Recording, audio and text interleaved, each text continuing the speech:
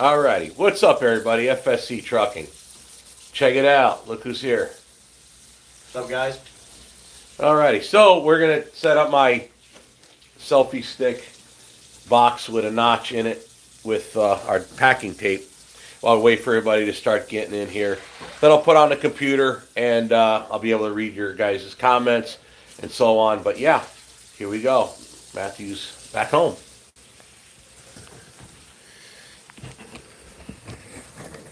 Alright, so the box with the slit is the holder. It works pretty good until it doesn't. It's packing tape.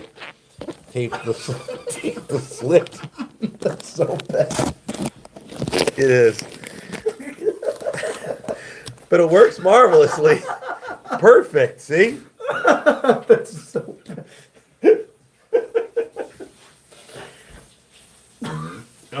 That's terrible. It is, but it works. Here, slide yourself over so I can read comment. I need more slack on the cable here. Alrighty.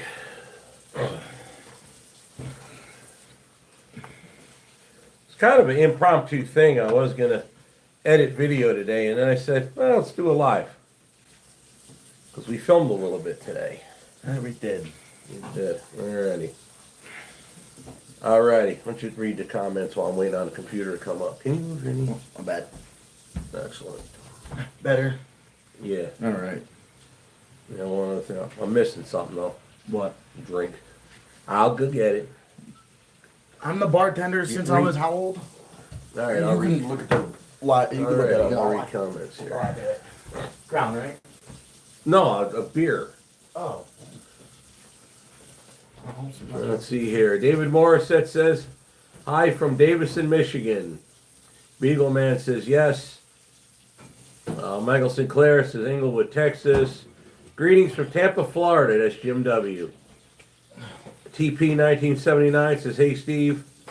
Mathew Wallen, spelled correctly, says, hi, Steve. How are you? Hope you're doing well. Tim McDermott says, hey, Steve, Jen, and Matt. Lots of people saying good to see you. Greetings to you, Steve Mathew from San Francisco. Hi, Steve from Yorkshire, England. Let's see here. Hi, Matt and Steve. Bunch of everybody saying, hey, Matt. KSG says, sorry about your loss, Steve. Glad to see your boy is with you. Absolutely. So on it goes. All right, let me get this thing signed in here. There you go.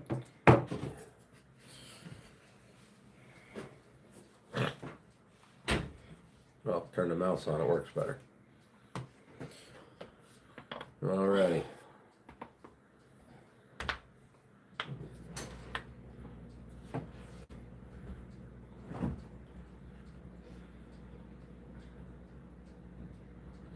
So everybody's been asking a lot of questions about what's going on with the shop. What are you doing with my Muting it. Turning your volume off. Okay. You could have just let me do it. Okay.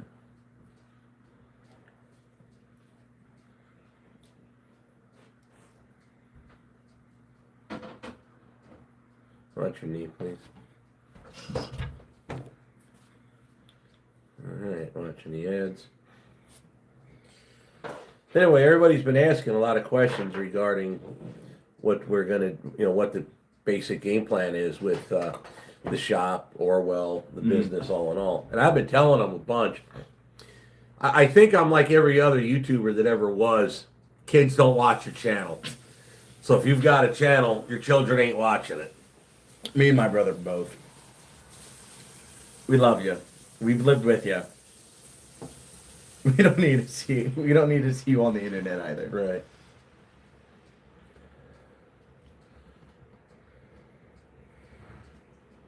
Let's do the comments here quick.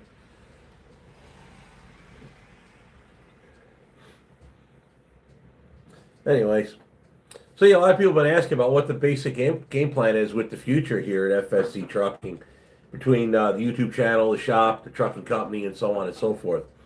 Well, a lot of stuff has changed over the years, but most people don't realize Mathew, when he was young, before he joined the Marine Corps, he was at the shop for a bunch, and he did a lot of work at the shop, and I was able to get him to the 79 Peterbilt 352. There's videos of you driving it in the parking lot and floating the gears. Yep. On the old strip that would lead to Phil Bassine's up Yeah, there. the old drive-in movie theater was right behind the old shop.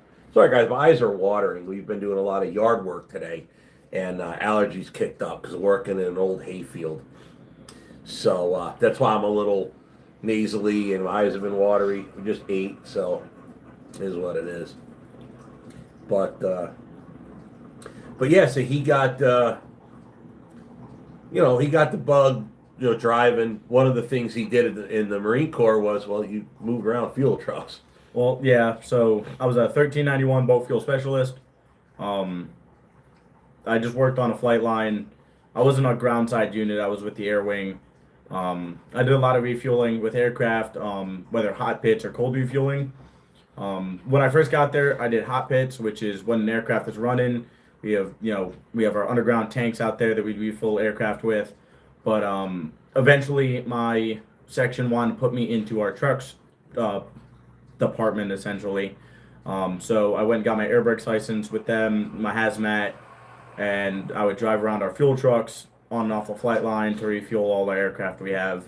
Whenever they would need fuel, they give us a call over at our truck shop. We, whoever was on dispatch that day would tell whoever was up next to go on the road, get in the truck, drive out there with our little tablet, scan all the necessary items, fill them up, give them a receipt, leave or go to the next aircraft. Plain and simple. So Jim W. says Semper Fi, brother. Hoorah. Somebody asked, Daniel Leslie asked Matt, are you licensed to drive with your dad? Be nice to see you with your own truck. No, not currently licensed. Just got home. So any licenses I did have, they end as soon as I leave the Marine Corps. So all my air brakes license and hazmat, all that stuff, that all is null and void now that I'm out.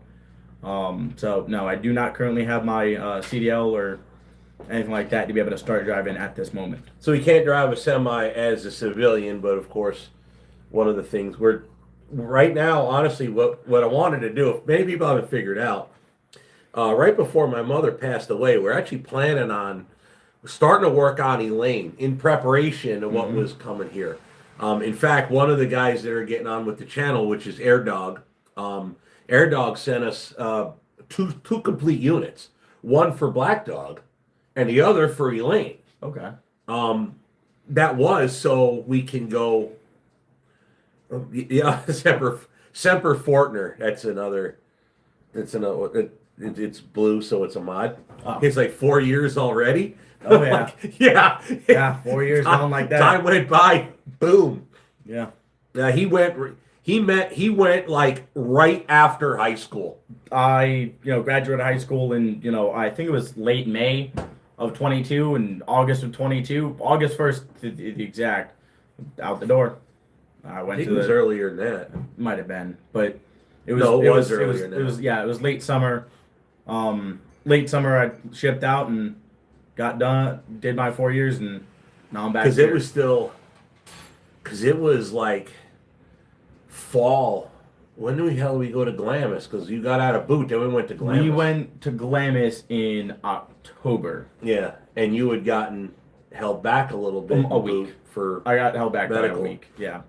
So yeah, 4 years came and went quite quick. Oh yeah. And of course you had a bunch of leave too, which you took a bunch when Grandma, but yeah. So, let's see here. What kind of aircraft were you fueling? That's Eric Jarvis asked that. So I was in the Marine Corps.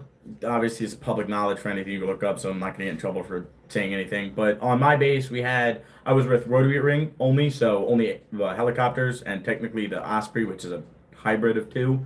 So we had the V-22 Osprey, we had the CH-53 Echoes and Kilos, so the new ones and the old ones. Then we had the UH-1 Hueys and the AH-1 Z Cobras. I think they're actually called Vipers, what they're known as.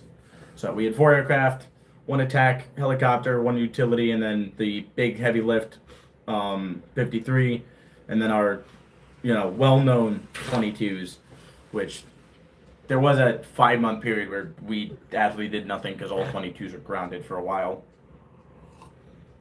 Yeah, no, Matt went in right after high school, so that was for here. It was like, oh, thank God he's out of here. 'Cause he's driving us nuts. Somebody was talking about being on a channel when you were a teenager. Now you've done a few lives with us since you were in the A Corps. handful. Yeah, T-Bib 9838 said, "Did you ever get a catalytic converter from Converters from Matthew's Matthew's pickup?" pickup. No, it does not have a catalytic converter still. no, Matthew needs to earn enough money to rebuild the Yeah. engine for his truck, and then we start putting it together. So until then, it sits in the iron farm. Oh yeah. Alrighty. So, somebody mentioning about Black Dog and Orwell. Yeah, so actually, one of honestly, first thing we got to do when we get in the shop, the two of us now, is clean the place up because it's an epic disaster in there. But yeah, we're going to get on to Orwell pretty soon, actually. Oh, Semper Fortner wasn't far from me. He was up at Cherry Point. I was at your sister base down at just outside of Lejeune, MCAS New River. So that's where I was at. So I was not too far south from where you were stationed. But either way, if we wind up, we're ultimately, let me get rid of this. Ultimately, when, trying to think, we're going to start Mathew off in the shop basically for the time being. That way I can be driving while he's at the shop doing some work. But ultimately, if he winds up getting his license, he's not starting off in a 379 Peterbilt. No, you start off at the ground level, man. Oh, yeah. You start off in the FLD Freightliner. I'm not going to start off in the Lincoln or Cadillac of semis. Not to work that way. No. But yeah, somebody suggested, what about him driving Black Dog and or me drive Black Dog and you drive Orwell? Well, Orwell's supposed to be the Orwell's turning into the heavy duty, That's the heavy hauler. hauler. So yeah, no, we're not going to be having Matt drive Orwell, but Mathew will be. We do have plans going out pretty soon. So Matt will be coming out with me on that load. At least that's the basic plan. Because anything big that's a little bit specialized, I feel Matt needs the training with it. So 100%. He'll come out with me on that kind of stuff at first. So I mean, to be honest, after Mom and Dad passing and everything, we got a lot of crap to do. And to be honest, out here we got to get back up on our feet because things have not been very easy recently. So it's just a matter of just getting back up, getting in the saddle, and getting things moving again. Even the channel was dead for over a month, so the numbers are terrible. Yeah.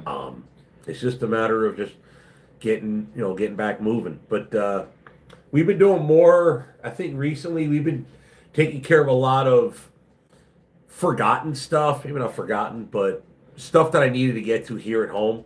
We've been doing a lot of that. Some opportunity came up, locally here. So we figured, okay, let's take care of some of that. And then we started, to be honest, sounds dumb. Fixed the faucet for Jen, the kitchen faucet. It broke right before my mother passed, so that was still broken. Had to do a little bit of plumbing work for that because it wasn't hooked up the way it should have been. So I took care of that properly. Actually sweat solder copper line in there rather than this Fugazi bend a tube thing in there that they snake through the hole. Yeah. Crap like that. But yeah, it's just been a lot of little things. But getting you out of North Carolina was a little bit of a fun story. We'll talk about that in the future. But yeah, I had went down there to get 2 motorcycles. Yeah, 2, and his pickup truck. Yep. And then he drove back with his BMW, which that in and of itself is. I can't have anything nice. Or runs. It runs. He drove it all the way here. True. Stopping very quickly right now? Yeah. That's a different story. Good question. So, let's see here. Can your military driving experience help get you CDL without having to go through school, etc.? It's all the new requirements. None of anything I've done for the Marine Corps, like I said, all the licensing I did have, it literally had it on there where it expires on my get out date. It literally says end of service. So as soon as I, signed my DD 214, that all went null and void. And you were driving semis anyway. No. You were class. You would be driving would be a class B because it was it was a straight truck. Yeah. And obviously hazmat and all that because of fuel, but no, that went null and void so he turned no longer active duty. Yep. It's funny. I don't know what because technically anybody that serves and gets out, they're in that reserve time period where they can be dragged back at any moment. Yeah. But you're technically civilian now, I guess. Yeah, you're just within what's known as the IRR, Individual Ready Reserve. Right. Which is, in case of anything major goes off, like an actual major conflict, then get pulled back. But who knows? How close is Elaine to be roadworthy? That'd be a little bit. The truck actually is not in terrible shape. It's just we don't know about the condition of the engine or how well it'll run. Yeah. It seems to run fine, but it needs to actually be driven down the road. And it's got that low flow Freightliner cooling, which could be an issue too. I mean, it worked. It wasn't the best thing, but it did work. So as long as if it once worked, it will work. If not, it'll be converted over. Will Matt record videos in the shop when you're on the road? Maybe. We'll see.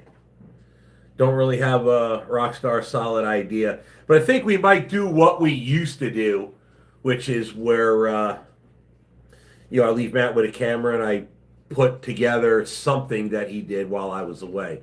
That's possible. But right now, especially with the load we're getting ready to go do, Matt needs to ride with me. That way he gets the training. Because we're going to be doing another Crystal Miller mystery box special. That's what we've been calling it because everybody starts bellyache. Oh, we can't see your freight. Well, most things we haul for Crystal, we can't explain what it is or who it is. So it just is what it is, guys. Yeah. Learn to deal with that. Do you want to answer Jim W. there?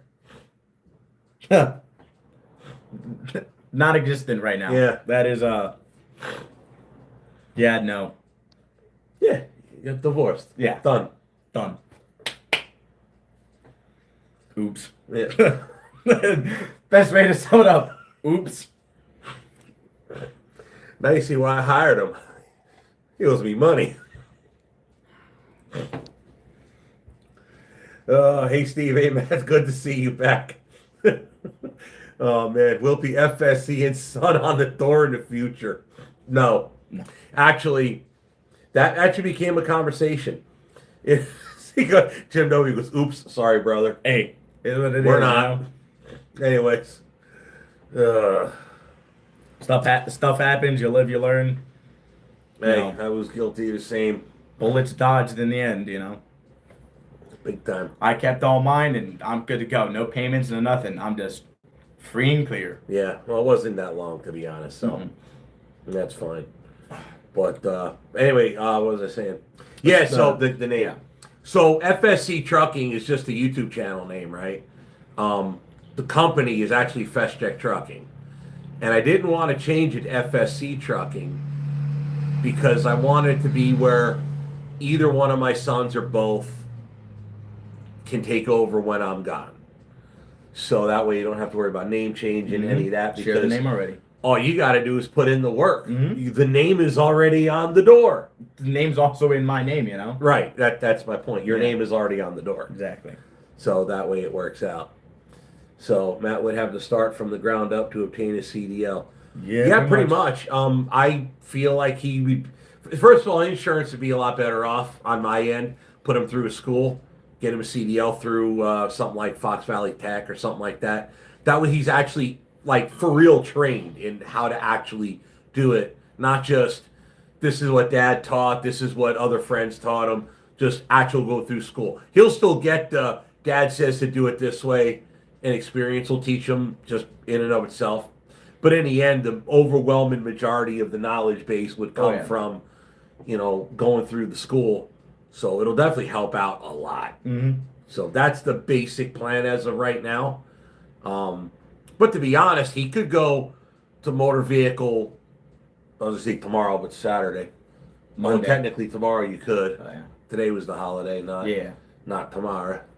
But either way, I got sidetracked. Sorry, my brain goes. I'm reading too many things, and oh yeah, he can get his learner's permit. Yeah. So as soon as you got your learner's permit, you actually could legally drive the truck. Yep. So that's something we may actually do just to get you some experience prior. But yeah, it goes. How come Matt isn't having a beer? Well, I'm not a big beer person He per se. does not drink beer. So, Jack and Dr. Pepper, my choice of drink. Jack and Dr. Pepper.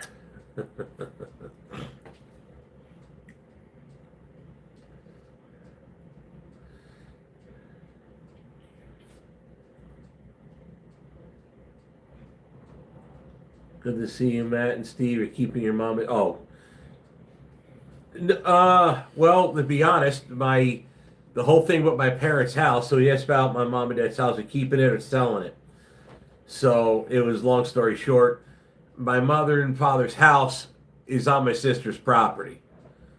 So it's just becoming theirs. I mean, to be honest, it's a manufactured home. Basically, it's a mobile home, double wide. If it was the house in Jersey, yeah, there'd be issues there. But a double wide trailer, trust me, those things are more trouble than they're worth. Well, Dad was in the Air Force. I was Marine Corps, so I decided to do something better instead of joining the Chair Force. Mm-hmm. The few and the proud. Jim W. says, my brother did 4 years in the Marines, Lance Corporal Security Forces. So PMO? Is that what you're telling me?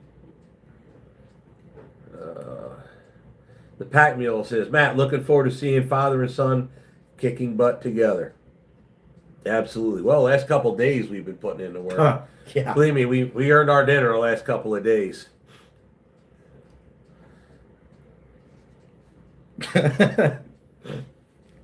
Instead of the chair force, yeah. Oh, I get that crap all the time. Hey, it's all right though. I've talked about this many times in the past where I never really valued what I did until Nor did I. Until people again, but that day's coming. Yeah. There'll be a day that someone will thank me for my job and, being able to have an aircraft in the air because I put fuel in it, Jelly Donut's got a point here, and I've talked to him about that, Jelly Donut, because I was in the Air Force as a jet troop. Now I got out and used my GI Bill to fly helicopters. Again, with the whole mastery of operating equipment, I've talked to him about aviation. I do want to look into potentially starting to get a pilot's license of some sort, whether it be with helicopters or fixed wing, It's the Constanza, says, hey, Mathew, will you do a video of the pros and cons of a used BMW? But first, don't crash the friggin' thing. Yeah, first don't get into a wreck. Luckily, the vehicle is pretty much perfectly fine with the wreck and damage that was done to it because I went underneath a truck, so it crumpled the hood and the top of the bumper is gone, but my crushed bumper and all the frames sound. The vehicle does not handle any differently from when it had a good-looking front end.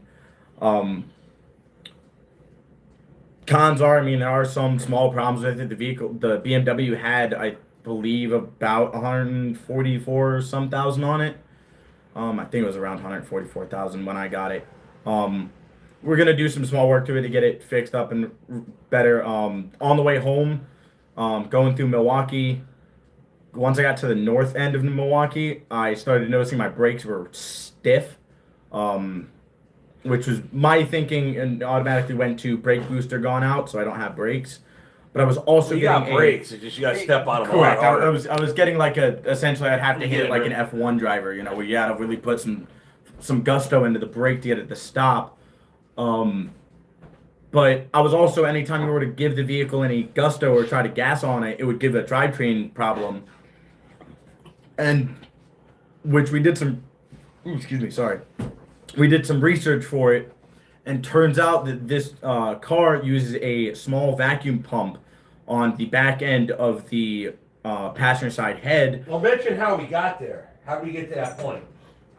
Because you had said I got behind the wheel of the car, and I had said I didn't drive the car, just sitting in the driveway. And I had said, yeah, it feels like there's no brake booster. And then I got to thinking, I'm like, wait a minute, this car's twin turbo. So how does a brake booster work when the intake manifold isn't pulling vacuum always? It's when you're running hard, it's under boost. Yeah. So I open up the hood and I look at a brake booster, and it's a vacuum brake booster. So I'm like, okay, where's it getting its vacuum from?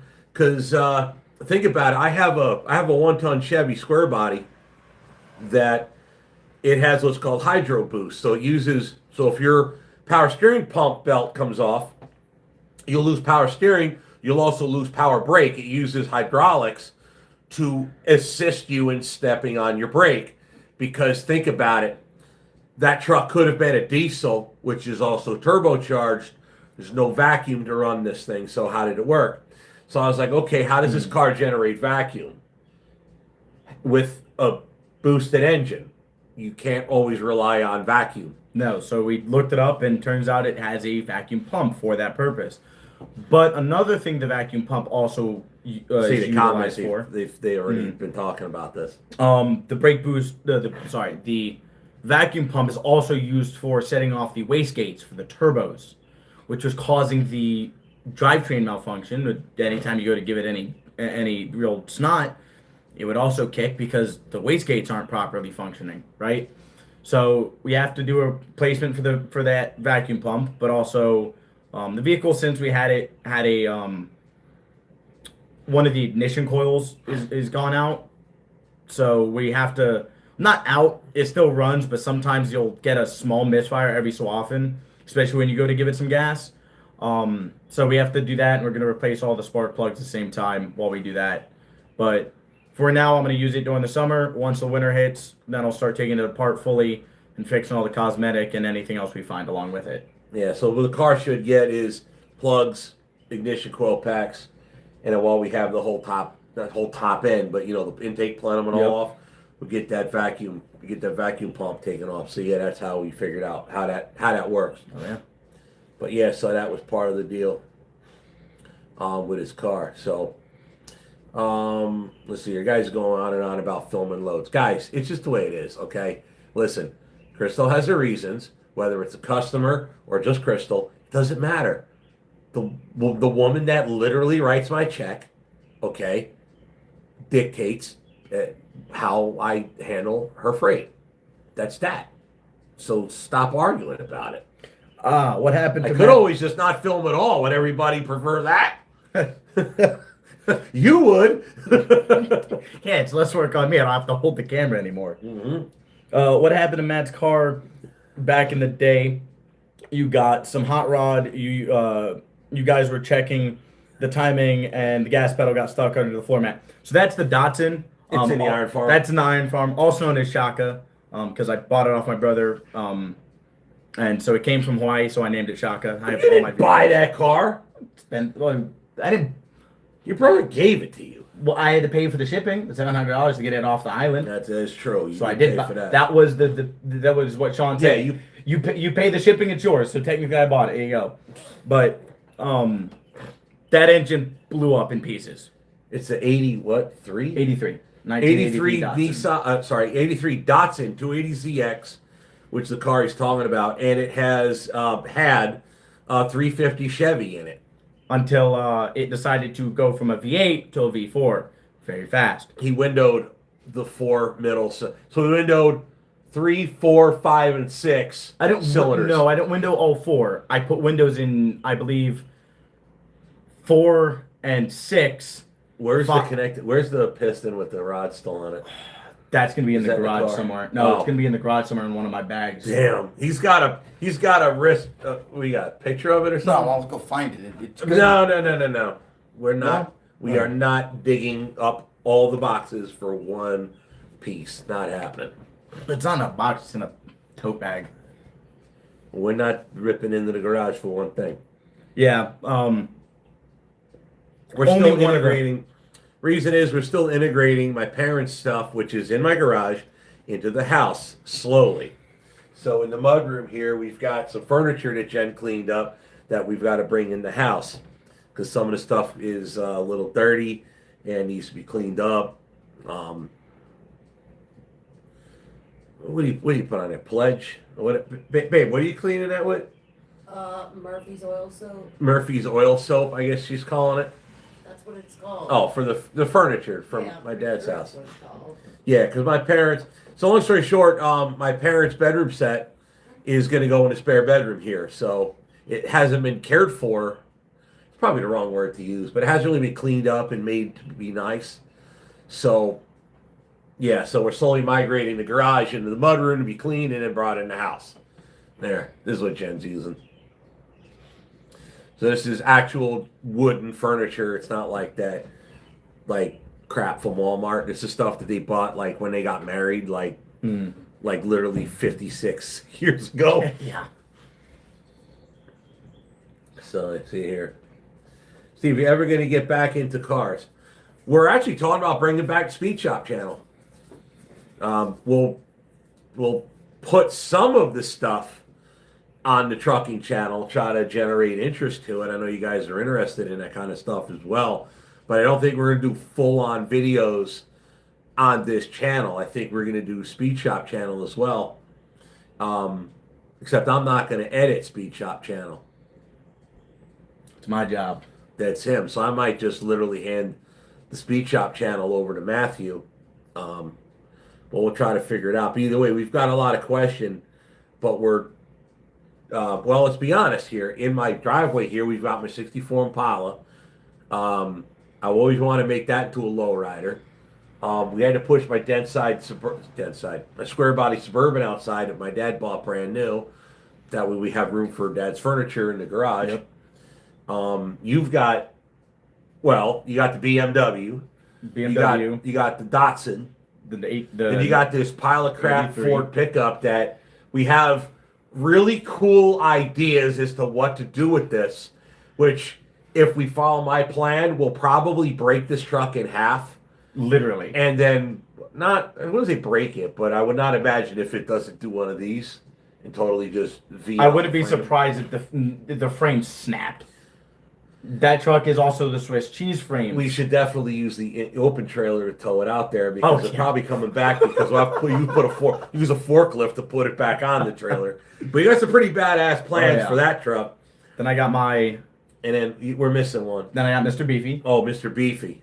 Then I have Shredder, and then Shredder is his 17 Dyna. It's a Dyna Lowrider S. It is a 2017 Dyna Lowrider S. That currently needs a drive belt again. Had a stage 2 kit put on it. When I bought it, not too long after I purchased it, the belt got torn out of it.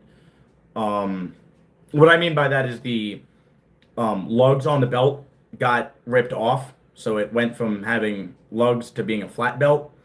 So brought that back to where I was living in North Carolina, started taking it apart, finally put it back together, used it to get to Texas when my grandparents passed, and came up here for a little bit in between my grandmother and grandfather, so Dad could handle the stuff he had to handle up here quick. And then right before we were about to head back to Texas, we were thinking about taking both bikes, mine and Dad and Jen's Harley, down to Texas.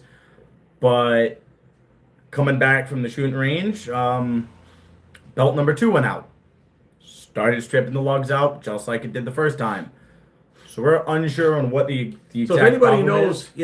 knows why a Harley ripping belts quickly like that. The funny thing is the teeth are being pulled in a direction you would think that they wouldn't be. They're being pulled back. No, not back. On the top it's backwards, on the bottom it's forward. Yeah, but you would think well, either way, the pull, the cracks are on the forward part of the teeth. On the top of the belt, not the bottom, on the top. I think what's happening is the lugs are being ripped by a worn out rear sprocket. You got to bear in mind, the bike brand new was bought by a Marine and was ran hard, and then was bought by another Marine and ran hard. probably even harder. It's not like I've never seen that. Bike on one I've wheel. seen that bike carry its front wheel. So, yeah, yeah. Listen, That's my son. That's my son. the thing with these guys is, if he wasn't my son watching him ride, I'd be like, yo, that's so cool. But It's my it's son. my son, I'm like, yeah, you just Chewing on your nails. your Like, oh fingernails God, down to the please. bone. Yep. Jason Asselin. Will Mathew shave his head to match? Nice seeing you, Steve. Jason, I saw your video. Dude, you saved that railroad a lot of money. Not this last video. Yo, Jason Asselin, he's got a YouTube channel. Mhm. Check him out, right? Anyway, To answer your he's question, got a bad hold that thought. He's got a badass YouTube channel, railroad type stuff. He's always filming the Escanaba and Lake Superior Railroad up in northern Wisconsin and Michigan's Upper Peninsula. And he's got a video of a very large section of rail, probably about this, like legit, this wide of rail that just shattered. And rail cars were falling in and coming out. And he caught it, and he ran over and he told the guy in the locomotive to stop, that the rail had come apart. They probably weren't complaining about trespassing then, now were they? Yeah. But so yeah, check out Jason Asselin YouTube channel, because holy crap, man, that was, I saw that video. That was badass. And he caught it on camera when it from like the rail was okay and then it wasn't. Yeah. But to answer your question, no. Luckily, I've not been affected by the same problem my father has. Also, I'm out of the Marine Corps now. I'm not government owned. I'm not shaving anything, including my face. You're gonna have to look reasonable. You start I'll looking, trim it, but I'm not you start looking like some moonshiner humble. down. Yeah, I'm not gonna start looking like Pop did, but I'll keep it within lines. But I'm definitely growing a beard out. I'm not tired of shaving. Doing it for 4 years. George Mitchell asks, Steve, do you see Tim's posting about him almost getting a ticket in Oregon because he so-called blowing a scale? I have to get caught up on a lot of stuff. I haven't watched, the last video I watched of Timmy's was he was bulldozing, clear cutting a large section in the farm with the bulldozer. I got to catch up on his stuff. But yeah, that was, I do got to get caught up. But yeah, Jason Asselin, I saw that video this morning. I was like, oh, I got to check that out. First time I've ever talked to that engineer. Too funny.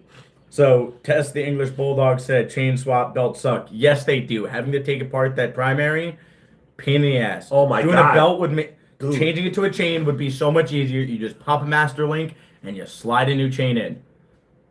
That sounds like a dream, and that honestly might be a direction we go. I think we should unknown. go with what we plan on for that bike. Yeah, but So- chain does make life a lot. So the easier. other thing with the Speed Shop channel, we do want to start pushing racing around here. I used to drag race my black dent side when I was a kid. It was slow, but it was fun. Yeah. We laughing at. Jason said, I knew his issue, but Steve needs a mini me. Oh, I'm not shaving the hair. yeah. But back to what you were saying with your truck. Oh, yeah. So I enjoyed it, and then when you guys were smaller, you guys did the junior drag racing. I still have the cars. In fact, they're in the garage, right behind me here. Mm-hmm. So I figured one day I have grandkids, I'll just, you could start running these cars like 8 years old with an entry level engine, and then by the time they're 18, 19, they're running like what 850, I think NHRA let you go. I think 850 and like 85. I think the max speed is 85. In You're the eighth allowed mile. in the 8th mile. 850, yeah, I think. I think so. 850 in the 8th mile, 85 mile an hour tops for speed. So, yeah, sky's the limit right there. So we would really like to get back into racing in some capacity. So you've got the BMW, which would really be badass to see at Road America. To be honest, it would. That car is quick. I'm not gonna lie. That car is quick. So when I brought it to him, yeah, you flew me back on Spirit Airlines. Can't do that no more. They're gone. I know. There is no I more brought him his Spirit. car. He puts you on Spirit coming back. I was I'm a like, broke Marine. What am I supposed to do? ugh. I can't afford that much. You're looking at I was able to afford the plane ticket. Yeah, so anyway, we went down there. I brought him the car. And that thing was quick. We were coming to Gary and me. It was coming to Gary, Indiana, starting to getting on towards 65. And there were two Charger Hellcats playing with each other.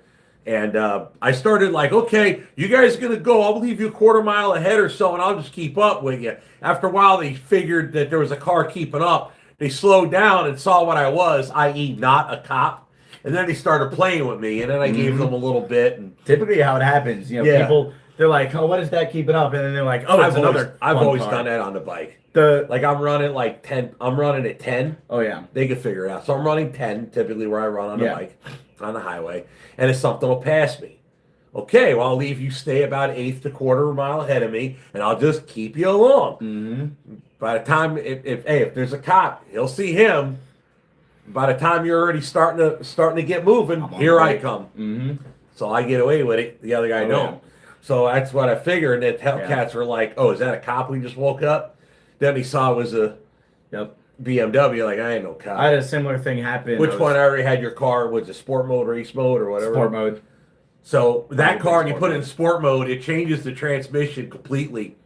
So what it does is it makes it so the engine naturally stays in a higher RPM. That when you gun it, it's already spooled up, ready to give you instant boost.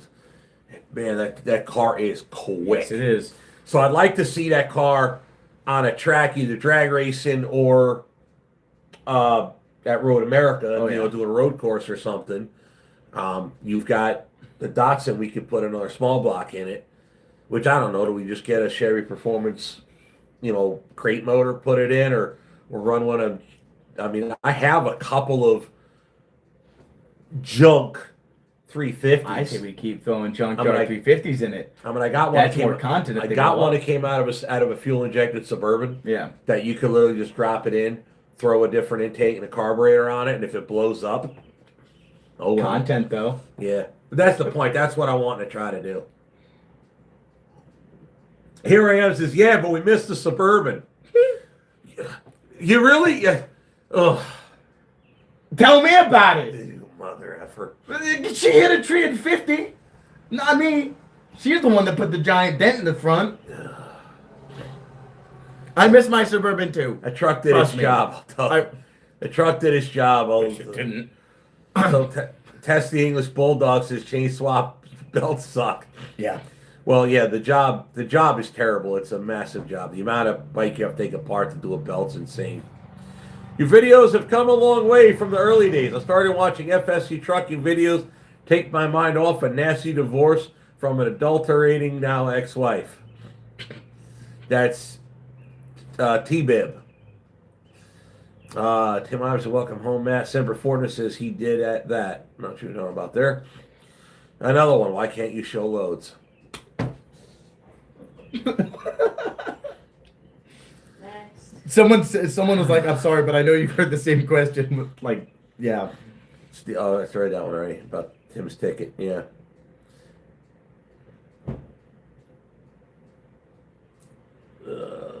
Steve, do you and Shimon run loads together? We never have. I mean, it's an opportunity. I guess the next one we're doing, it's possible if Timmy sends a guy up, but that's if Crystal's got Timmy on it, because there's a couple of them. So we'll see. I have no idea, but it's possible. Oh yeah. Semper Fortner goes, no more high and tights, huh? Trying to get through boot with hair to your back. I stopped doing high and tights as soon as I was out of boot camp. I did my job well. I didn't really get messed with at work. I was within standard low fade when I was in. I wasn't that perfect high and tight oorah motivation through my blood every day I wake up. Some days you wake up and you really don't want to put on the camis, but you do. You do it anyway. But I still did my job, did it good enough, and decided to only do 4 and back on my go. Jason Aslan said, Dad had a shaft-driven motorcycle that he said was a death trap. I don't ride. I've ridden on one of those. My buddy let me borrow it to go around, just take it around the circle. Well, around Dad's the old block. Goldwing shaft. The Goldwing shaft driven. Is it? Mm-hmm. Okay. But this one was like it wasn't a Honda Rebel. It was something along that same line. Like, it wasn't anything big. I believe it was Honda or something. But interesting design and how they do that. I actually saw one.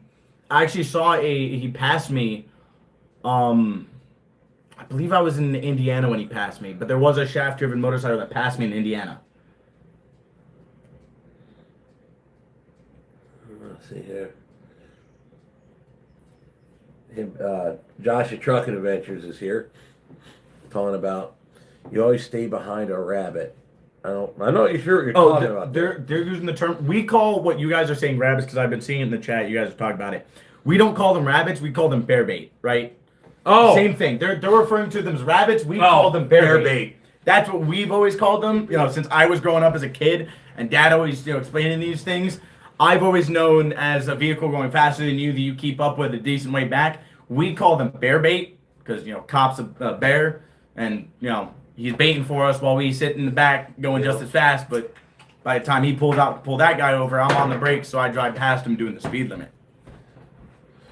Well, the problem with those particular guys in the Hellcats were they're probably young guys, and I'm an older guy in a car that ain't mine. So I wasn't going to go to the extraordinary measures to make sure that they knew how fast I don't know what your kind car of could be. I don't remember what kind of Mercedes it was, but it was an AMG. It was a two-door long. It was like a short cab, but a long, like very little trunk with a long hood. I don't remember. I don't know what the badging of it was, but I played with him down in South Carolina one time with the BMW.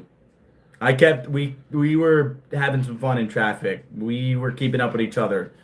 I let him go in front a handful. He had me out front, but we were just zipping and zooming, and there was no massive gapage between either of us. Well, there's something to talk about with that car, which was so before, and I always give these guys credit for my channel, which is Daily Driven Exotics. Yeah. Okay.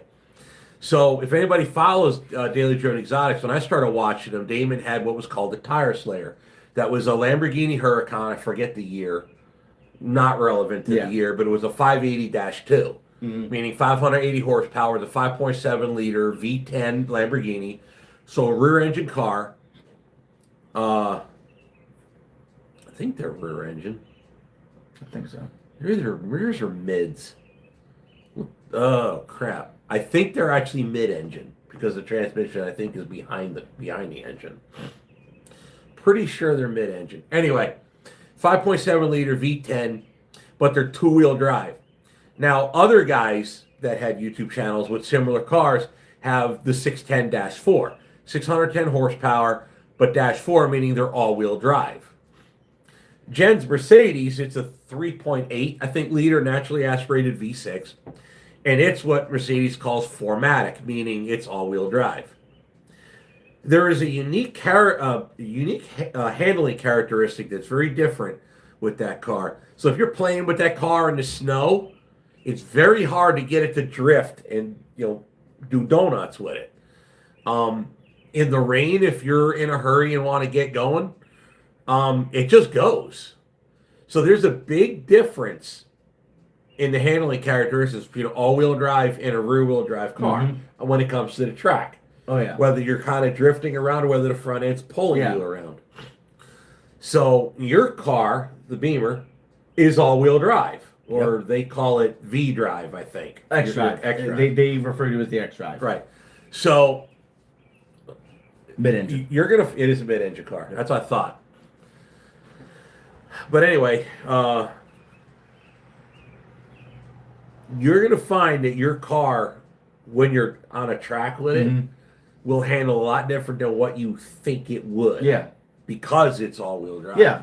Well, because the front end's grabbing traction, unlike, with a rear-wheel drive car. Just like, what we learned in the desert back in the day. I was going to say this how. Just like with why Glamis, you rolled right? my Razor. On day zero, right? It was in four-wheel drive trying to do donuts in the desert. Front end caught and said, Instead of doing a donut, it just hooked and it hooked, turned. Turned and went passenger side, roof, driver's side. Almost back over. Down on the driver's side again. And I look over. Right. For my seatbelt. Yeah, I'm all right. Yeah, cut the engine off. Cut the engine. Get out. Flip it over. So yeah, try to catch up through here. Comments here. Hope to get out to see you soon. I got a new Silverado. That's, I don't know where you think you're going to see me at, but okay. On the road somewhere. Josh, the trucking adventure says, I'm a doc. I was always out of standards. Hell yeah. We love our docks. Just like how America doesn't like when people touch their boats. Marines don't like when people touch dock. I've gotten in a few bar fights because someone decided to fuck with dock. Easy with the language. Sorry. You got people's kids watching. Yeah. My bad. Josh, the trucking adventure says, I grew out of drag racing. Drag race how fast the car is. Circuits how fast the driver is. I prefer circuits. Miss my STI for that. Yeah, I hear you. I've never messed with road course in the past, but No, we never did it. no. But I wasn't, well, where I grew up, we had Englishtown drag strip like over there. Yeah. It was like one town over. It was Yeah, easy where I to grew get up, to. we had WIR. Yeah, WIR, and then although you prefer to go all the way to I preferred Great Lakes. Great Lakes when I was younger doing the drag racing, especially as a junior. They always just had a better program. They gave out trophies and stuff for winners and stuff and runners up. WIR was just like, cool, you're in a junior. Good job. Oh, Jason's talking about his Charger. He's got a V6 Charger that chases the trains with. But You almost bought me one of them. he has a fame Challenger. You almost bought me a V6 Challenger. But little dummy. See, if that isn't a theme in your world with me, isn't it? If only you hadn't.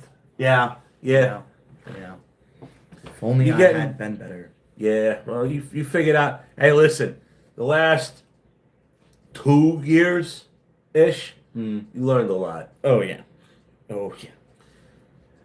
Justin Trucking 7 says, when will FSC work grinding gears Blue Truck Classic?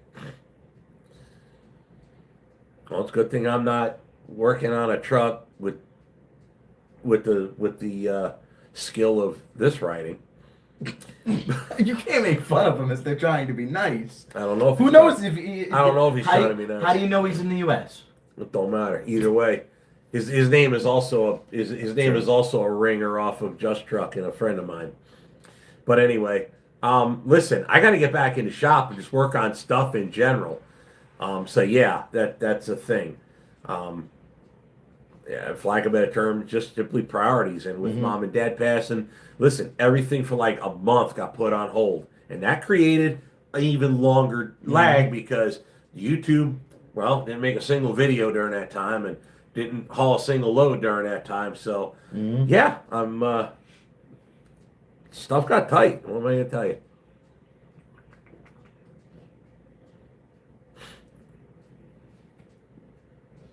Walter Ferguson says, Mathew, listen to the old man carefully and learn from a pro. Your dad is fantastic. Soon it will be your job to take over his trucking dynasty. A trucking dynasty. Me and one truck that runs. Hey, doesn't take much to start. No, I know that. I know I need to listen to the old man. Sometimes I butt heads because, as most young people did, and I'm sure you did it with your own parents. I know better. I'm younger. I know better. I know all. Austin Doan with a $13.99 super chat. Haul crude oil in Alberta. Love what you do, FSC. Great father teaching many more online. Well, we try. Here I am says, what exactly happened to your steer tire on Black Dog? Tread separation? No, I don't know. It's just something failed on a tire, and it was just the tire was coming apart. So time to go.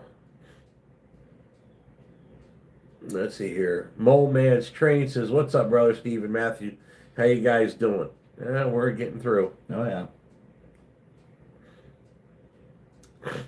Jim W. says, why would Shimon work in Steve's shop when he's a truck driver for Tim Gentry? Well, there's a lot of different things going on. He does want to get into his own truck again. Really simply that,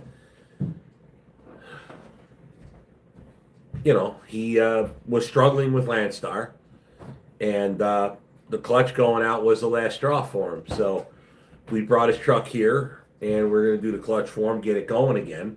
And right now, that was a weird thing. He was making more money driving for Tim than he was as an owner-operator with Landstar haul and drive van. What does that tell you? So, when I was with Landstar, Landstar's saying is they're the road to success. I'll tell you from experience, especially when you're hauling drive van for them, they're the road to bankruptcy. Ask me how I know. My first truck went to repo. So, yeah. I saw that come, and so did Tim. We all told him, but we knew he was trying to make a move prior to his truck breaking, and when his truck broke, that was the end of that.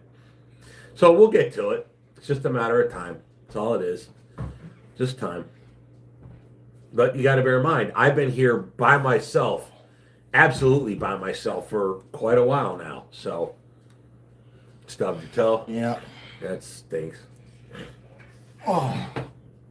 Oh. Broken body.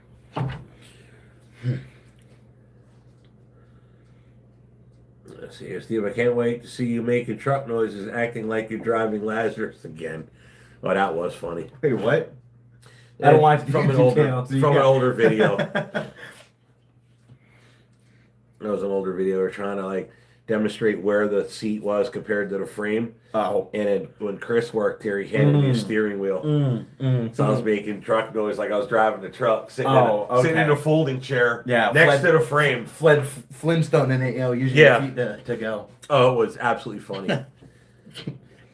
The fact was, he was a funny guy working at the shop. He was funny. Mm-hmm. Steve, I know what you're going through, losing family, because I lost my father in 1999 and then my stepfather in 2000, less than 6 months apart. Yeah, George Mitchell, it hurts. It still does. I still, like today, we were using my father's old chainsaw. Yeah. I mean, the thing is like legitimately 50 plus years old. No, at least 50. It's around 50 years old. Older than you, so. Well, they started making them in 73. They stopped making them in 84. Well, you said you knew it all your life, so I don't know. Yeah, all my life, this chainsaw was there. Yeah. So, yeah. And it's still working. A little 32cc steel chainsaw. It's actually a steel 015. Yes, I need to Made get in West Germany. Yes, I need to get tattoos, but the problem is other things that I like are more expensive than putting ink on my skin, like cars and other things like that. Where's I that never at? did it. Oh, yeah. Yeah. You need some tattoos now. Yeah, I Wish I got them while I was in, but I never did, and still probably won't for a while because I like putting money into vehicles rather than, onto my skin. But who knows? We'll see. Well, let's just say dear old dad prepaid a lot of labor at the shop. Yeah. A lot. Yeah. So, I mean, you did need a lawyer. Mm-hmm. And the lawyer did her job. Yeah. That you did. Salud. Salud. So I prepaid the labor. It is what it is. But yeah, no, we're going to get a lot more done. And I think, honestly, because, listen, straight up, you are not who you were when you left. No. I mean, you're still Oh, Mathew. Yeah. But you're Still not. attack. Right, but you're not. You grew up a lot. Oh, yeah. In the time in the Marine Corps. Mm-hmm. And life has not been the easiest on you. Mm-hmm. So you learned a lot. Oh, yeah. So here we go. So now I think you're ready to step up into the big leagues and actually, well, to be honest, since you got home, you've been doing a lot. Yeah. And you've earned your dinner.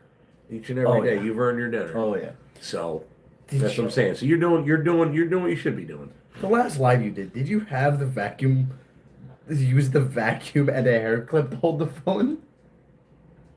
No, not this one. No, No, the last live. no, not the last live. Okay. Last live was the selfie. Oh, okay. Selfie slit on the Gotcha. blue line box. Yeah, because Jess and Jesse James, they were saying something about the last video they saw was the cell phone mounted to Jen's vacuum. No, it was actually the one of the bar. Oh, okay. But it was one of Jen's hair clips. Somebody talking about Shimon. Yeah, Shimon's a good driver. He's never really had the opportunity to do a lot of work on his truck. I mean, he's not clueless, but he doesn't have the experience, nor the facilities, or even the tools. We have all that. Oh yeah. So yeah, it became it made more sense, for him to just send a truck out here. But we do plan on. We've talked about it in the past. But he's got to deal with if he comes up here with a truck, it's Timmy's truck, Timmy's trailer, so he can't really hold Timmy's equipment hostage while he's taking time to work on his truck up here. Or he could come up from Texas once he gets home, or leave the truck at the yard and come up from Tennessee or something. But it's just not really convenient. But we're not 100% on everything. We're kind of, I'm not going to say flying by the seat of our pants. There is a kind of a plan. Oh yeah. But nothing solid. But yet, a lot of people don't realize that. And we've talked, but I don't think even you understood the full thing where what I was going to do the morning I got the call that Mommy had died. Yeah. What I was going to do was go to the shop and start. Actually, I was going to edit that day. And then I was going to stay in the shop for like a week or so. Yep. We were going to go visit Mom and Dad while my dad was still cognitive. Oh yeah. And then come back. We knew my dad. It's not like we didn't know Dad was going. We just had no clue Mommy was going to just be like, beat you to it. But yeah, that was the plan. And I have not been able to handle any of that since then. So it's one of those. It was just one of those things. Anthony Yesty says, why don't Crystal make videos? What's up with that? She doesn't make anywhere near as much as I used to or have been, but yeah.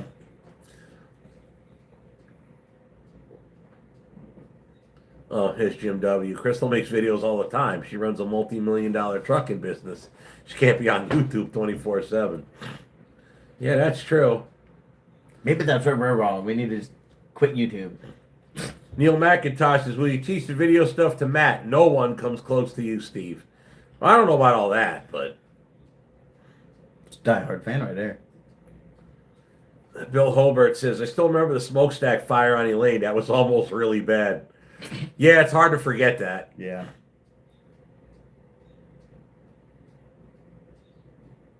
No, I was never in Yuma.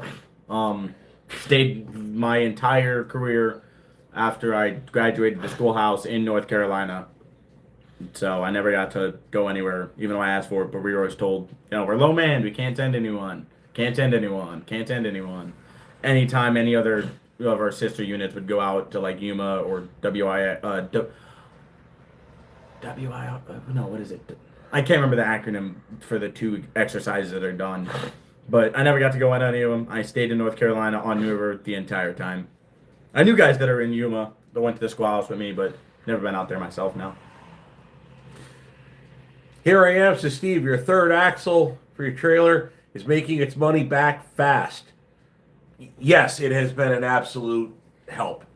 We run into the same problem. I wish I could get more weight back further. When you see the loads, you'll see why we have a little hard time with getting the weight back. But getting it back is absolutely close as we can. They know we'll bring that thing back to the last inch. Yep. Because I need as much weight back there as I can. That we don't have to buy the weight. Yeah. But yeah, it gets old.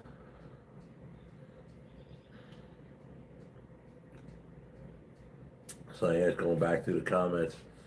So yeah, I guess in a long story short, that was the whole thing. Was I figured, you know what, I was gonna start editing. I actually filmed a little bit today with the phone and some of the stuff going on around here. I was gonna edit a video and do a little teaser about like, hey, Matt's back, and I'll still do that. It just won't be today.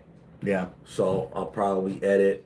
Well, it's getting late tonight, so I'll probably edit that tomorrow. Yeah. But plan is tomorrow we'll be in the shop cleaning up. And Oh yeah. Starting to get the ball rolling over there. Well, Semper Fortner, Matt, someone should have told you if you ask for deployments, they'll never send you.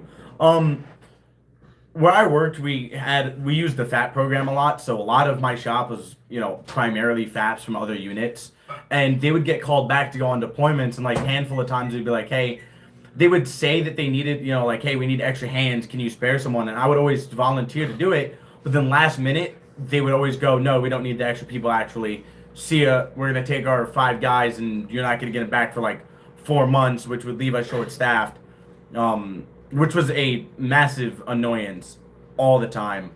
But I tried to go places, but they never did. The coolest thing I ever got to do was an exercise with Marsoc, and that was it. But that was a cool little experience I did for like a week, where I got to be pretty much a dummy that they had to train because they were going to train other people. So they wanted practice on dumb idiots that don't know, infantry or how to CQB. So they were like, hey, we need bodies. And one of my corporals was like, hey, Fez can go. And I was like, yeah, please. So I got to do some CQB with an M16. I got made fun of by Marsoc guys because I brought a musket. Doing a button hook around a doorway with an M16 is an absolute pain. Things are long as hell and their stocks don't collapse. No. Innocent bystanders. Hey, Steve. Now that you have help, what's the priority in the shop? Well, the problem with that is, I shouldn't say everything's a priority, but a lot of things are. Mm-hmm. I bought Oscar for a reason, and I'd like to get started on at least getting parking done in the East Field this summer. Mm-hmm. So that's why we got Oscar. Oscar is this close to being done. Yeah. So once I get it finished, I can put a plate on it, insure it, and then use it, which we need for what we discussed in the East Field. Mm-hmm. So there's that. Elaine we need for if Matt starts driving. And of course Orwell. So I'm not really 100% on what the quote priority is, but Yeah. there's a lot of different stuff that has to get done. So yeah, and of course, Black Dog needs to be worked on. Yeah. It's being worked on. It needs, maintenance. It Yeah. needs to be maintained. Do you have some sort of excavator? No, we do not. Sadly not. I wish. But there is United Rentals. There is Sunbelt. Yeah. So yeah.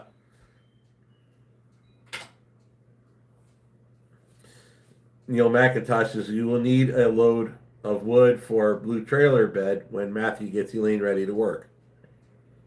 Oh yeah. Yeah, I'm well aware of that. I found out how much that stuff costs too. Yeah. Oof. Dude, that stuff is crazy expensive. Here I am. Yes, that is my dad's cuckoo clock that was originally in the house in New Jersey that he grew up That was with. my dad's. Yeah, it was my grandfather's. Grew up with it. I knew it in the house my entire life in New Jersey and then in Texas. Dad always loved it, so came back to Wisconsin with us. Yeah, he's running. Yeah, he's about 4 minutes fast, actually. Is he? Oh, I can't see him. He's keeping good time. Yeah. And I don't want to. I'd rather leave him, because I feel if I stall him for 4 minutes and I hit him and going again, he's not going to keep good time. I'm like, leave it good enough alone. Yeah. Let's see here. Hi, Steve from the UK. Can you explain what the plan is for each truck that you have? Yeah, fix them, make them run. Orwell's just going to be converted to heavy haul, so Orwell will start doing heavy haul. Good to see you and Matt in a truck. Would be a treat for content. Well, let's hope so. Oh yeah. Is in trucking. I guess that's Unisonic says in trucking, what pays the best of all the work out there? Anything you actually have to know what you're doing, because to be honest, anybody can swing doors. Mm-hmm. So the more skill it takes to make something happen, the pay goes up. That's that it.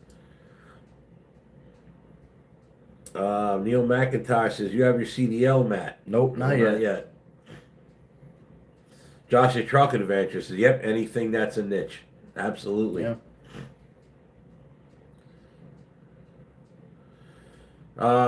T-Bib says, do you have an engine for Orwell? Yeah, the same old one he had. Just got to build it. I mean, the machine shop work's done. The head's done. Just got to put the engine together. Well, got to buy the new cylinder packs, all that. But crank's done, block's done, head's done. I just got to go up there and get it. Matter of fact, they called me. They're like, "Man, we don't want any stuff to get hurt. You come up here and get your stuff." Matter of fact, now that you're home, we'll probably maybe next week we should actually go get Orwell's stuff because you should meet them boys up there too. That sounds good. Yes, it's Harry H8C says, "Hi, Steve from Malaysia." Duff Ross says, "Steve, when you get back into Orwell, is Matt going into the dog?" Well, Matt, if he does start driving here, he's gonna. The plan is he's gonna be in Elaine. Not sure who's gonna be in Black Dog. I might go back and forth between the dog and Orwell based on how big a truck I need. Makes But sense. you never know. It's not like we don't have 2 other cab overs at our disposal. Yeah. Well, when they're done. Yeah. But I intend on getting, although I've been really rethinking my plans for the 350 too. Okay. The orange. The 79? Yeah. Yep.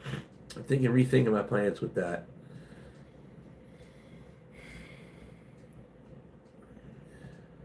Jim W asks, do you need any more endorsements on your CDL for heavy haul? It depends on what you already have. I have doubles and triples. So if I had to put a spreader bar on like a back axle, you got your normal trailer axles. Yep. Then there's a big bar that makes a space and it'll turn. Yep. Now you articulate it. Yeah. So now, or if you have a Jeep, Yeah. you need doubles and triples. Yeah. I have doubles and triples. So it depends on what you already have. I'm not sure about the spreader bar if it articulates, if they consider that a triple or not. But I know if you have a Jeep, because that Jeep rides on your fifth wheel, Yep. and it's basically, here's your fifth wheel on your truck Yep. to your set of tires, and then your trailer hooks to the Jeep. Yep. So see, you got a turn and a turn. Yep. So now it's 2 trailers. Makes sense. No, I did not see Super Trucker Dan's paint job. No, I haven't. Honestly, I got to catch up on a lot of guys. Somebody said a while back, Timmy with the Oregon scale was like, yeah, that was a couple days ago. I try to watch videos in order. So, especially with Tim's, it's helpful to see the previous video to know what's going on in this one. For the most part. Not necessarily have to, but it does make it a little easier. So I'll catch up with him. Give me some time. So it's shop work first for Mathew. That's Neil McIntosh. Yeah, pretty much. Yes. But the next load we have booked is a Crystal Miller mystery box. So Mathew needs trained on those because when he does get his CDL, well, he'll have to do those kind of things. So Oh, yeah. training is best. So it's just a matter of I'd rather you be with me learning it than not, right? Oh, the other thing we need you to do, we need you to go through all the rigmarole for your pilot car, Yeah. certified pilot car. Oh, forgot one other thing. We now have, didn't mention this, I forgot all about it. We now have 2 pilot cars here. Yeah, we do. You go. I gotta need a tissue, and I'm running out of drink. So why don't you explain about the? Hey, babe. Yeah. Nah, you probably don't want to talk to him. Why don't you explain to him about the whole? We now have 2 pilot cars. Me or her? You want to explain it, Jen, or do you want to stay off camera? Matt can explain it. So the reason he's saying we have 2 pilot cars is when my grandfather passed away, my dad inherited the old 2013 Ford Expedition. The idea is potentially for that to become the pole car because it has a sunroof. So instead of having to have a mirror to look up at the pole, you just look through the sunroof above your head. You can see the pole. So we got the Expedition for potential being a pole car, and then we got the dually, the Hemi dually as Dad likes to refer to it as, for the chase car. So now we have 2 pilots. Yeah. So all we need now is the truck. Second certified driver.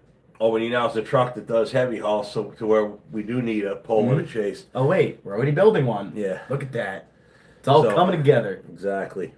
And we got some pretty good plans. I just wish that we could get things done faster. But not for nothing. We got, when you look at the amount of work now. Granted, I admittingly listen. We were trimming trees on this property. Okay, I didn't think it was going to be that big a job. Yeah, Wrong you were. 2 days. Yeah, but there's very few people that can keep up with work with me, because and to Chris's credit, Chris could keep up. Yeah. He did keep up. As a matter of fact, he was hard to keep up with. But you, like me, it's like, why don't you explain my lunch theory? The thing is, like, whenever you go to get lunch, right, you become sedentary. You sit down and you eat, right. So the problem is, it's hard to get that train rolling again, right. So it's that same along lines of whenever a train stops, especially you think of like an old steam engine, right? It takes a little bit for that thing to get rolling again, but once it gets moving, it's moving.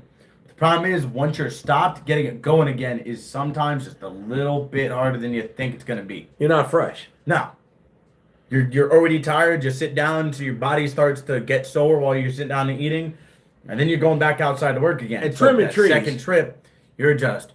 Right, and trimming trees today, we're on a ladder, okay? Working a chainsaw. Now, granted, it's not like a massive, it's not a chainsaw. It's chainsaw. It's a little baby thing I can. I walk think with it's one got hand. the bar on it from, I don't know how big the bar is. I think, well, here, I could tell you real quick. It's a small, they call it an arborist saw. A Steel 015. Steel 015, 32cc, two-stroke chainsaw, weighing 8.1 pounds, from 73 to 83. I wish it would tell me that this hang on, let me just go. Steel 015 bar length. So according to Google Terminator Machine, Steel 015 is 12 inches to 14 inches through 16 inches. I think this one's probably a 14-inch bar. Yeah. So with that being said, it's a 14-inch bar, but you're still on a ladder, stretched out. The video you have, I damn near fall off the ladder. Yeah. When we first got started today. Yeah. But yeah, I mean, you gotta be careful, gotta work with it. Sometimes it's easier to get off the ladder and climb into the tree. Either way, you cut off a branch. Some of these branches are like this friggin' thick. Oh yeah. So you cut off a branch, hits the ground, you got to block it up, cut it up into little pieces. And you're still picking this thing up. And we started using my little car trailer and my razor to haul the deadfall off to the east field. So yeah, it was, Jason Asselin says, so it's not a 1950s small chainsaw. It's a 14-inch blade. It's a baby. Yeah, compared to what I know of chainsaws, this is The chainsaw that I have, the You have chainsaw a- that's mine, yeah. that I bought used when we used to heat the home Yeah. with wood and coal before you were born, because we lived in West Virginia. Texas Massacre That was a size, 21-inch. Yeah, you're talking, Texas Massacre. As you're chasing someone. Oh, this thing Not was this thing was a beast. You're gonna chase me with this thing, I'm gonna laugh at you. Yes. Now you don't want to use my saw for what we did. No. Today. Now the bigger, at the end of the day, we're blocking up. That's what you That want when to you use big that saw. at, but not for the small limbs. Right, but I wasn't driving all the way to the shop, come all the way back, just go get the saw. Plus, none of my chains are worth the crap. So, but either way, it's a small little saw. But we're still dragging all these branches on the trailer and piling them up to be burned. And it was like you put a lot of work. And some of those trees, you got to bear in mind. So, this property wasn't really. How do I word this? So there was an elderly couple that lived here, and then he died, then she died. Now they had a lawn service. They kept on between when we got in the house and when the lady, her name was Marilyn, when she died. they maintained the house up to the sale, and then when we took over, it was like, okay, I'll keep you around. When I got my dad's riding mower here, we're like, listen, when we go away for long periods of time, can we just call you back? He's like, yeah, sure. We don't have to come by every time. I'm like, all right, cool. So we'll take over. But he cut the grass. He didn't trim no trees. Mm-mm. So for how many years? Mm-hmm. So the mister passed away in 16, and the missus passed away in 24. We came in 25. So for quite a many years, nobody was outside trimming trees. Oh yeah. So now it was like you couldn't even walk under the trees without hitting your head or risking poking your eyes out if you're riding on the mower. So I'm like, all right, these low hanging branches got to go. Oh yeah. And some of these low hanging branches were branches. Yeah. But it worked out. It worked out good, but it was still 2 days worth of hard ass work. Oh, yeah. But point is, you'll keep right along with the old dog, and you won't cry when I don't take an hour for lunch. It's like, no, you come in, heat up food, eat food, go back outside. And whenever you're done eating, you're Because, back at work. listen, you know? if I sit too long while I'm working, I won't want to go back to Oh, work. yeah. I stiffen right up. As soon as we came in, done for the day, we ate dinner. Actually, No, as soon as I walked in the door, Jen had a shower we took for the me. shower. So there was a shower rush. But as soon as I got out the shower, I'm like, okay, I'm worthless for the rest of the day. I ain't worth crap. You sat down, I laid down on my bed, and Jen was like, dinner's ready, and I go to get up, I'm like, oh my Lord, getting up and now is just laborsome. But just how, cookie crumbles sometimes. It's got to deal with it. Yeah.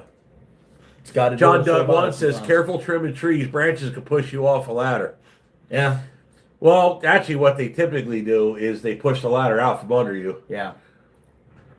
It's two people, so there's somebody that can redirect. But after a while, it kind of got good at wrapping around the tree a little bit. But yeah, you do have to be careful. Stuff can't happen. And Matt did have a ladder slip to one side unexpectedly. But it hooked, so it didn't go. No. Wasn't going to go over, but he wouldn't expect it. I had it on video. I'll probably put it out just so we can, somebody can laugh at me. T-Bib says you should fly the drone around so we can see the tree work. Actually, I forgot about it. We probably You have a drone? Yeah, I have a drone. When did you buy a drone? When I sometimes can get paid for having a drone. Huh. Oh, yeah. Yeah. I know what you're talking about. Okay. I forgot about that. Yep. Yep. Yeah. Sometimes. Yep. Which, come to think of it, I never did get. Yeah, never mind. Babe, Yeah, remind me about my drone off camera, please. okay. Just remind me. I'll remember. Is Matt interested in trucking? Yes. Just have to get my CDL first. Gonna be a little bit, but I will get it. Well, you grew up with this stuff. Since I was like 8, 9, was every summer whenever Dad would have, visitate, we would come up here, me and my brother. We'd come up to Wisconsin for the summers. We'd roll in the truck with Dad. That's how, I'd be a week on, Sean would be a week on. Just how we did it. I grew up being in a truck. Ooh, this is what hurts. Walter Ferguson says, I got AFib heart condition, and the state of Michigan took my CDL, tankers and doubles, and hazmat license, and took my heavy equipment operator certification. That is so, I'm sorry, that is so wrong. If a guy just gets sick for something. So a guy has a potential to have a heart condition while he's driving. Yeah. But to give any Tom, Dick, and Harry from wherever, God knows where, it literally will say on a CDL, no name given. That's a real thing. There's a lot of that. There's American Truckers United has released a lot of dash cam videos. Okay, because they'll FOIA request all these dash cam videos and they'll put out the bad ones. And a DOT guy will pull over a guy and he'll be from who knows where, probably Punjabi over in India. Who knows a stand, Right. Who knows a stand? Perfect. And he'll give a CDL, and where you and I have to worry about identities and this, that, and the other, it'll literally say no name given. California and New York will issue that license. That's insane. What's your name? I don't know. Good to go. Here's your license. No name given. They do this. Terrible. But this guy here, Michael Ferguson, they take his life. I bet you Michigan will probably do the Yeah. no name giving too. So Michael Ferguson, all he has to do is renounce his citizenship, come back, and then tell I forgot what my name is. Yeah. And they'll give him his back as CDL because we have no idea who the hell he is. Yeah. That's real. What was the yellow Pete, the ugly duckling? I mean, what was it? What kind of Pete was it? It was a 99 379. Yeah. Well, Exactly. It literally is exactly the same as Black Dog. Yeah. Oh, I thought you were asking. Well, because it was what's Matt's favorite kind of truck? That one. Oh, your That's the one favorite that truck is my old truck. Ugly Duckling. One day I want to build something like And that. it is possible, Oh yeah, but if we had the money, it is possible we could buy what's left back. Yeah. But to be honest, you're just chasing a VIN number at that point. I don't care about Because the the VIN number, I guy just want supposedly the already same- took the sleeper off of it. Listen, the frame was shot. Okay? The sleeper's gone and thrown away. Yeah. I don't care It's a about VIN I don't number. care about the VIN number. I just want a truck that is this like the same truck. Yeah. Try to get the same engine, which I know you've already said those are. Oh, good rare luck. and A 7 expensive. CZ. Yeah. Yeah, Throw I one did of not. them in it. I did and not. paint it yellow. I did not misspeak. That engine was a 7CZ. Look that up. That was thing a is a 600. beast. That's a C16, 600 horse factory cat single turbo. That was a beast of a truck. Non Acer. That was a beast, but it couldn't keep cool. Yeah. Black Dog doesn't make that kind of power, but Black Dog, you can hold it to the wood all day, all night, Yeah. no matter. That engine will never overheat. So having all the power in the world is great, but once you've got to start downshifting because you can't climb hills, and I know you remember those days, Oh yeah. especially out west. Shoot, I remember having to fix one of the radiator hoses the one time with zip ties. I guess- Because you didn't have a hose clamp. Yeah, just don't mention where we got the antifreeze. Oh yeah, that's right. I forgot. Yeah, don't mention that. Or the vice. Yeah. Antifreeze or the vice. Speaking of which, somebody, the vice that Daryl broke.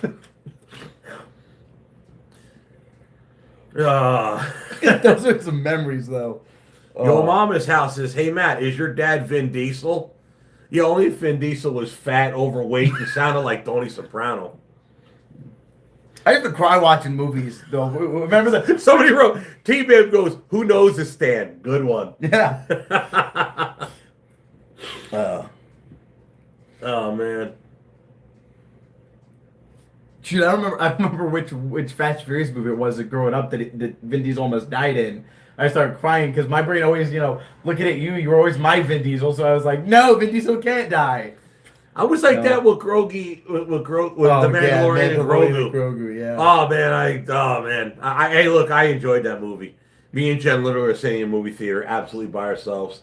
It was 11 o'clock movie with 2 people in there, me and Jen. And yes, the baby did come.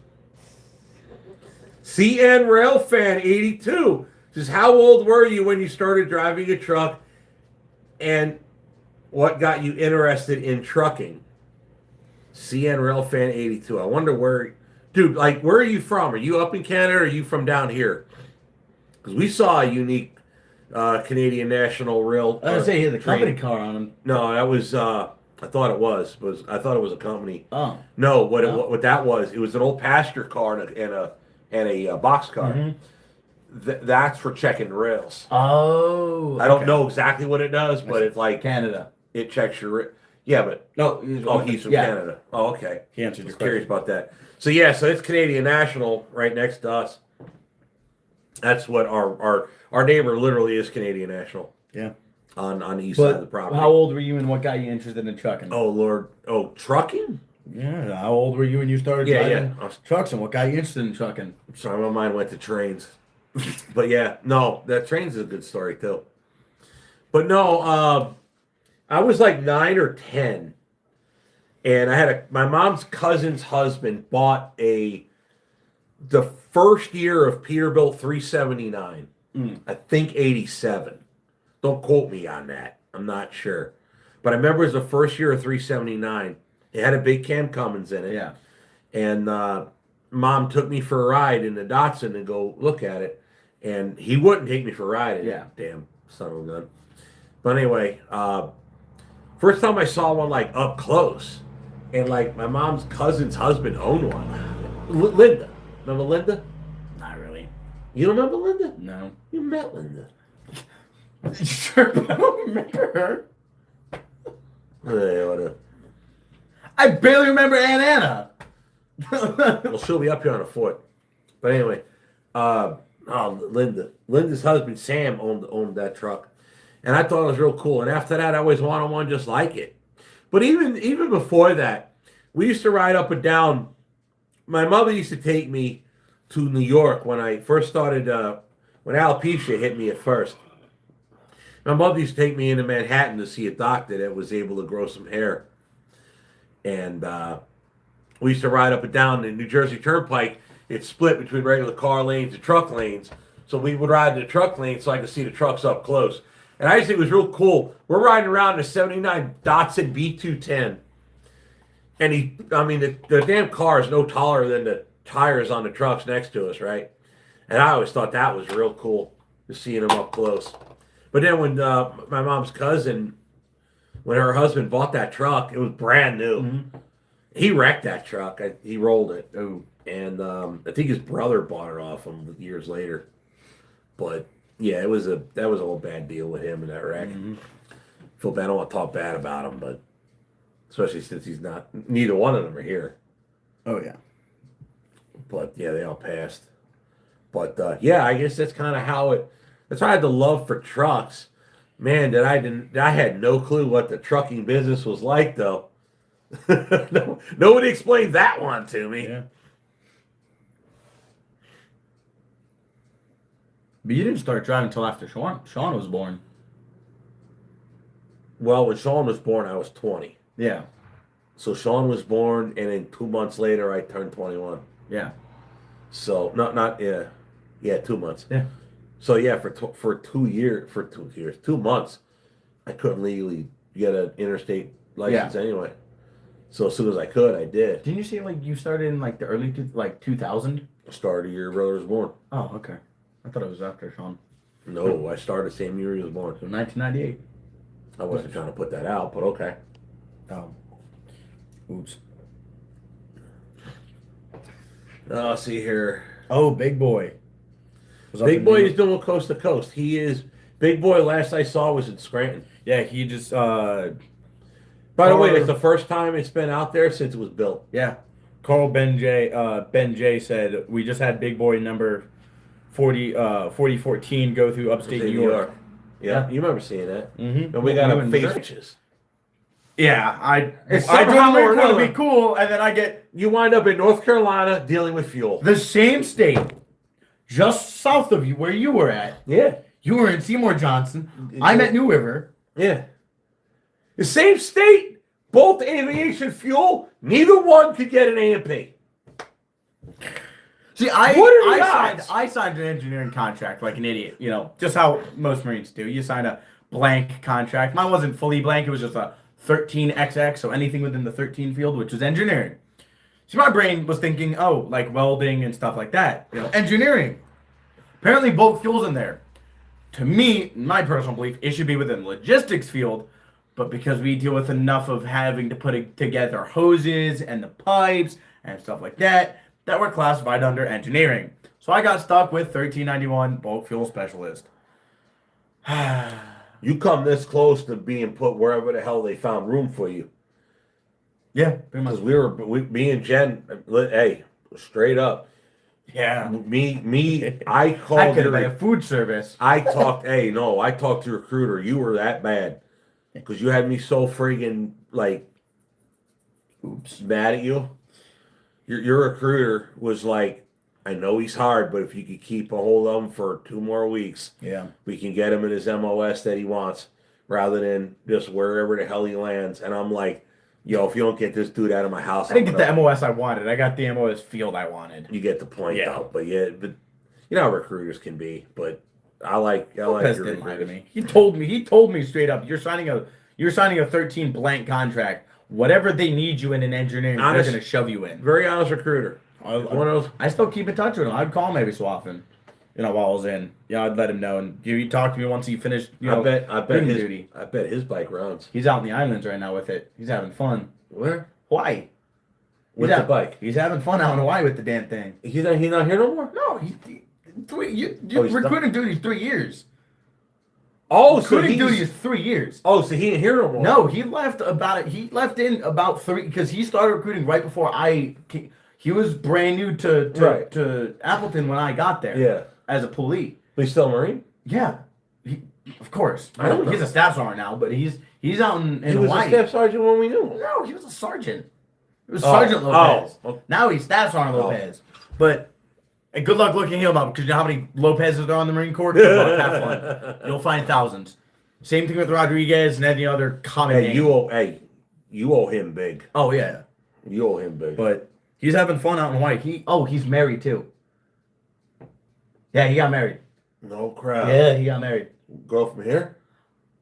I believe so. Oh, I know who that is. Oh, probably. I'll tell you. I'll tell you off camera. Yeah, probably. But you know who that is too. Yeah, he finally got married. I was like, hell yeah, Zara. No. He took a shine to a girl that was here. Nice. Good on him. Yeah, I'll whisper it in your ear.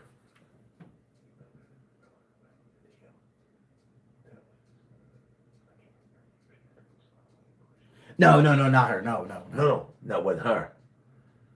Related. Oh, okay. Yeah. Okay. I think I knew you. Yep. Then okay, I got you. Yeah, because he showed me pictures.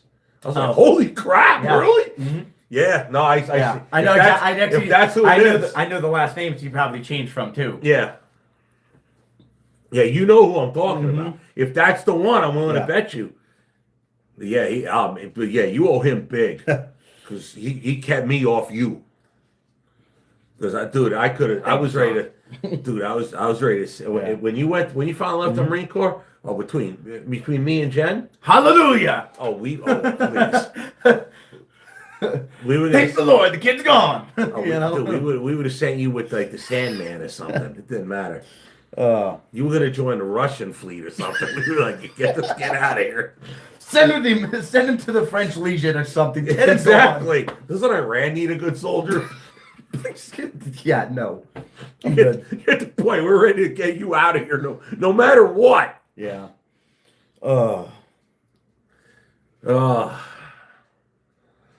Yeah, last time we were live, we were talking about mom and dad.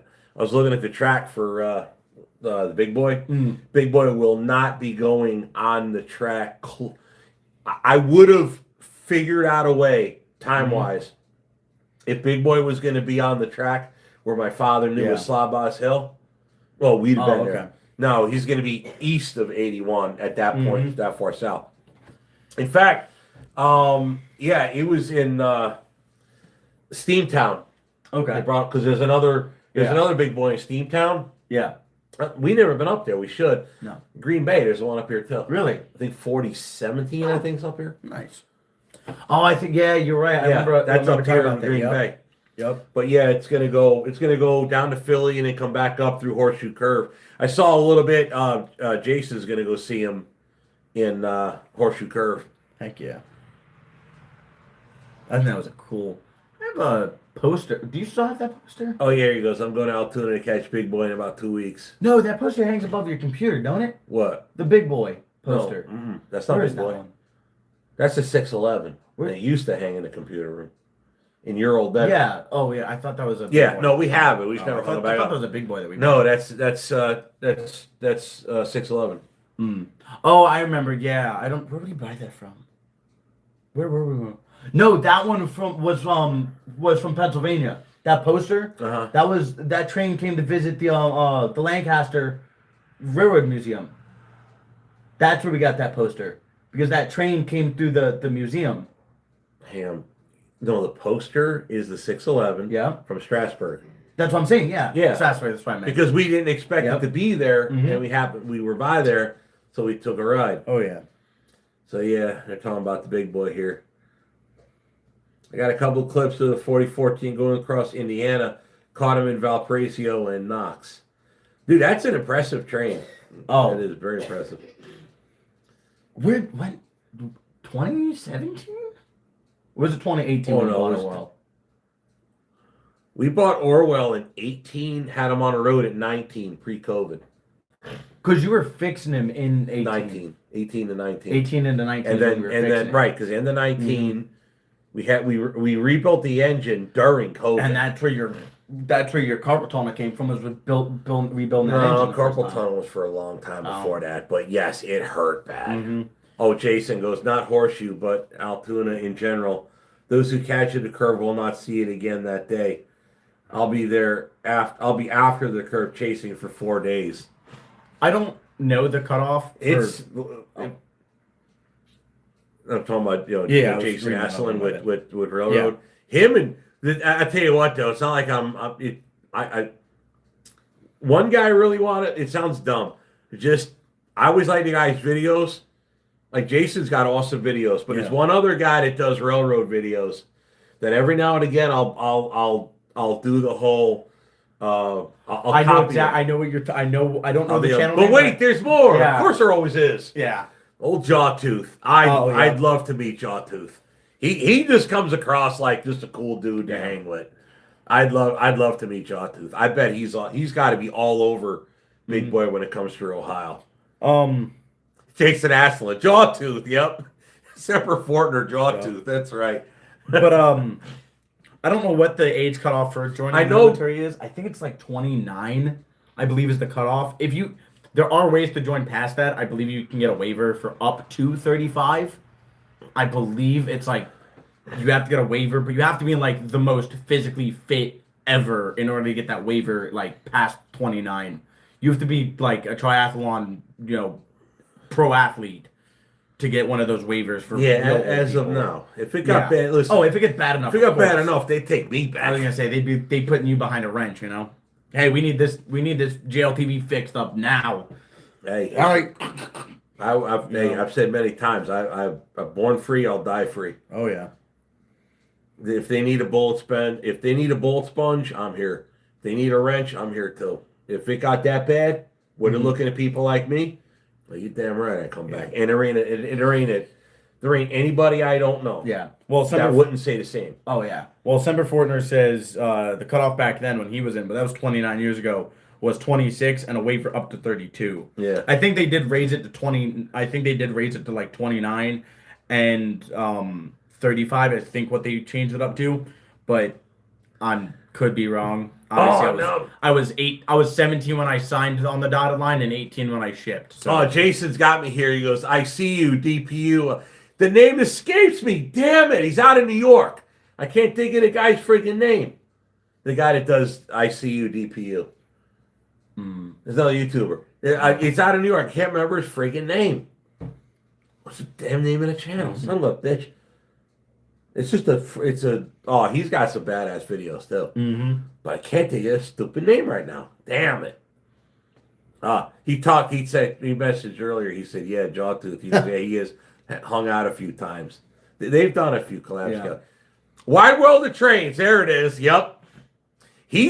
Wide World of Trains got the famous video of a lowboy hung up on the tracks and he's spinning wheels, smoking them, and the train pulls up and like he knew it was there. The train pulled up and stopped. So there's the truck spinning the wheels, right? The lowboy's bottomed out, and the train's just right there.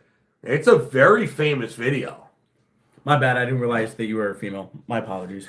He goes, Jawtooth does it too. Yeah. Yeah, it's funny. Semper Fortner goes, LOL, I'm sorry to correct you. I apologize, Oops, my bad. Yeah, well, it is what it is. Just like the old joke, and I know she'll probably understand this one. If you don't know an answer to something, the go-to answer is, Ophir May Johnson, 1918. It always works. if you're in the middle of you're at a promotion board, you're standing there at parade arrest. What's this? You have no idea, and you just pure confidence. Ophir May Johnson, 1918. Works every time. If you don't know, just say that one. It's the Costanza just wrote, Hobo Shoestring Channel uploaded a video. A friend of mine has, a friend of his uploaded it. Yes. I didn't see the video, but it came up when I went to upload the last one I made. So I did see it. I meant to check it out, but yeah.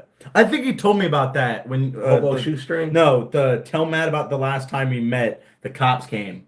I remember you telling me about that. Yes. I remember you telling me about that. Yeah. I remember you telling me about meeting Jason and then the cops. Yeah, I remember that. I told him to meet us at the Sioux Line. There's an old Sioux Line steam locomotive up there in the UP. So I met him there, and me and Jen were on a bike. So he rolled up. We were looking at the train, and it took no time at all. Michigan, they had to make sure we weren't broke down. Yeah. But at this point, Jason was in this whole thing because ELS was mad at him for catching some stuff that they didn't want on video, and it was the whole thing with trespassing. And he had a bunch of videos where it's like, well, one of the locomotives. Well, here's what happened. Yeah. Okay. One of the locomotives derailed on ice at a crossing. Jason is standing on a public road. Yeah. But it's right next to the railroad. Yeah. Okay. So it's not 25 feet away from the rails. It's like 10 feet, 8 feet from the rail. Like you could be standing on the roadway and lean on the locomotive. Yeah. Okay. Okay. And they called the cops on him for trespassing. He's like, I'm on a public road. Well, they were using wheel chocks to get the train back on the track because it's not uncommon out there where the flat, the space next to between the rail and because it's a road, it's a crossing. So ice will get packed in there, and a wheel will walk up on the flange and then walk off onto the Well, so a lot of videos were Jason Asselin and trespassing, right? In air quotes. Oh yeah, because you're not trespassing, but the railroad. That's why I said when he ran over to the ELS and told him stop the train because there's a big piece of rail missing. Yeah. I bet they didn't mind him being on railroad property then. Oh yeah, probably You're like, not. oh, trespassing? Yeah, we'll just watch the derailment, no problem. And then one of the guys, what you don't realize is this: not all rail cars are railroad owned. Sometimes private individuals own rail cars. Yeah. Well, this one guy that was based out of Chicago. Okay, this is about the same time. Yeah. Sorry, I just was laughing at the Jason going. I hijacked the slide. That's fine. That's fine, dude. I hope everybody on this channel goes and follows Jason Asselin and Jawtooth and Wide Welded Trains. That's how I roll. So anyway, this guy owns a bunch of rail cars, right? And somebody was saying to this YouTuber, because listen, there were a couple kids that purposely cut locks on switches. Oh. And derail trains. Oh wow. Okay, and caught it on video. Of course, they got. That's right. They got neck deep in trouble, but So this is a very low. You've seen this railroad is very poorly maintained. So everybody that films this thing about it. So if you're in trucking, right, and everybody's filming you operate your truck. And the truck's always breaking down, always crashing, always having freight fall off your trailer. You probably don't want other people catching that on video. No, probably not. Right. Well, that's what the ELS is. Yeah. Okay. So you got guys like Jason, and legit, he makes a straight living making YouTube videos. Okay. That's what he does. Okay. It's all out in public. He can do that. This is a very poorly ran railroad. So when stuff breaks down or has problems or falls off the tracks or logs fall off the train, which happens, and he catches it, right? Yeah. Don't make it look good. But it's good content, yeah. It's good content for him, but don't the railroad look bad. No. Okay, so maybe the railroad should step up. But they don't. Point is, at this time, when the cops rolled up on me and Jason's in this whole thing. So this guy calls the cops and says, I think this guy's trying to derail trains. And Jason's like, I told Jason straight up, I said, you don't got to derail a train. Just stand there with a camera. Just stand there long enough. Just stand there long enough. It will happen on its own. Yeah. And son of a gun, in Pembine, Wisconsin, I think that's where it was, they were switching out cars because there's multiple tracks there, and the rail just had completely come apart, and he caught it. Yeah. But he ran onto railroad property to tell the engineer to stop the train because X happened. Yeah. He was happy about it. Yeah. I bet Larkin didn't want to do nothing to Jason Asselin. Oh yeah, no. Because if it were me, I'd have been like, Oh, hell yeah. Oh, just hold, please, just hold the content. camera steady. Yeah. You call the cops on me, I film you derail a train. But he ain't like that. No, he no. ain't like that. So it's like, but that's the point. So so he's in the middle of this. So we take the thumbnail. We actually asked the cop. He posed with us with the car with the lights with Jason Heck yeah. standing there. Oh, heck yeah. That was perfect though. It was Should like, have had to put you in cuffs. oh, the cop probably wouldn't have gone that far. Cop, it was just state Yeah. police. You saw a car on the side of the road. Mm-hmm. My last video, believe it or not, my reel on Facebook has 1.2 million hits in the last 24 hours. Nice. Nice. Good stuff right there. See, that's the thing with me. That's a lot of people don't understand with me when it comes to quote unquote other YouTubers. Mm-hmm. This is what separates me from, say, Daily Driven Exotics. Mm-hmm. My quote competitors are friends. Not competitors, they're friends. Oh, yeah. So if my 100%. friends They're doing good, if yeah. my friends hit good, then I feel great. Oh, yeah. Because I'm like, yeah, if Jason could buy a freaking beautiful ass house up there in the UP Mm-hmm.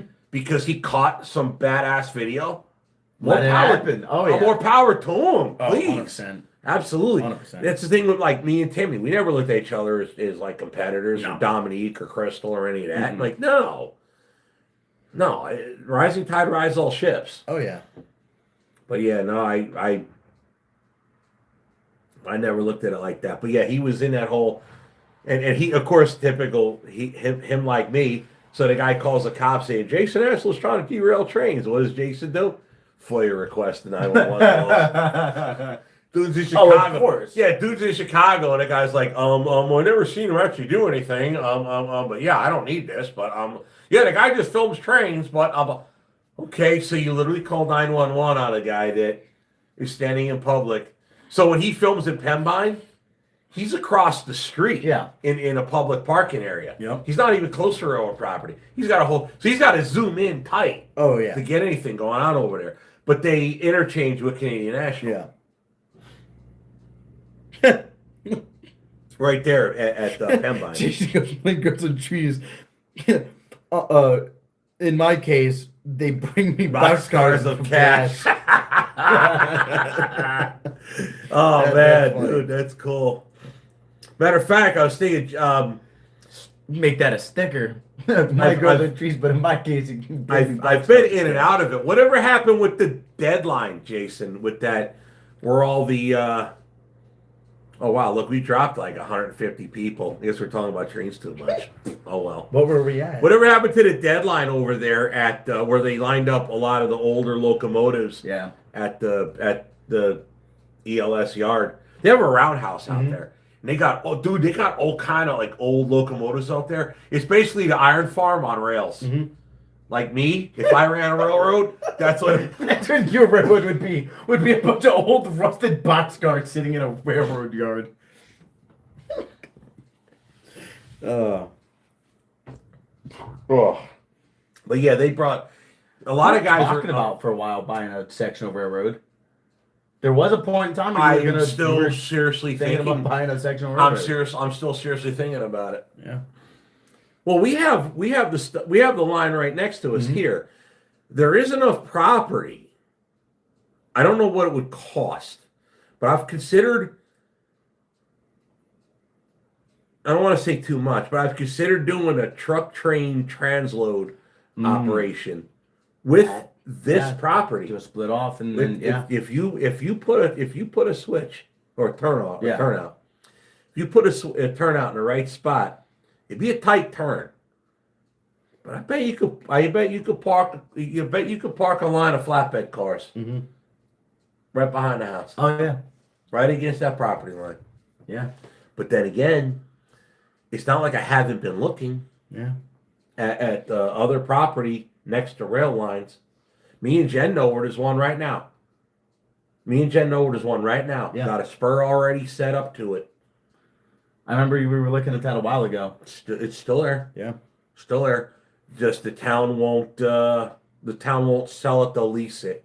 and then I'd have to be responsible for fixing up the rail. Mm. And I'm like, no, that ain't happening. I'm not fixing up the tracks on your property. Yeah. I'll buy it and then I'll repair the track, but ain't no way in hell I'm repairing your track. Yeah.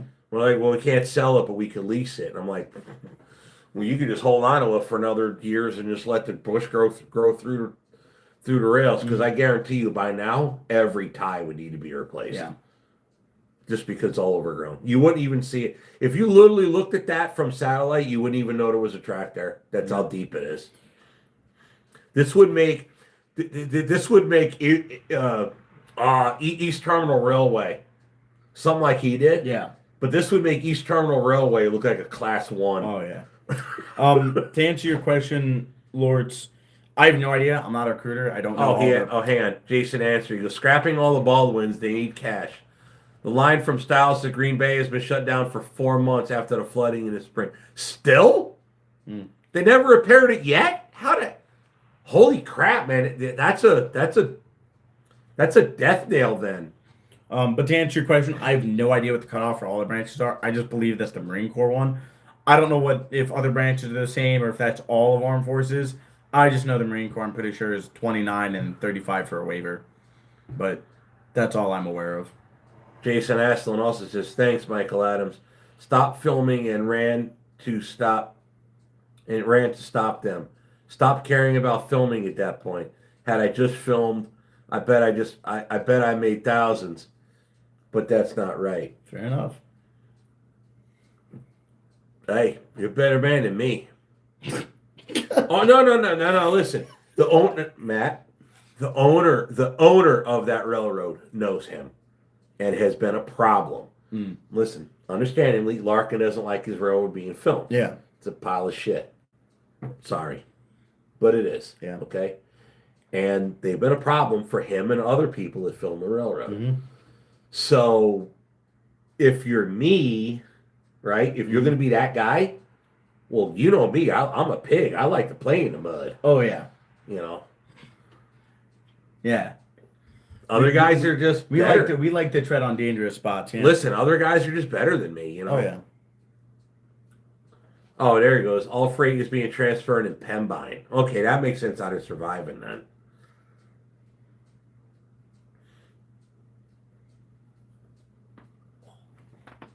Steve, I had a feeling, even though you may not have the time for rail fanning, when you leave your property or you enter your property, you may be able to record a train on tracks near your new land.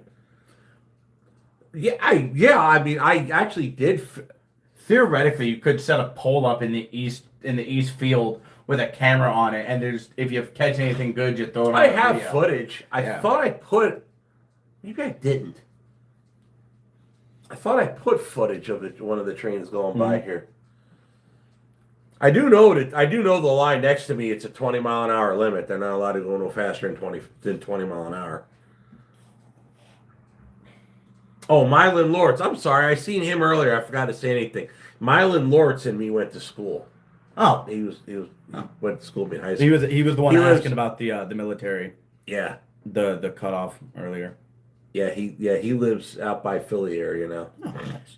We were planning on going to Large Cars and Guitars, and then he and his wife were going to take time off and go, and then the whole thing with Grandma broke. Yeah. So I was like, yeah, we ain't doing nothing.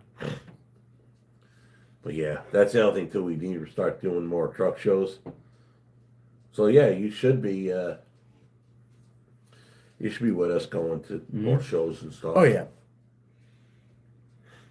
Well, there's your answer. Carl Ben J just put it in for the Army and the Marine Corps. Yeah, of course the Marine Corps is the most restrictive of us all. That's why we're called the few and the proud, you know. You can't get that EJ easy, you know. Speaking of which, where is my plaque with mine? Ask Jen. Jen, What? Ma, where is the plaque with my EJ on it? Thank you. Jason says, I suspect Larkin is who tipped me off about the passenger trains that ran years ago. He wanted his train filmed. You should see cool signs the railroad has given me in the past few months. Oh, that's cool. Dude, I never understood that. Like, if everybody works, like, together in that field. Yeah, it goes smoothly. I mean, Yeah, but if I forget the guy's first name, but Larkin, he's the guy that owns Escanaba Lake Superior Railroad. If he worked his angle right, okay, you would want like with YouTube, right? And Timmy's been saying that for years too. Yeah. There's a lot of negative attention, which is why we can't film Crystal's loads, or most of them. Yeah. Not the ones we're getting ready to do. Yeah. But if you do it right, it can be great advertising for your company or business. Like when I got the railroad, sorry. When I got the airport loads, those used strikers, how do you think I got that? How do you think I even got in there to even put a bid on that? Probably because of Miller. YouTube. Oh, fair enough. Because the powers that be, listen, there were 3 or 4 companies that put bids on that. Whitmeyer's was one of them. Yeah. I just didn't charge them for the deadhead Thank you, Ma. to get them. A little dusty. You know what I mean? I just didn't charge them for the dead. The only difference between me and Whitmeyer's was I didn't charge them for the deadhead to go get them. That was it. Yeah, there's my little plaque with the EGA that I earned on top of the Reaper because I was a West Coast, best coast, Ain't no, Can I get another beer, baby? I'm a Hollywood Marine, West Coast, best coast. We got mountains we got to climb, not deal with sand fleas and the dirt. Yeah, I've seen them yet, but you're looking at the camera. Oh. Easy, break your phone. Thank you, baby. Welcome, I don't have. There you go. Go right there. Until it falls down. I don't my tin can. There you go. Perfect. Yeah, I was cutting it off, huh? But yeah, it's my EJ I earned on top of the mountain. Good old Reaper. The zombie hype pack was no fun. But yeah, of course I'm gonna make fun and call West Coast best coast because it's what us Marines do. We make fun of each other for our stuff. Jason Aslan goes, I've got signalmen on speed dial. I often let them know about issues. Recently got into a depot that was given a few signs. Good karma for doing right thing. No, I get it, absolutely.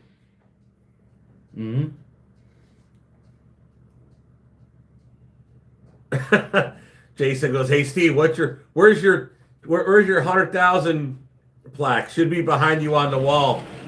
Mathew, thank you for your service, America. Actually, it's in its box still from moving here. You do have Let's the go. 100,000 subscriber. the play button? Yeah. It's the gold one, ain't it? No. Or you silver. You have the silver. Gold is It's going to be hung in the office. Gold, I think, is either 500 or million. I don't remember which one the diamond one is. I don't remember. No, I don't remember the order one. Either way, no, it's going to go in the office. T-Bib goes, does Jen have a single older sister? No. No, she does have an older brother. I can put you in touch with him if you really want. That's terrible, Dad. Milo Lord says, our roommate Corey went to see Big Boy at Steamtown. He said it was a nightmare trying to see it, and he had tickets, but it was 3 to 4 hour wait, but wasn't able to tour it. Oh, Jason says, yeah, gold's 1 million. Wrong Way says, I had a Marine drill instructor as a boss. Oh, good luck. I feel bad for you. And we met Wrong Way over in G-Bats. Oh, I love you, my drill instructor. Damn. My last gunny at my shop, he was fresh off the drill field when he came to us over at Fuels. And then staff sergeant we just got right before I left. He was also a drill instructor from the field. So we thought, as all the Marines that I worked with, we all thought, they're like, God damn it, we're getting a drill instructor. Not bad. We actually really enjoyed my gunny. He had all our backs. He was very, very Marine first, and he did not care what command said. He was very much I will put my Marines first above all else. If you have a problem, then you can get rid of me next. I'm not gonna say the woman's name for obvious reasons. But you remember the one I'm talking about. Oh yes, the drill instructor Met you here. And then she was actually once we In Cali. yes. And in Cali, she was one of my McTwists out there during swim call for the boot camp. That was actually pretty cool. But nah, man, I remember we did this thing where the parents, what they did was they brought the kids all to the poolies, Marine poolies. Yeah. Brought them to this local high school here in Wisconsin, and had legit drill instructors come over and start the kids yapping at, start the poolies getting used to, what the drill instructor is going to do to you, but also kind of give us parents a taste. Now, some of us parents were prior service, so we kind of already had a clue, but not all parents did. Yeah. And some of them, it kind of scared them, and me, it was kind of like enjoyment watching you get put in your place. But then the drill instructors would take their campaign covers off. Those are Marines. They'd take their campaign covers off and their belt. Yeah. And come sit with us and talk and shoot crap with us parents. Shit, you got my actual drill instructor drunk during family day. I did. That was a good night. That was a really good night. So, towards the end of boot camp, you have the family day where all the family comes to see you before graduation. But my dad meets one of mine at a bar. You're skipping ahead. On base. So here's this not very large female Marine who was absolutely frightening. Is when she was in everyone else's faces, yelling and screaming and telling them what to do and this and the other. And then didn't even once the campaign cover and that big belt come off, was just like normal person. The average Marine sitting with us and asked questions.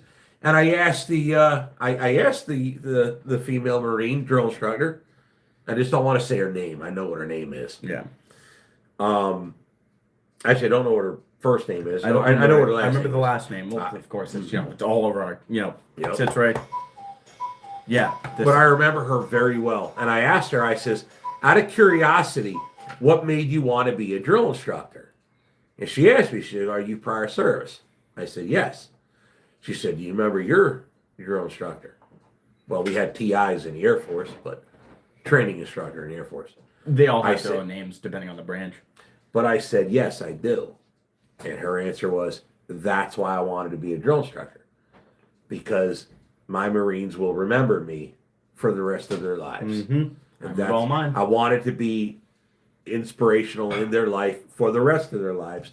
That's why I became a drill instructor. Oh, yeah. I'm like, that's a damn good answer. Oh, yeah. Little that I know, I would see her on the drill field. We go out to... Yep. We go out to San Diego to see you at boot, and then see this female Marine get out of her car, put her campaign cover on. I'm looking at her and I'm like,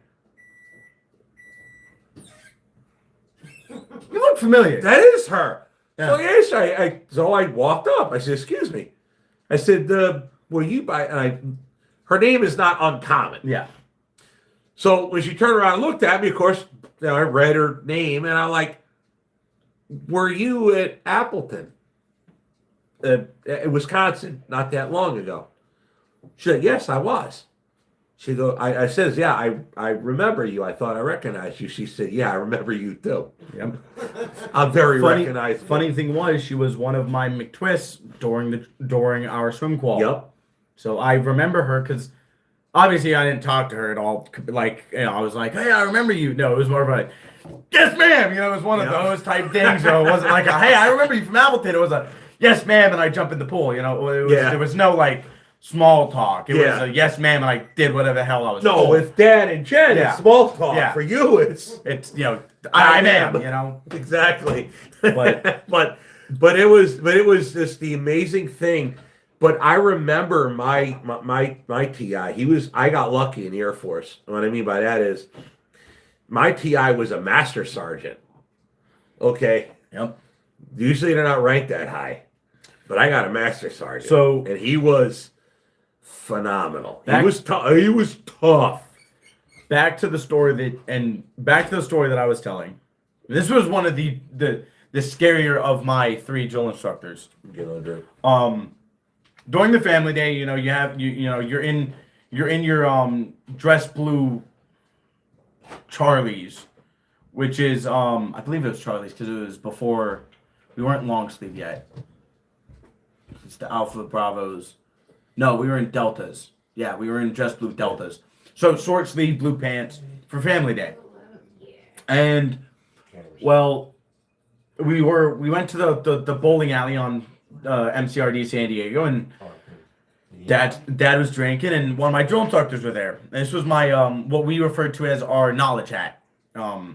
But he was the knowledge hat, but he had the scariness of a kill hat. There's different hats that we call. You know, you have your kill hat, which is your lowest. Typically, they're the lowest rank. They're the brand new ones to being a drill instructor. They're the ones that when you're getting IT'd or you're getting trouble, that's the one you got to be afraid of.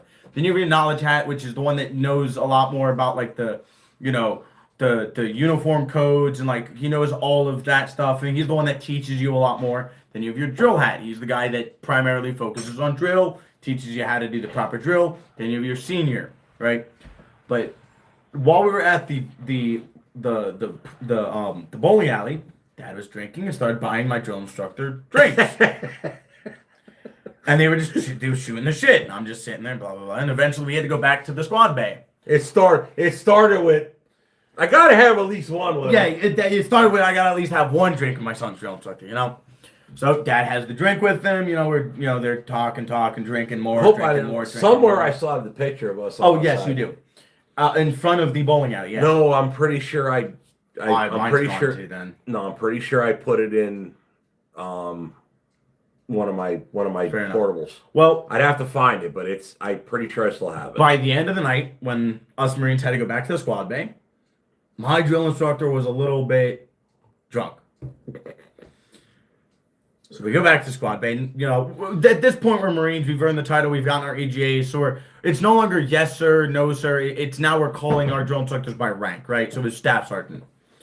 So by this point we're doing the family days over, and this is right before we're about to graduate, and we're all sitting in the squad bay, and Dad is just sitting there, and he's and we're talking, and Dad has already gone back to the hotel or wherever they were staying at, and we're in the squad bay with the drill instructor. He's telling us all kind of stories. He's, definitely inebriated, but he's shooting the shit with us. And, he was the drill instructor who was on duty that day to watch us, right? Because at this point, they could send away most of the drill instructors to go to their families while only one of them watches the squad bay over the Marines. And another drill instructor, while he's going up, because we were on the second deck, while this drill instructor is going up to the third deck, passes by our door, which was open. And he comes in and he looks at my drill instructor and goes, "Oh, it's your buddy with your Marines now, huh?" And my drill instructor turned to him and goes, "Go the fuck away, you.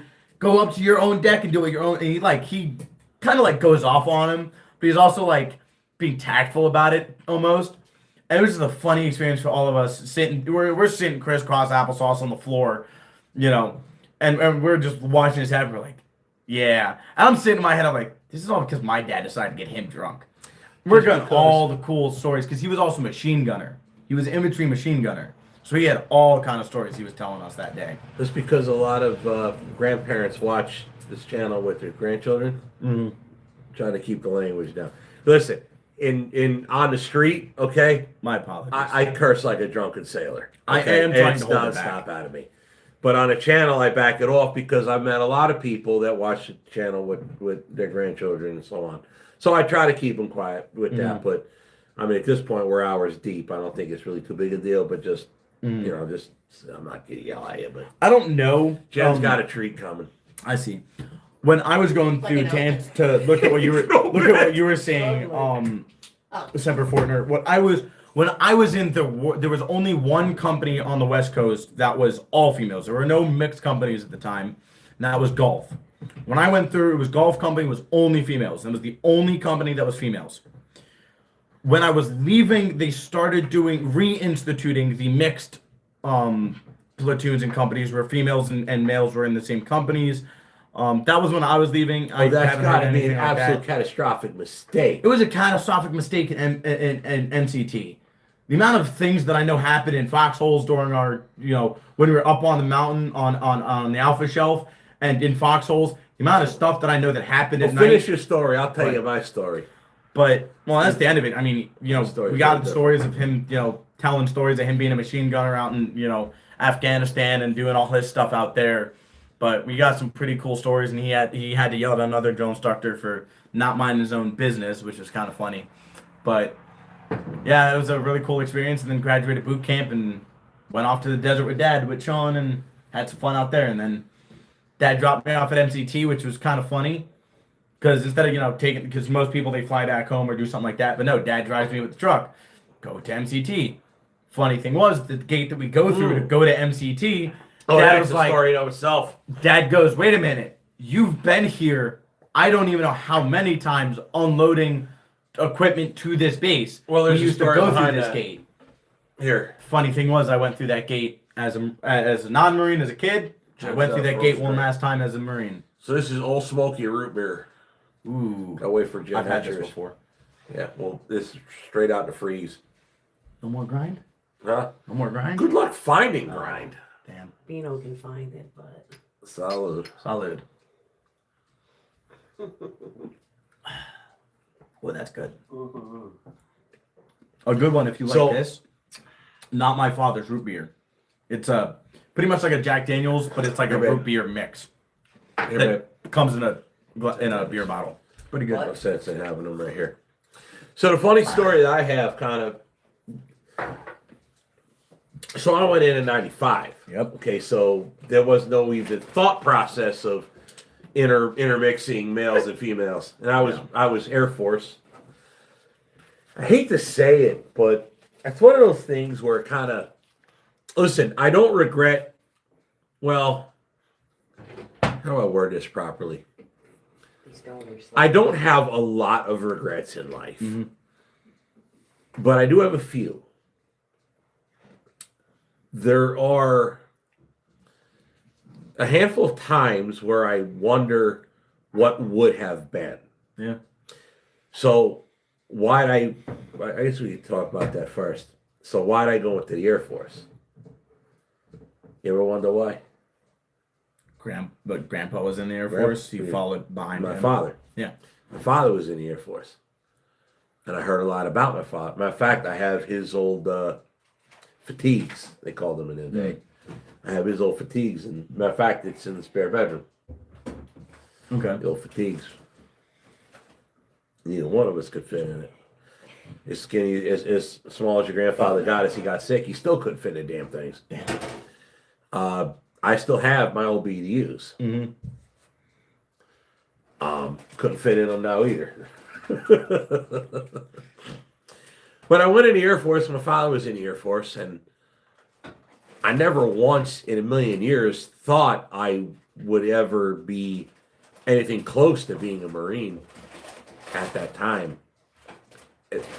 That part of my life was different. Man, my life got hard when I had you and your brother. I'm not crying the blues. I'm just saying what was. In fact, there's few things I ever listen. There's been whole channels talking about me and my friends and how I'm too full of myself and I'm saying, and I never thought I ever was. Never in the littlest bit thought I ever was. But there's two things I always would brag about, absolutely brag. Only two. That's you and your brother. Oh yeah. Brag about whatever. I have some stuff that some don't have, but I never once in a million years thought I was a braggart. But with that being said, I would for sure brag about my sons. Oh, I know you. I only have two children, and you and your brother, I brag about you all the time. I was very proud of you. Always have been. But in the time where I was a father of young children, raising you guys, I never in a million years realized that I had it in me. I feel I had it in me that the fact I would never give up. My mother wrote a letter 10 years ago before one of her surgeries. And she said in that letter, she said, quote, like me, sometimes your stubbornness gets in the way, but you work hard and you never give up. And my mother would say that to me, that like her father, like any good man in her life. You'll work until you either finish the job or you're dead. Yeah. And I've always instilled that with you and your brother. Oh yeah. But I never thought until I started hanging out with you, your recruiter, when you were.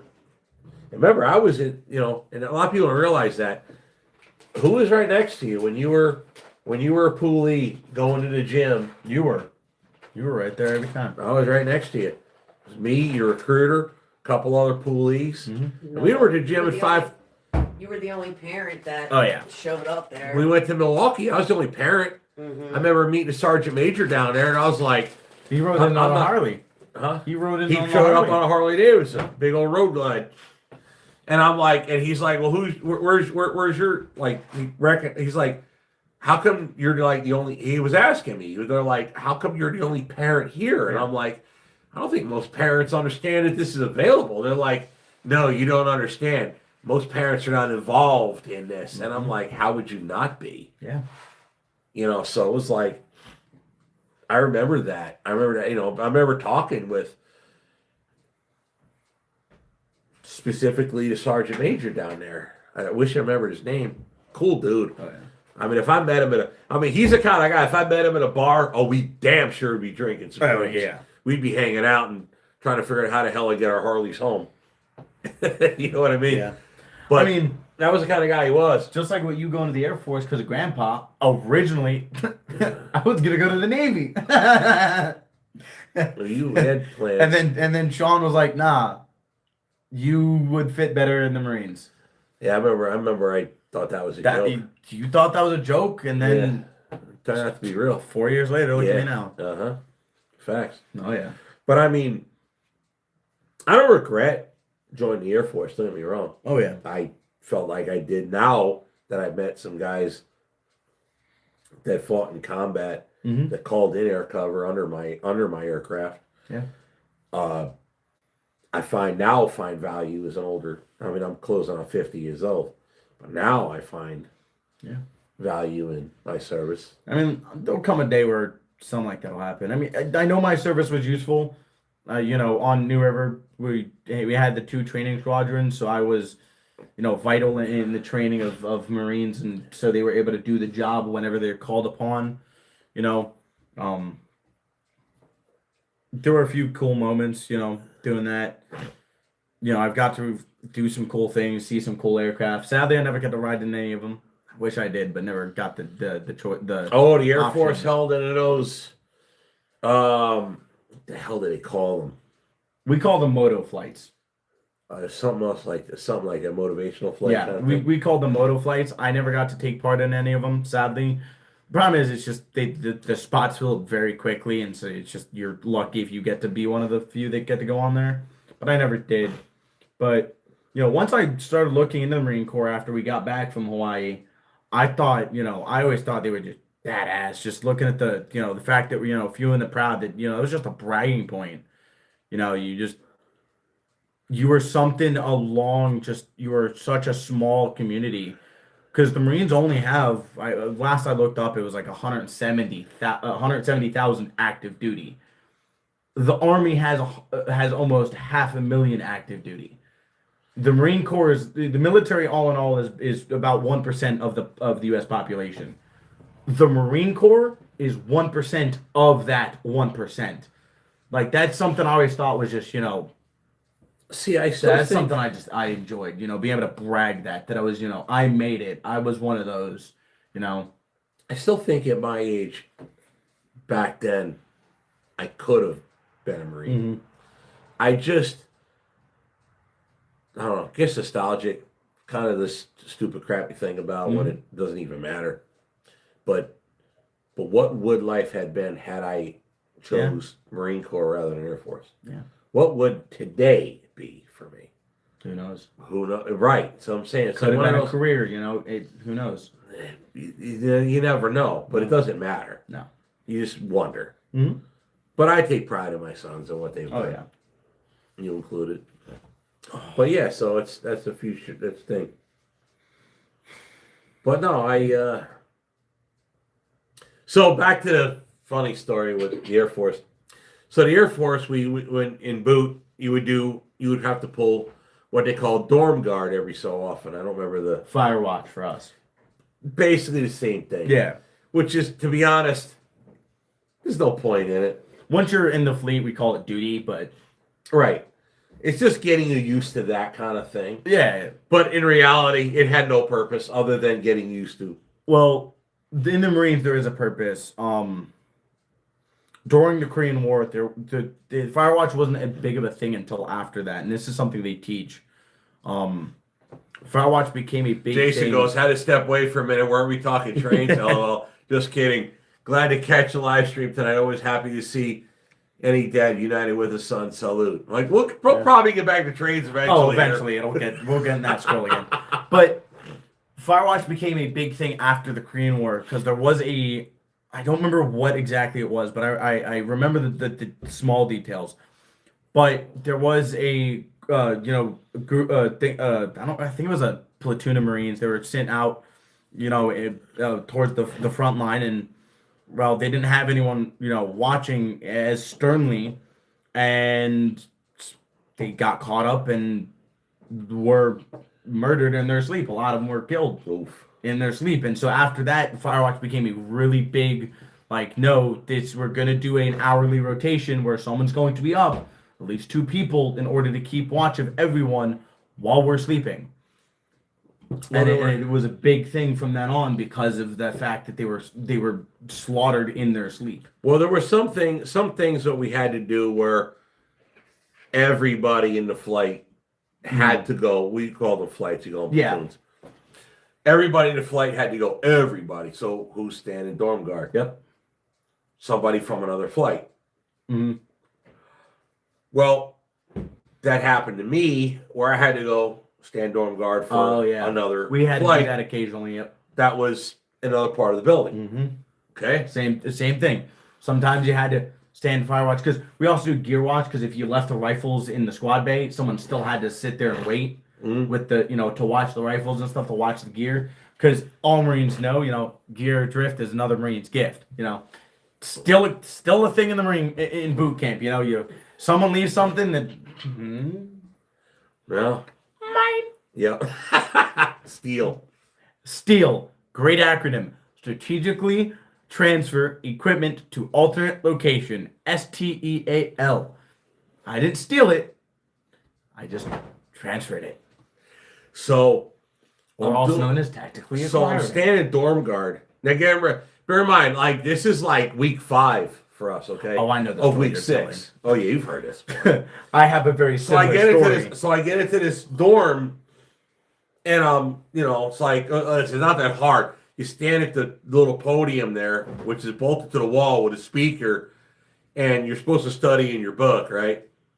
And every so often, I think it was like 30 minutes, whatever, you walk around, check the light sockets, and walk around. So I'm walking around, I'm noticing, got to bear in mind, this is week 5, okay? So my mind was kind of like just doing your job. My mind wasn't where FSC's mind usually wandered to, okay? And I'm walking around, and again, this is 5 weeks of isolation. So I'm only in this one flight, which is 484, mine, I know exactly the of story. nothing but dudes, okay? So it's just like total isolation other than me and a bunch of other dudes. And I'm walking around this other dorm, and I'm looking at the shoes because when I was in, if you did PT, you brought your tennis shoes with you, and if you were out doing whatever else, you brought your boots with you, right? So I'm looking at all these boots left behind, not boots, at their tennis shoes, and I'm like, Small feet. this is small ass feet. Like, what is this? I was like, this is a flight Feet of of midgets. It's a flight of like midgets or small people. Like, what is this? Dwarfs? Yeah. Well, when they come back, whatever the hell they had to do, they're in their BDUs and boots, and they got more than I do. A tin hut. Yeah. Yeah. Yeah, standard attention was right. First time. Hey, women smell different from dudes. And they look different from dudes. And let's just say I marched myself back with a crook in my back, so it wasn't so obvious. It was bad. It was like, oh my God. It was like, get me out of here now. You don't want to leave, but you know you have to, you know? So after we became Marines, we were marching back. I don't remember if it was from Chow or what it was from. It's the first girl I seen in 5 weeks. I'm like, what do you think happened to a guy that's 18 years old? So we were coming back from like the Chow Hall or something. I don't remember exactly where. We were marching back in our platoon, and we're going back, and all of a sudden this female comes around, and she's going into the squad base. Apparently she was a recruiter, because one of the guys from a different platoon, one of the first on first deck, was he was from San Diego. So his recruiter came to come see him because she has base access. She's a Marine. She was a recruiter. She was his recruiter, and she was wearing the tightest jeans and the tightest top. Without even calling it in formation, we're about it. We're marching back. And almost just like the drill instructor called it, but no, he never did. Eyes right, snap. And we all simultaneously stared. Still marching. But we're all eyes right, looking, just staring. Then we all go upstairs. We got fall out to go upstairs. And I swear the building started leaning to that side. All of us ran to the portholes or windows of that squad bay, so damn fast, and we're all sitting there trying to look through the window, like we're all sitting there like, please come outside, please, please. All like 110 of us were all just haven't seen a woman in 3 months. The smart ones ran to the latrine. The latrine doesn't have doors on it. Oh. You don't do that till lights out. At least we had doors. Yeah, you don't do that till lights. You're taking a shit. You're looking at the other guy, the other stall in front of you. Oh. You're making small talk. Yeah. That's a thing. There are no doors in the boot camp, latrines. Yeah, we had doors. We also had to piss in a urinal with 3 dudes. So you're given a time hack. You can use the bathroom for only so long. Drill starts counting down for 500. 500. He's doing his fucking, sorry language. He's doing his, auctioneer count. Yeah. And you're like, well, there's only so many urinals. You're 3 to a urinal. You're literally sitting there next to another man peeing. Just how it be. This guy wrote here, Eagle Catcher 39 wrote, Steve, my USMC son did 2 tours in Afghanistan, 2009 to 2020. I know the feeling of being a proud father. Eagle Catcher, you also know what stress is. That's more than I never went to Afghanistan. No, we were long out of there. Wow. Yeah, but you get the point, though. Mm-hmm. You want to talk about stress as a father? Yeah. You learn. Listen. Even with you guys, I understood full-heartedly. No news was good news. Oh yeah. Even if I didn't hear from you for a while, didn't matter. Oh yeah. Hey, my buddy Jimmy, he was Air Force. Yeah. He got killed in Benson. Yeah. North Carolina. Okay.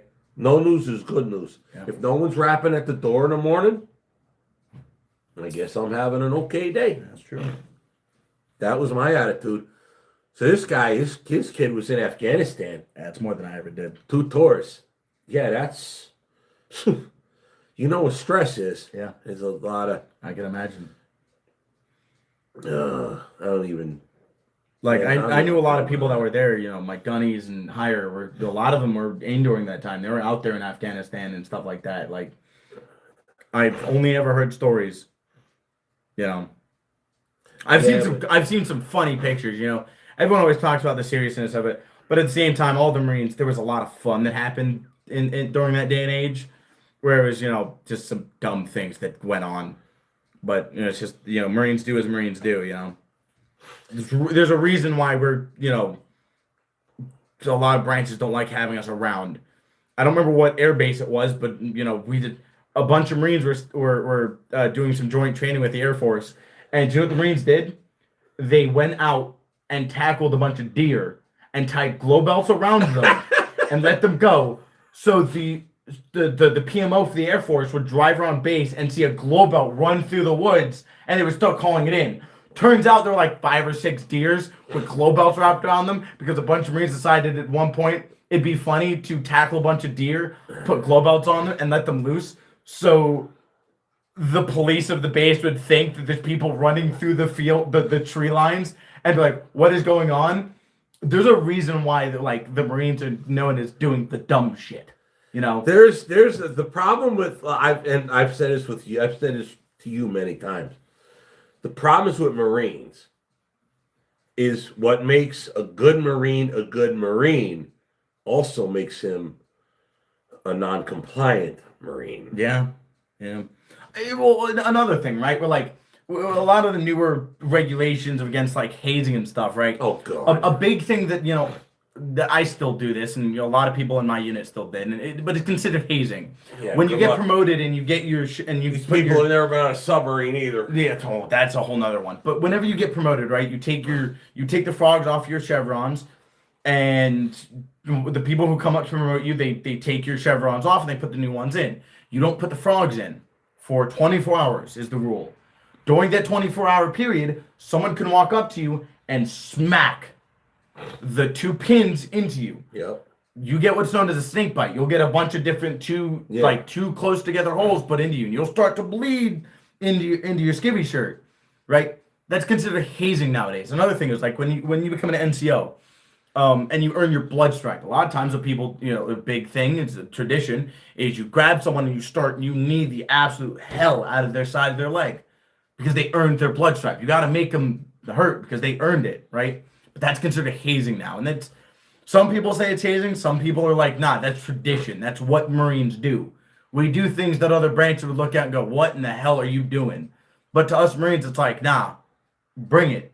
I'll take it because I deserve it. I remember this is the dumbest thing of all. But you remember what your diet was at Glamis? Steak, What else? eggs. What else did you eat in Glamis? Oh, crayons. Oh yeah. Sean, as my older brother in the Navy, decided, I pick on him because he's a sailor and I'm a Marine, as we do. Sorry language, but going ahead and saying my, Marine is an acronym, right? There's 2 versions of it that I know of. Muscles are acquired, intelligence is not expected. And the second one is my ass rides in Navy equipment, because the Navy is our taxi service. Well, Sean, as he does, is the sarcastic person that I know my brother to be. He bought me a pack of jumbo crayons. What do? All right, you're going to give me a thing of jumbo crayons. I will eat it in front of you. Wrapper included. He did. I grabbed it and just started nomming. Just ate it. Just ate the crayon in front of him. My brother did not think I would seriously eat the crayon. Nope. I looked at him straight in the eyes while I ate the crayon. He ate the crayons. Mm-hmm. I think I only had one. And then I smoked a cigar and drank afterwards, but hell yeah. That's the Marine Corps for you. Well, maybe one day I'll. Well, let's see. How old are you? Well, speaking of crayons, there is How old are you? How old was I? Yeah. 18. No. You're right, so I can't release the picture. I was 18 at that time, yeah. I can't release the picture. But I can show them this, because I still have it. Well, there is a company that a Marine founded. Hang on. Oh, yeah. I can't release the picture of that night. But I can show you is this. If you know anything about Scotch, you'll know how proud I was of my sons. Oh, no. Oops, sorry. If you know anything about Scotch, you know how proud I was of my sons. And there may have been some smoking and some drinking involved, but I confirm nor deny on who all was involved. But the funny part of that story was you went to bed. Mm-hmm. And me and Sean were at the neighbor's campfire. Oh, whatever. Drinking out of this Mm-hmm. like a bunch of drunken hillbillies. Yep. Just straight out the bottle. Oh, yeah. So, yeah, that's why we keep the empty one, because that was the night I mistakenly thought I was done. No. I mean, that's just the stuff we did. You know, we did a bunch of dumb things throughout my 4 years. You know, you have fun, you do it. I put it on this because it had friction to Good it. attraction. Yeah. All right, there we go. So you just do the dumb things. You have fun with it. You know, you really do enjoy the saying. Well, not enjoy the saying. You embrace the saying of enjoy the suck, right? You let it happen and you just deal with it. You know, some of the best times are in the moment the worst ones. You know, you don't enjoy the bad stuff at the time, but you look back and you're like, I got news damn, for you. That's not that a was Marine some Corps stupid thing. That's fun. just life. oh yeah, but 4 years of my life after high school was Marine Corps. You know, I haven't been a civilian since I was in high school. You know, it's been 4 years. No. So back to being a civilian. It feels weird. Like no, just seems not yet. I'm not yet in that like full civilian mentality. Like I know I like to me. I'm not on leave where I have to go back to work and put on my camis and go right back. But it almost is that same feeling because it's what I've been doing. You know. Jake said, "Ask what color did you Yeah, poop?" Red. I ate the red one. But the green crown is my favorite, and that has a story to it. But I don't think that stories. I'm not gonna say that one on YouTube. Well, somebody else asked story earlier, that I'm not Jeff DeFreezy, I think it is. So, Steve, remind us: is this the older or your younger son? This is my Younger. youngest son. Younger. Once I have an older one. We don't talk a lot about him, but yeah, my older one is. He's Well, hooked on 28 or- chronic. He just said once a Marine. You know, He's 28 or 20. No, Sean? He's like 28 or 29 years old. 29. He just turned 29. Yeah, he did. He's no, he didn't just turn 29. No, he just turned 27. No, we 20. didn't. No, 28. He just turned 28. Because me and him 28. have a no. Yeah. Because me and him have a 5. I've had too many drinks. You want me to do math? I need my phone. Me and Sean have a 5, almost 6 year age gap. So he just turned Speaking of which, 26. I hope my phone don't die He turned soon. 28, didn't he? Did he just turn 28? 28. Yeah, we have almost a Born in 6 year gap. 98, right? Yes, 28. Yeah, 28. Yeah. You're saying he's 26. Dad's saying No, he's No, 26. 29. Yeah, no. We have a 5, almost 6 year gap. But Baby, can you stretch a cord and plug my phone in somehow? oh yeah, hitting the chevrons is just isn't that. But nowadays it's considered hazing. It's literally in the order that is considered within the order that the pinning is considered hazing now. Like that's. But a lot of Marines still do it. Like when I got promoted, my gunny, which I love him for it, right? Because my shop was ran by a civilian. My OIC was a retired at the time was a retired Chief Warrant Officer 4, right? And he still enjoyed doing the pinning. Well, my That's it. gunnery sergeant, who would read off the promotion warrant, once he knew it was that time, because you would be standing in front of the OIC and my gunny would quite literally about face so he couldn't see the OIC smack your chevrons. Because technically if he sees it, he has to report it as hazing. But it was just a nice little thing that he would do and it was just funny. And I enjoyed that, you know.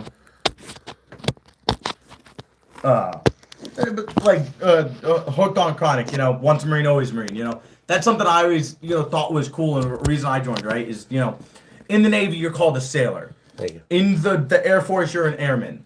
In the Army, you're a soldier. Hey, go potty. But in the Marine Corps, we're the only ones that call ourselves by our branch. You're in the Marines, you are a Marine. You're nothing else. You're not a soldier, you're not an airman, you're not a sailor. You are a Marine in the Marines. It's something I always, loved.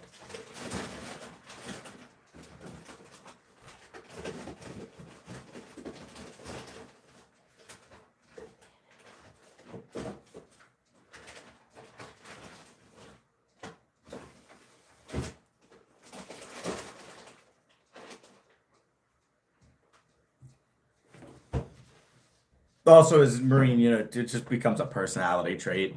You just, once you're in and you earn that title and you just do Marine Corps things, you'd never really lose all of it, especially when you get out. You still keep some of those dumb mentalities and the little things that you never forget and you never go away from, Like, I have a lot of stories of things I've done with buddies and dumb things that have happened and ways we've gotten away with things, you know? Like, you know, the one time we had a buddy who said he never got drunk before, and he might have been, should not have gotten drunk, but he came into the party telling people he's never been drunk before, and as Marines do, we handed him an entire handle of Jack Daniels and told him start drinking, while also feeding him goldfish. So he would get, you know, he wasn't drinking on an empty stomach. So he was handful of goldfish, swig of Jack, handful of goldfish, swig of Jack, and by the end of the night he was into the bathroom on his side, laying in his own vomit. Oh, that sounds terrible. But we all thought it was hilarious. You know? I didn't hear to be any part of the story. Well, it's because he came into the party saying he's never been drunk before. So what do us Marines do? We can fix that. We'll get that. We'll make that a different. We'll make it to where you've been drunk before, like never before. All right, what are we drinking to this time? Matt's home. I don't know what we drank to last time. We just What did we Nothing. drink didn't the last drink time? anything. Oh, All right, well, yeah, Matt's home. welcome home Solid. to me. Stuff's good. Here you go, Mom. Thank you. You know, that's the thing. We've Oh, 100%. Hooked on Chronic said, you're old enough to serve, you're old enough to drink. That is something my dad has always preached, especially when I went in as 18. The fact that I could take a bullet for my country, but I can't drink or smoke a cigar legally, insanity, right? So that was just, you know, that's something that I agree with. If you can serve, Bowtie you should be 43. able to drink. Bowtie 43 asked you a question. Never met in person, but I've been close. You never met him. No, Like, you didn't. No, we've never met. You were in never person. close enough to shake No. his hand. But I've been. We've gone we to. talking about tea. Yeah, He big he heard my mouth Oh yeah, for sure. because my sister heard my mouth on the television In what town? New Jersey. In what town did we see him in? Waukesha. Yep. Yeah.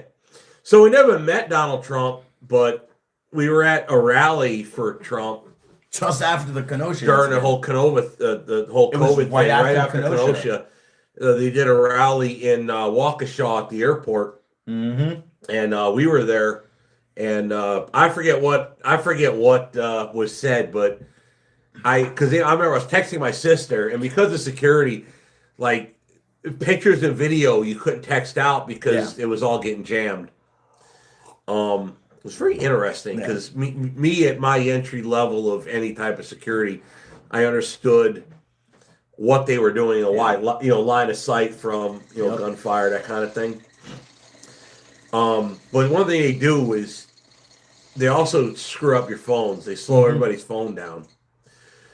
So I was able to text, but I couldn't really send pictures. And I was here texting from my mother, my father, my sister were in New Jersey at that time. And they were watching the rally live on TV. And they were talking. I vaguely remember, but I can't remember enough to explain it. Yeah. It was one of those things where they're talking about, censorship with whatever rule they were using with censorship, why they could kind of get away with it. Yeah. With like rule. Somebody know. remind me in the chat, whatever the hell it was called. I can't remember. And I remember saying something, and they were going on about what they were trying to prevent, which later they did. And it was like, I remember saying, I think I said something about Biden. Like there's something like that. hollered something. Yeah, we were holding up And the TV cameras- 2024 flag. No, we were holding up the Gadsden No, it was flag, and Gadsden, Secret yeah. Security Service came over like, we're gonna not have Yeah. that. But I remember that kind of pissed me off.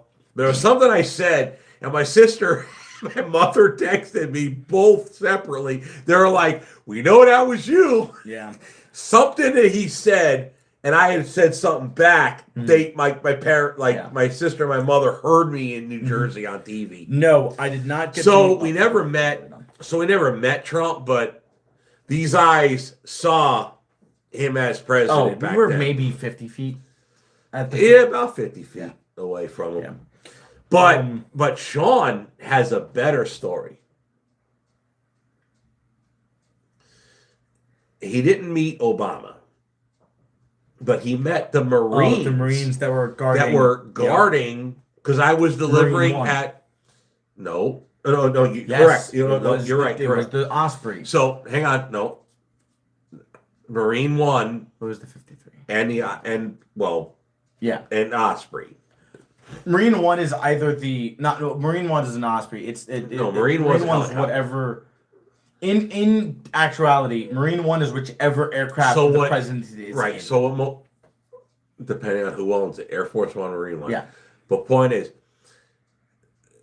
so the story that happened to us, me and Sean, my oldest son, we were delivering snowplows with my yellow Peterbilt back then, long before my YouTube channel. Obama was president at that time. And I remember being grateful that we were going to be in and out of New York the day before President Obama was going to come to New York because, the motorcade would just gridlock everything and good luck getting around. So we were delivering these snowplows to JFK Airport. And we get there, we get through security, get on the tarmac, and they say, okay, we're going to bring you into the aircraft hangar, and the guy that runs the maintenance side of that hangar, whoever was in charge of that hangar, he come out and he's like, okay, we're going to pull you inside the hangar and unload you, but let me go inside first and let the Marines know you're going to come in.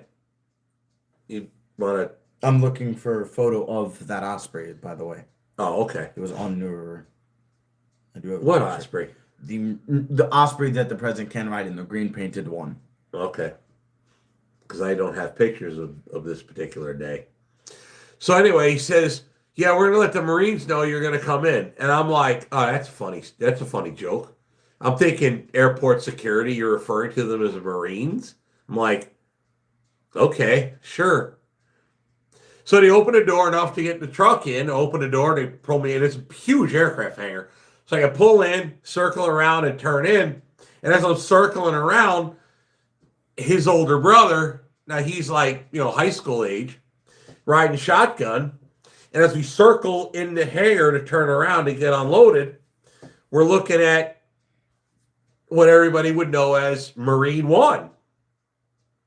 Not realizing, right, Obama is coming tomorrow. So the day before, they bring all the equipment over, including Marine 1, the aircraft, the helicopters, along with certain other Osprey support. I don't have any idea what air assets they use with presidential security, but there's what I know to be Marine 1 and other Osprey aircraft. We turn around and holy crap, yeah, I see why you had to explain to these Marines why we were coming in, because a semi truck rolling into an aircraft hangar could be considered a threat. Yeah, that was surprising to me. So after we unloaded, I walked up with my son to the rope line that separated the aircraft from anybody else in the airport. I did ask if I could approach. I was told, sure, you can, up to the rope line. So I did. And the Marines that were there, it was interesting how they did it. Other people would see it, so I'm comfortable talking about it. So a Marine met me at the line. Like there's like it sounds stupid, just cones with police tape between them, So I walked up to it. He walked up to me and talked to me. Okay. But there were other Marines behind them that did not talk and did not speak to me that were standing to the side of them. And that was part of security. They don't know who I am. All they know is I'm a guy to approach, so they took a posture around me of force. Okay, understood. And the funny thing was they were part of a very specific platoon. I wish I remembered it, but you could probably look it up if you guys on in the chat know how to find it or look it up or somehow. These guys were part of a platoon that was for presidential protection, more specifically their air assets. Yes. That is the Osprey that can Yeah. be Mhm. Marine One. Okay. They Right. just painted green and white, has American flag on the tail. Correct. That is the Osprey that can be Marine One. Obviously, Marine One is whatever Marine Corps aircraft that the president is in. So, but either way, we're talking to these Marines, and they had like a little. It sounds silly, but they were very positive. Listen, you knew you weren't going to mess around with these guys, okay? or even approach their equipment, the aircraft, the air assets. But they were willing to sell us mementos of their platoon. Still has that. And one of them, the things I bought for Sean. Okay, one of the things I bought for Sean was a Zippo lighter with their platoon on it, and he still has it to this day. Never put fluid in it, never lit it. And it was a very interesting day. And I remember talking to the guys. I said to them, I said, you know how interesting it is with you guys, how lucky you guys are, or really skilled, or whatever. They're like, what's that? I said, you know where you're standing, right? He said, yeah, I'm in New York City. I said, yeah.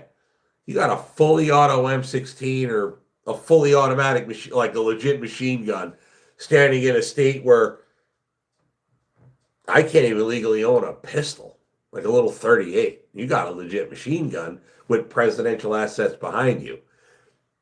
You did something right in your life. They told me, they said, yeah, when you go for clearance for that job, man, they go back as far, like your grade school teachers get phone calls about how you were when you're in that level of protection when it comes to presidential stuff. So we get shot in the bull for a little while about it. Got Sean his lighter, and we left. But that was really interesting. So we left, and the next day, President Obama landed, and they used the aircraft to take him wherever they were going to take him, and then bring him back. And then he flew out on Air Force One from JFK, and it was just another random day. Yeah. Nobody knew it. Well, there was a same thing happened. We had the female the lady first brain. You don't drink much, do you? No, I'd stopped drinking after I turned 21. Honestly, I drink very light. I turned 21 and it became no more fun, because it wasn't sneaking. No, for real. No, your drink is slowed way down. Oh yeah. I drink way more than you do. Oh yeah, but female. What is the Trump's wife? What is she called? First lady. First lady, and then the VP's wife. I don't know if she has a specific term. I'm guessing second lady. But we had both of them actually speak at a hangar on New Year not too long ago. Well, actually, it was about a year ago, I think. But they came there. He was telling his long story. Semper Fortner. No, I never got to meet Sergeant Major Diamond. I see you saying he's in the lineup for Desmond. It says. Is it Desmond? Sorry, Desmond. I never got to meet him. You're saying he's in the lineup for becoming the Sergeant Major of the Marine Corps, but I did get to meet Sergeant Major Ruiz, who is our current Sergeant Major of the Marine Corps. Pretty cool guy. You would, most people are scared of him, especially as, but I'm one of the people that, I'm not afraid of people who are higher than me, because at the end of the day, I know that we put our pants on the same way, Hold that thought. Bowtie 43 wrote, "Oh shit, I'm incredibly sorry not mentioning this earlier, but my condolences go to the Festjack family in your loss." Mm-hmm. I appreciate that. Thank you. I wanted to mention that because this is going to sound strange. I love my father. I said father twice, didn't I? Yeah. Have another root beer. Probably another root beer, babe. You want another one? Like, Yeah. for real. I'm already saying father and father. We're not that kind of family. I actually had a mother and a father. I love my mother. I love my mother. I love my father. Okay? You can't say that. It's June. Tough. But the fact is, I'm not gonna listen. The fact is, I can't ride on sympathy forever for losing my mother and my father. Nah. Love you too, Ma. So, what I want, and both Ty 43 said that, and he means it with all sincerity, I'm sure.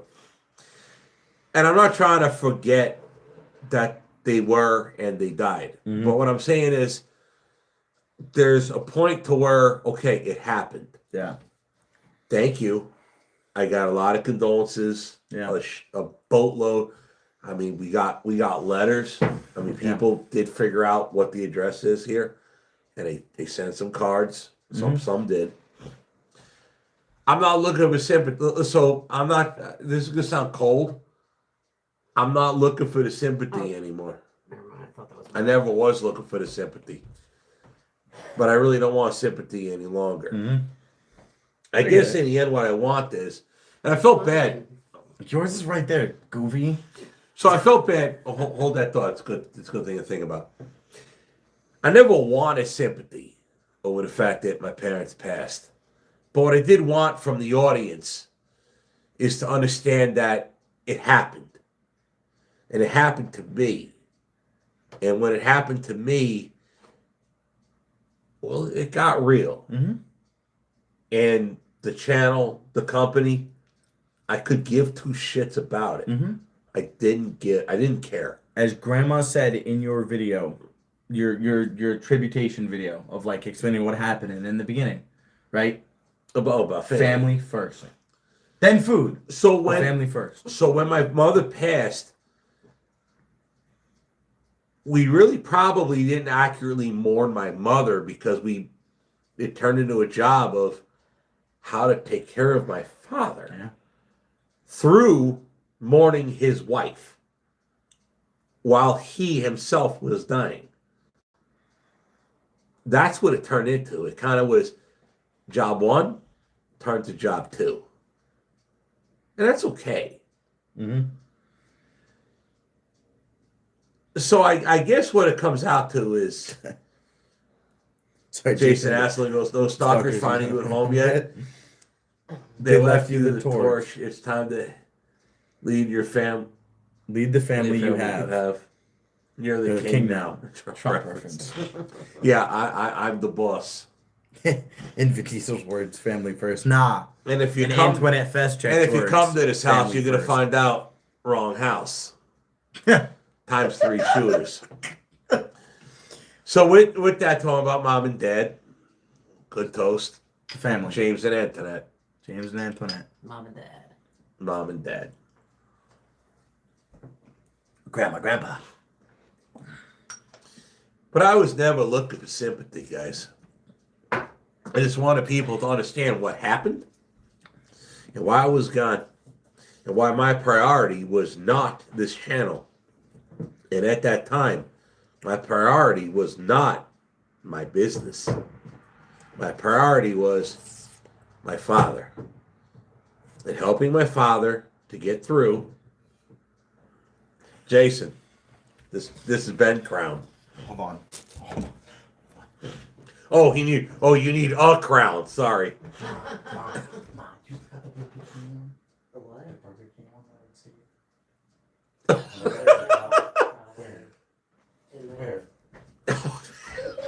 That's hilarious.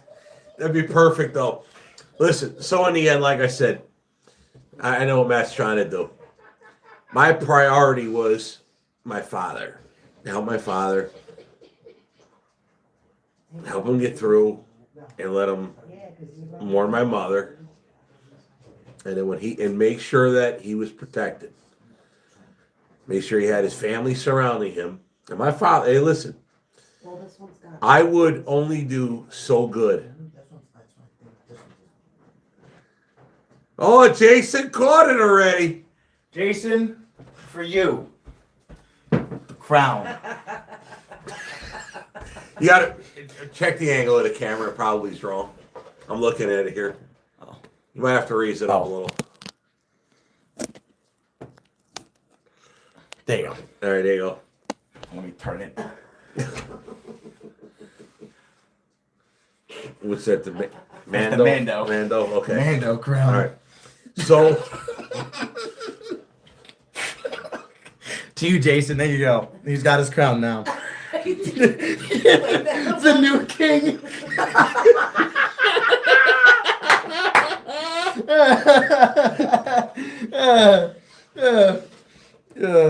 so my job was, excuse me, our job, my sister and mine. Our job was to make sure that my father was able to properly mourn my mother. And then later he passed. And I'm not wanting sympathy for that. I guess if I wanted something, it sounds stupid. I don't even want acknowledgement for what I did. What I want is, as I wear this goofy Burger King Grogu or Mandalorian and Grogu crown, what I actually want in life is, I hope that when I talk about what happened, that somebody else understands that what I did was important. There you go. What I did was important. And I hope that everybody else sees that maybe in your life somehow, some way, something equally as important matters as much.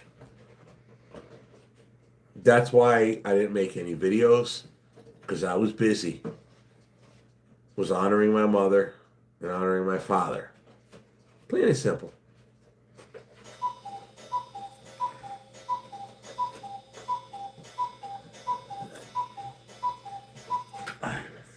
As the cuckoo clock just explained.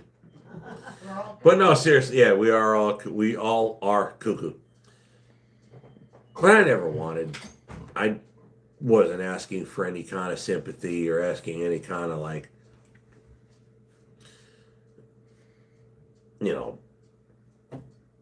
bonuses or anything. You were It's just like explaining why you were gone. I'm Simple as just that. right. I know it was just hey, I know you guys enjoy the channel. I'm sorry that I've been gone for a while. Here's what happened. I hope you guys can understand and sit by for a while. I know there's been a fault in uploads for a while, and thank you for staying with the channel even though I'm inactive. That's all it is. But I could give a care less if any recognition comes my way from what I did. I did what I had to do for my 100%. parents. I've always done what I had to do for my parents. People see it or not. Maybe it was a mistake. Maybe it was not. Maybe people in the family understand it. Maybe they don't. Mm-hmm. My sister included. Yeah. This is what it is. Yeah. If you got somebody you love, you're gonna stand up. You're gonna 100%. take care of what you got. You're gonna take care of business. Well, as Jason said, you did as we all wish, and we might do when the time comes for us. Good tears. While they're gone, life goes on, and lessons learned will live on. The things you learned. Shoot, we're using the tools that Grandpa was using when you were a kid to trim a house that you. We're just working the hell out of his chainsaw. Exactly, with the same chainsaw that he used to clean up his own home On in New land, Jersey. on land owned by Fest Checks. It originally worked on land owned by Fest Checks and came See, to a most land people- owned by Fest Checks. See, most people don't realize that. My parents, when they sold the house in New Jersey, they moved on property owned by my sister and her husband. Technically foreign owned. Well, yes. Mm-hmm. No longer FSC, no longer FSC. FSC soil. Now it's my sister's. But she married, and it, Yeah. I mean, it's Tanya's. Yeah. It's Now. still family, but It's still family, but if you Slightly follow different. the name, and there's nothing wrong with that. There's nothing wrong with the way it played out. Truthfully, it's not. Yeah. But this home, this house, has FSC attached to it. Dirt underneath. Yeah, I'll need a little more. This house and the dirt underneath is FSC property. And that means something.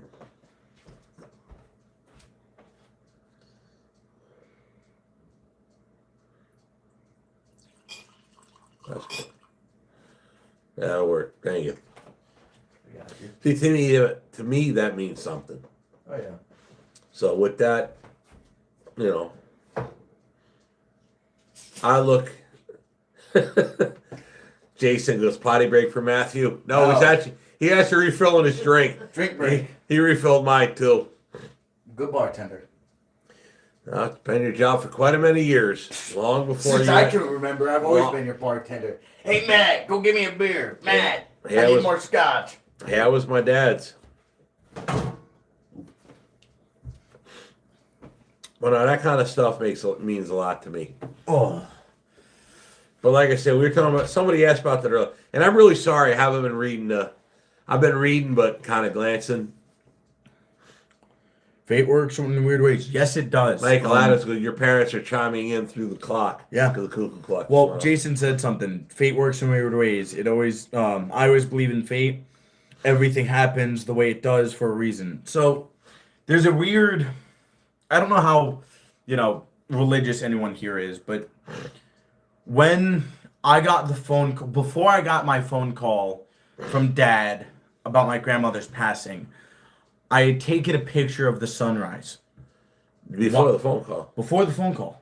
Before the phone call. You were even talking happened. about what you did while you were a Marine. Yes. So You took that picture from the hot pits. So while I was a Marine, I was working in the hot pits. In the morning, we do recirc. So we have to recirculate our fuel, just like how diesel, they have to put additives to prevent, microbiological growth and anything like that. Well, in the Marine Corps and as a bulk fuel, you have to recirculate any fuel that sits for any certain amount of time to prevent any condensation or microbiological growth. So it goes through our filter separators and gets itself cleaned.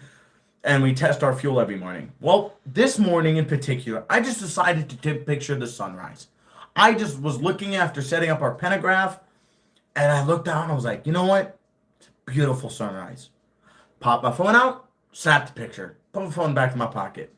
What you didn't know. And then Hey, 30 minutes let me later, pause and I get a stop. phone call from him. Let me pause you.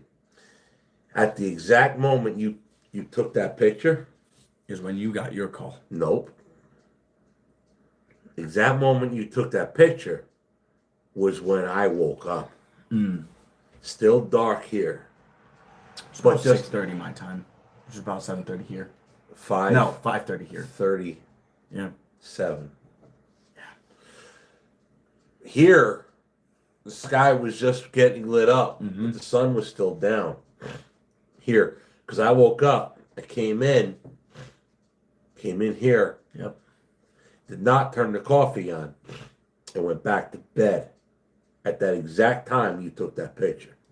Well, took that picture, and turns out that day is when I got my phone call. Grandma's You're death. skipping ahead. Well, I'm You telling took- my side.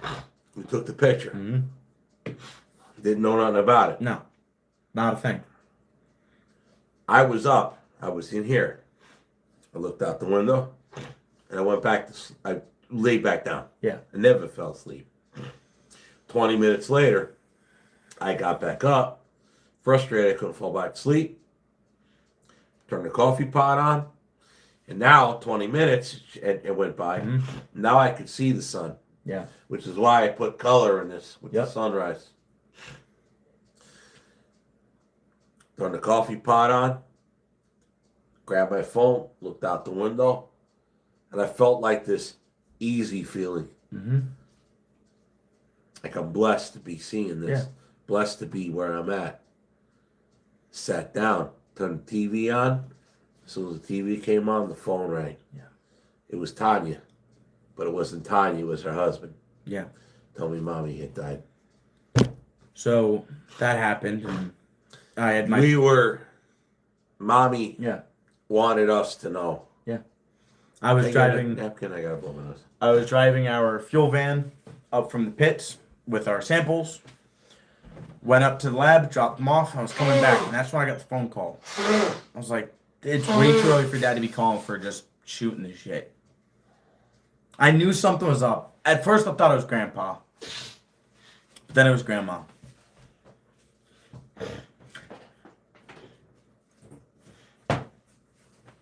And what I believe to be intervention, but some people would say fate. When we came up back to Wisconsin, and I was on the bike, and Dad came up with the rental car, and then we came up here, dropped the rental car off, and they were using their bike. We went to the shooting range. When we were leaving the shooting range, I was gonna go say goodbye to a friend. Dad was going back to the house, and I was gonna meet him back at the house after I said goodbye, because we were gonna be leaving the next day on the bikes. The bike tore up. Dad had asked, well, I should say he made a prayer, but asking Grandma, should As we I take, wrote, me and Jen were on our motorcycle coming back from the shooting range and I was on mine. to here, and I said we were planning on riding back to Texas on bikes. Now that makes it longer to drive because you're on motorcycles. You can't drive, you can't shift drive motorcycles like you can a car. So Dad had said a prayer asking Grandma, should we take the motorcycles to Texas? It was kind of like a joke. It was almost like a joke. I'm like, well, I don't know what kind of sign you're going to give me to tell me we shouldn't take the bikes to Texas. But if we shouldn't take the bikes to Texas, give me a please sign. send me a very obvious sign. And while we are So me and Jen are on our Harley coming home here. Mathew went somewhere else, or so we thought. And I say a prayer. Your bike probably tore up before I said the prayer, but probably. But if you believe as I do, it didn't matter. he knew you were gonna ask the question nonetheless. This is a prayer. The prayer was known before it was spoken. While we separated, I pull up in the driveway, and Dad has text messages and spam phone calls. My Harley stripped belt number 2. Right before we were gonna go to Texas. so when I see Mathew missed call, and it's all Mathew, I'm like, well, at least he's alive, because somebody's calling me with his phone, probably him. Knowing me, that is a good point. Yeah, it was. So your bike tore up. And We didn't ride to Texas. we didn't ride to Texas. We took the car. We shift drove the car, the Mercedes. Watch how you speak on this. We made it to Texas at 3 a.m. See, Jason sees it. He goes, Jason Aslan, fate. It wasn't. It was meant to be. Not religious at all. But he's that's, that's him, you know. But we went in the car instead. We got to Texas about 3 a.m. Let me. I have to lawyer up the story. Yeah.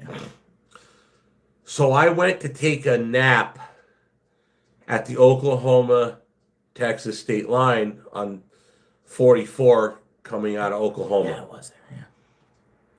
Yeah. And I had Matt drive from the Oklahoma-Texas line. He drove all the way to Abilene, and then a little past Abilene to a truck stop where we had to gas up the Mercedes once again. I hadn't been checking my text messages. After we gassed the car, I saw a text from my sister that said,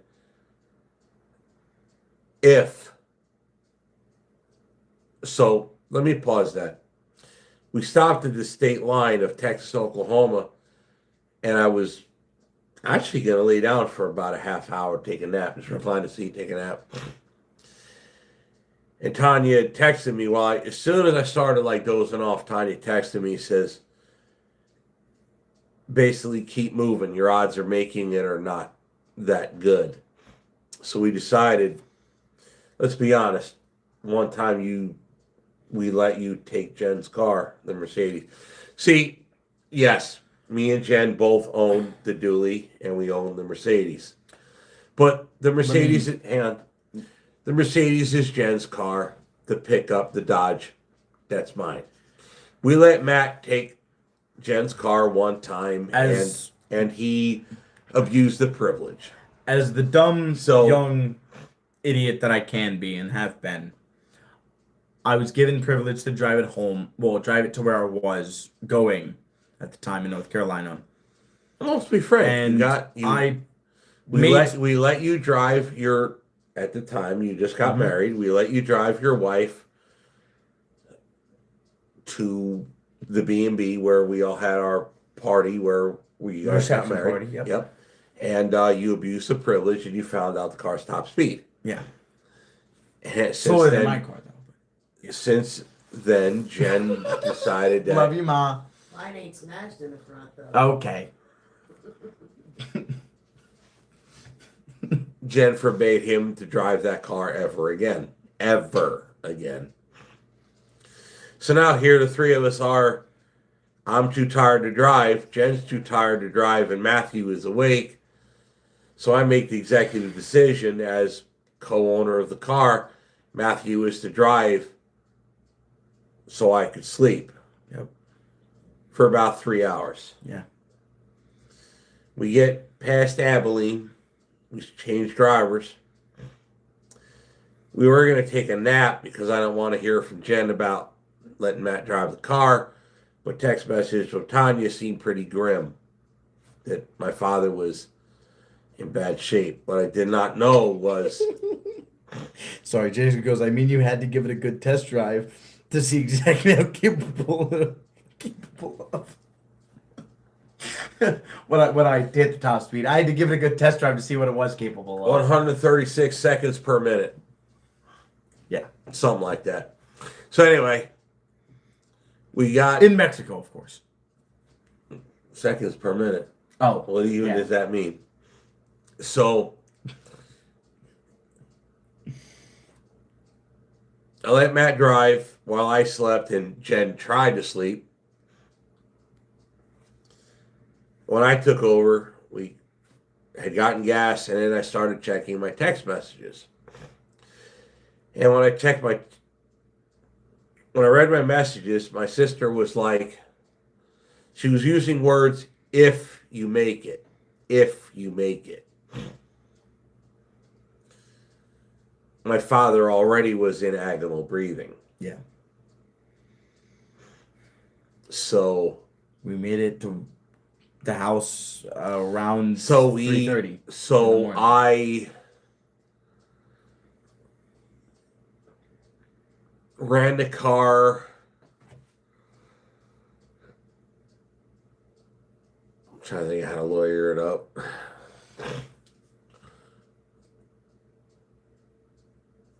The max I touched was 130 minutes per second. Yeah, there you go. Minutes per second. Yeah, minutes per second, you know.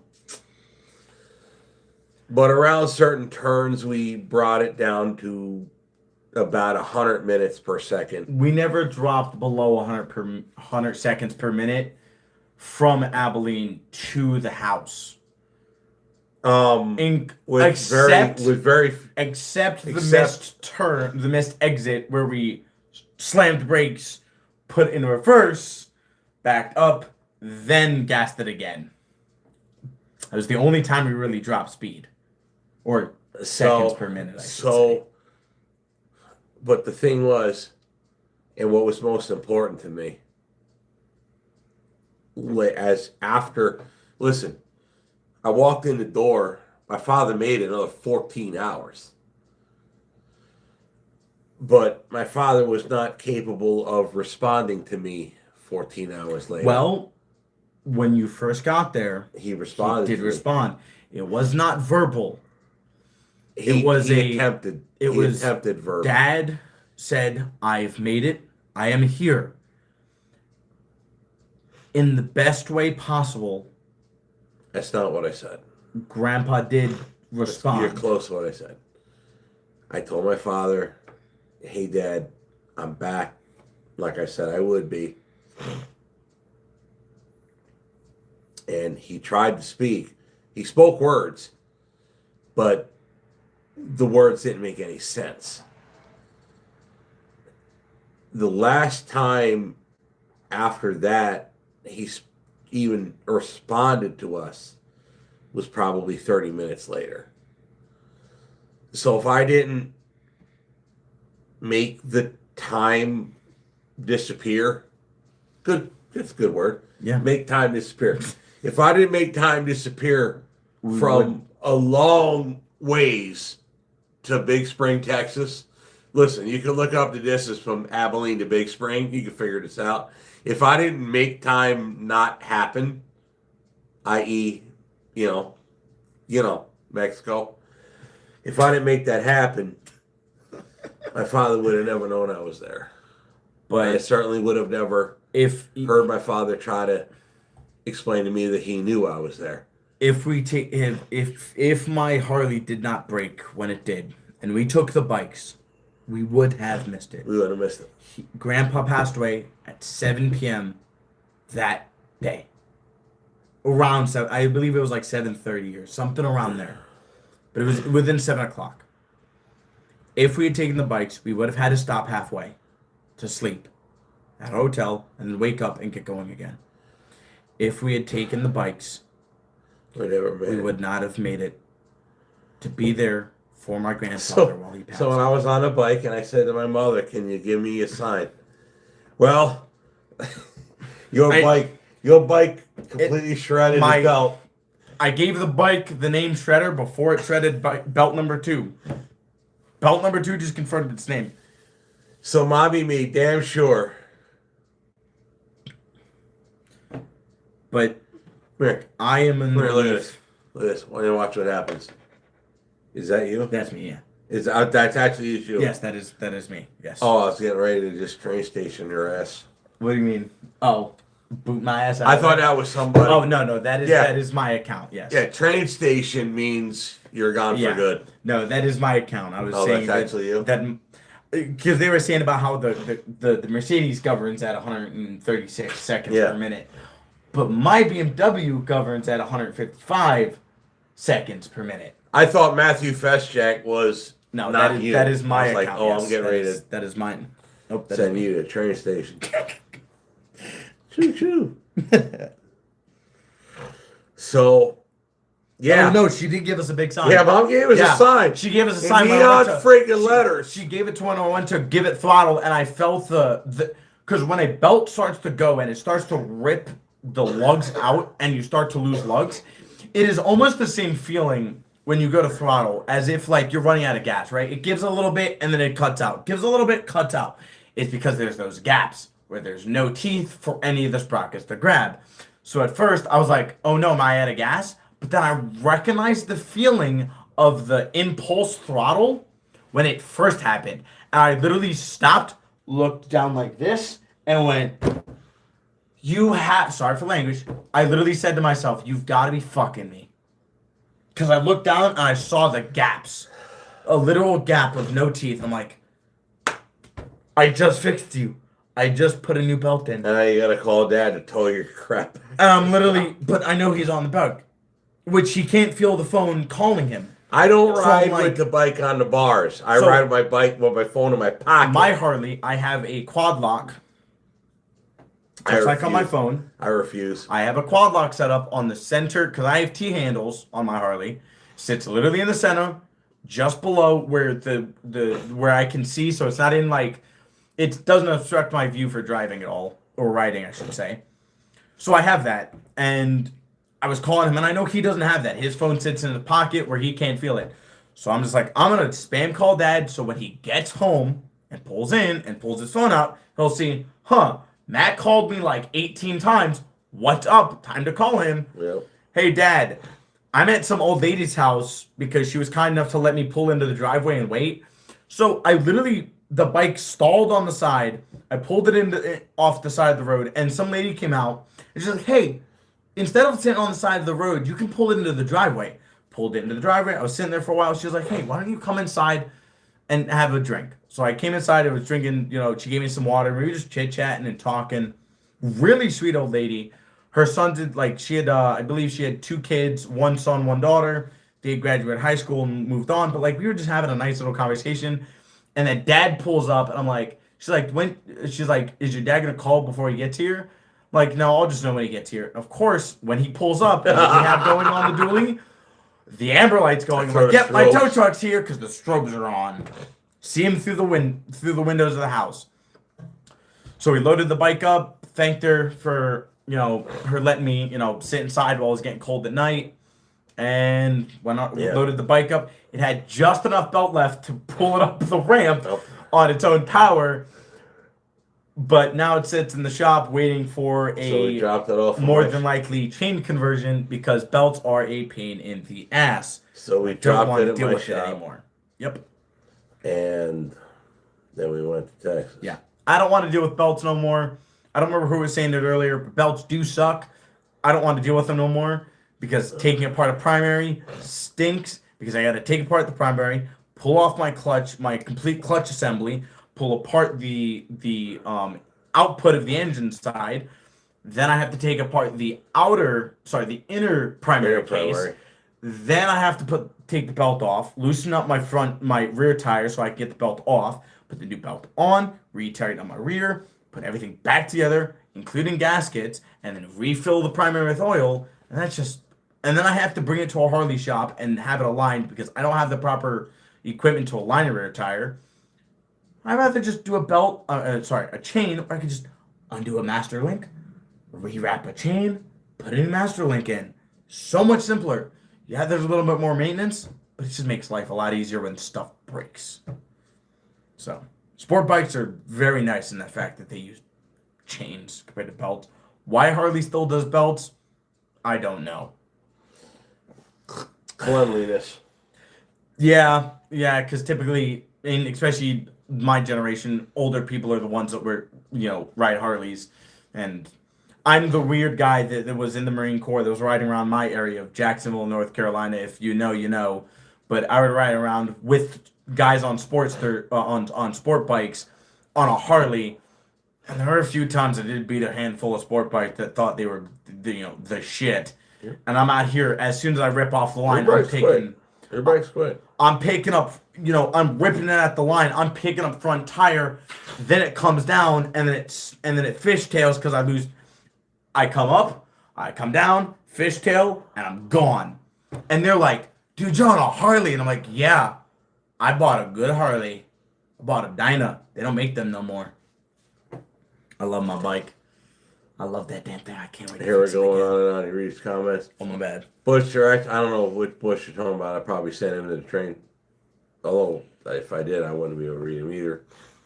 There are people out there, some people who would give them a ticket for saying how fast they were even driving, even though it's a dumb thing to do. I will say this because it's already been handled in court and everything like that, so I can say this without having to lawyer up. My fastest ticket, which got overturned, was 105 in a 55. I was 5 miles off of double the speed limit. Paid a good lawyer. Even I said to you, I couldn't have done double. Excuse me.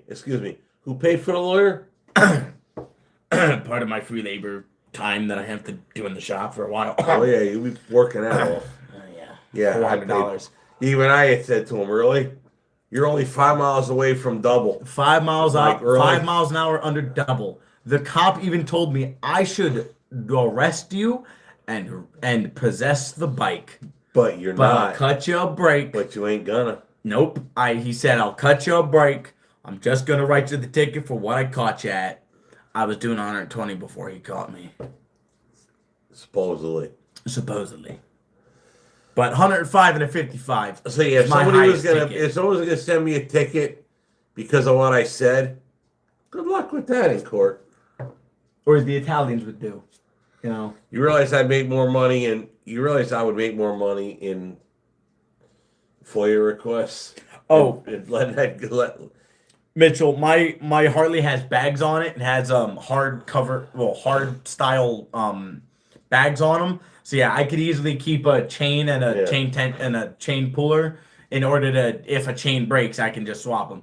The only problem I've seen, and I've had a buddy actually this happened to, his chain broke and it smacked his block hard enough, it put a hole in the slide. So the only problem with chains that break is they continue going around those. Yeah, they sprockets. kind of slap stuff. I have seen it happen where his chain literally put a hole in the side of his engine from the chain snapping. Only problem I know with chains is like major problem. But yeah, I can keep a spare chain and the tools to swap it out in my bag if I have to. This sounds like a Croatian highway. Nice long stretches and nothing but trees around. Yeah. There's no trees, except there's no trees in West Texas. Yeah. Well, in North Carolina, there's plenty of trees. But Oh, yeah. I was legitimately trying to escape a guy that was trying to run me off the road when I got my ticket. Want to say what that cost you? What did that lawyer cost me? $420 something. Yeah. Yeah, it was like $420. But that lawyer, good lawyer, went to a non-moving violation. Yeah. Didn't have to pay anything more than what we paid. Part of that $420 was the court cost. And like the fine for the non-moving violation, so I didn't have to pay we didn't have to pay a penny more. Couldn't believe it was like $420, and the lawyer put it down to a non-moving violation as if it never even happened. Couldn't believe how easy that one was. That was such an easy case. Oh, I love that. Yeah. Fond du Lac was a pain in the man. Screw Fond du Lac. Hey, I paid that one. You ate that one.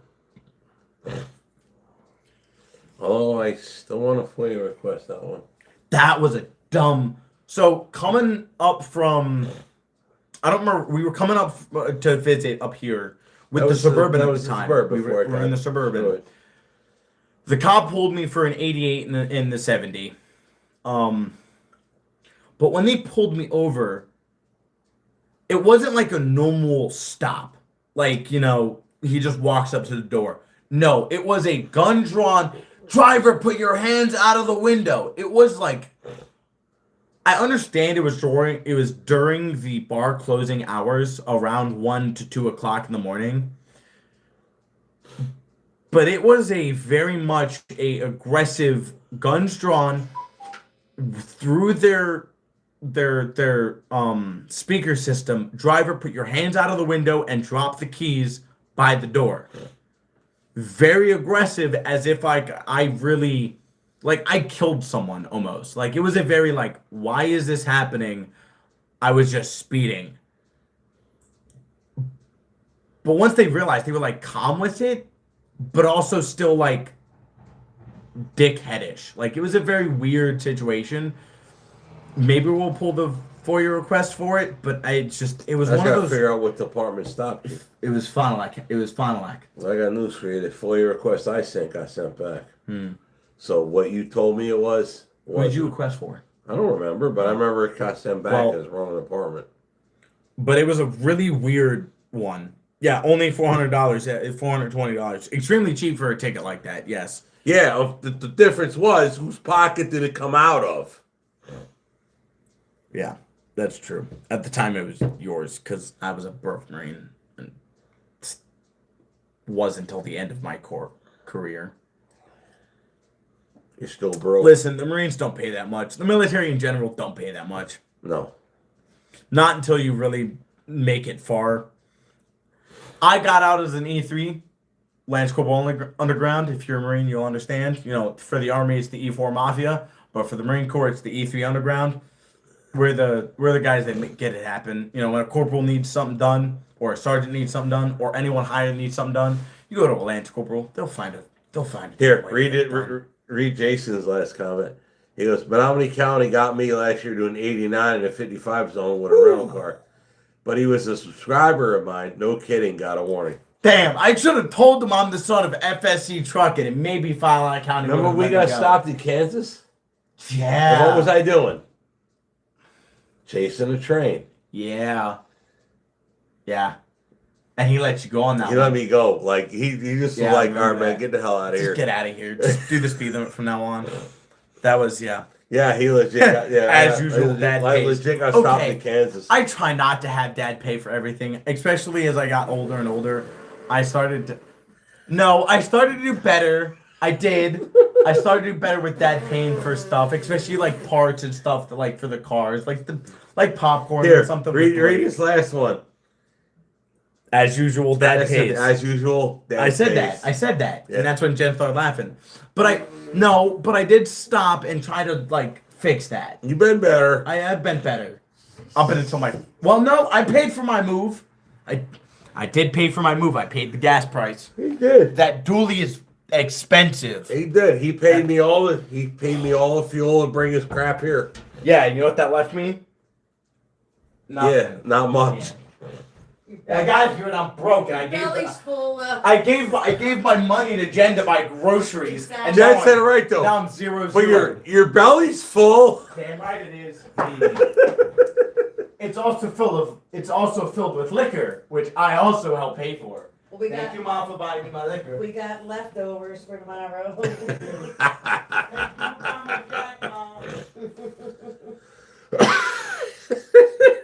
Michael Adams goes busted by Jen. LOL. Always. Yeah.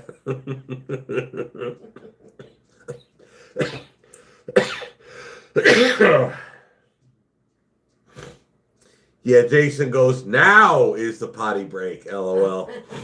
Yeah, for sure. No, we had to have, listen, me and Matt had to have this heart to heart a while back. What? Where it was like, you know, What'd you say? what's saying? Me and you had to have a heart to heart. Oh yeah. Where it was like, you know, the big dog bank of dad is like dissolved. The big dog bank of dags just no longer exists. Yeah, big dog bank of dad don't Yeah. have enough money. Like, dude, I could barely run a trucking business, let alone pay your bills. CJ, you're not late to the party. The party just started getting drunk. Yeah, you're pretty much on that. Did you So say you wanted another shot of root beer? Mm-hmm. sure, if you're pouring, I'm down.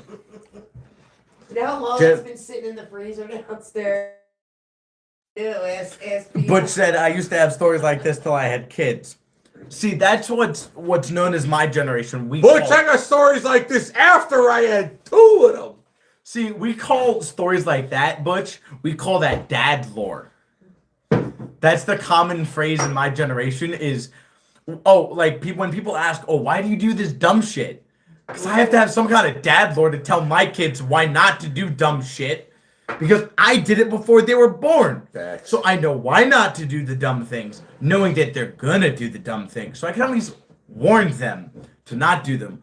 Unlike in my dad's case, where he warned us not to do dumb things, more like he taught us how to do dumb things, like speed and get away with it, like following bear bait and drift. Well, I taught myself how to drift, but how to do other things like such and such. You're the one that taught me how to do the dumb things I do, then get mad at me that I do them. You're the reason I do them in the first place. Listen, it's real simple. You and your brother both are too old for CPS to come and take you. Damn right.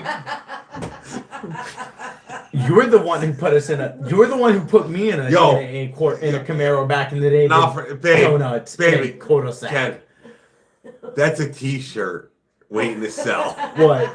You and your brother are too old for Yeah, CPS. No, like so back to Right, the CPS come rolling up. We're taking your kid. I'm like, he's 22. Take them. Please. Get him out of here. That's not food money for me. I have to spend. I'm too old. More leftovers for me. Go back to the 2. I'm like, CPS comes to take my kids. I'll be like, yo, deal. You gotta feed him, shithead. Not me. Hey, but can he still come work for me during working hours? He's got a lot of debt to pay off. Should we click this one to CPS? Yeah. Here's the C. Nah, no. CPS. Take it Nah, now. here's the fast speeds on the highway. And CPS.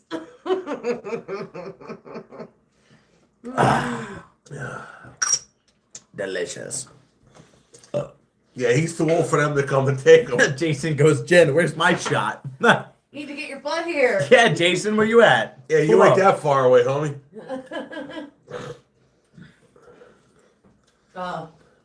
Look at this. Actually, so, Yo, Let's see what he's doing on this day. yeah, you're right. I'm assuming you have his number in a way to contact Oh him. yeah, So I know. ask him this about this isn't day. gonna last the rest of the night. No, God, crap. we may as well finish it. May as well pour that out. Pour another. I mean, close Okay. enough, you know. It's already, you know, it's Yeah. already at like a fifth. That's a point. It only has a fifth left in it, you know. May as well finish it, you know. It is, hey, Well, J- I Jason already wrote- complained. Jason wrote, Jen, where's my shot? I I'm said like, that. It's on the beer. It's on the bar. You just gotta Alright, pull so up. this You just next gotta shot- be here to Don't, take. hey, Jason, we'll message you on the sidelines about something, all right? Like I literally live next to a railroad track. Now, granted, we don't have the coolest trains to roll by. You should. We did have a pretty cool train to go by the other Yeah, You day. that's should, you should right. rent We went Jason by the a other pole for a day. camera so he could, you know, record it. You know, There you go. have a CCTV camera facing the railroad track, and he can use it for film. And I know what we're saluting to this shot here. And then we got one more left. To whatever, you know. No, I already know, so don't. Oh, you do? I do. All right. Yeah, so don't be So? taking over Jen's party. She's off camera, but it's still her party. Yeah, let the Wookiee win, Matt. Let the Wookiee That was. I knew you were talking about me in here, and I'm like trying to like ignore it, but I'm like, no. Fuck this. Oh, This shot is you dedicated never to. learn unless you make the mistake. Doing things right doesn't teach you what not to do. Have another drink. It'll all make sense. Damn right, Jason. Thank you. This shot is dedicated to Jason. Again, There you here you go. go, Jason. Here's your shot, Jason. Well, 3 of them to be particular. Jason Asselin on YouTube. Yes. Dude, seriously, the last video he posted with him stopping that train from Listen, getting major league so- screwed up. You really gotta check him out. So Mitchell said, "I'd hardly drink Hold that anymore." thought. So with that being said, I know everybody listen. In the comments. Everybody in the comments, if you're watching this live, it says like 234 of you. 33. It says 234 watching live. So, with that being said, I want to see 234 people saying that they just subscribed to Jason Asselin.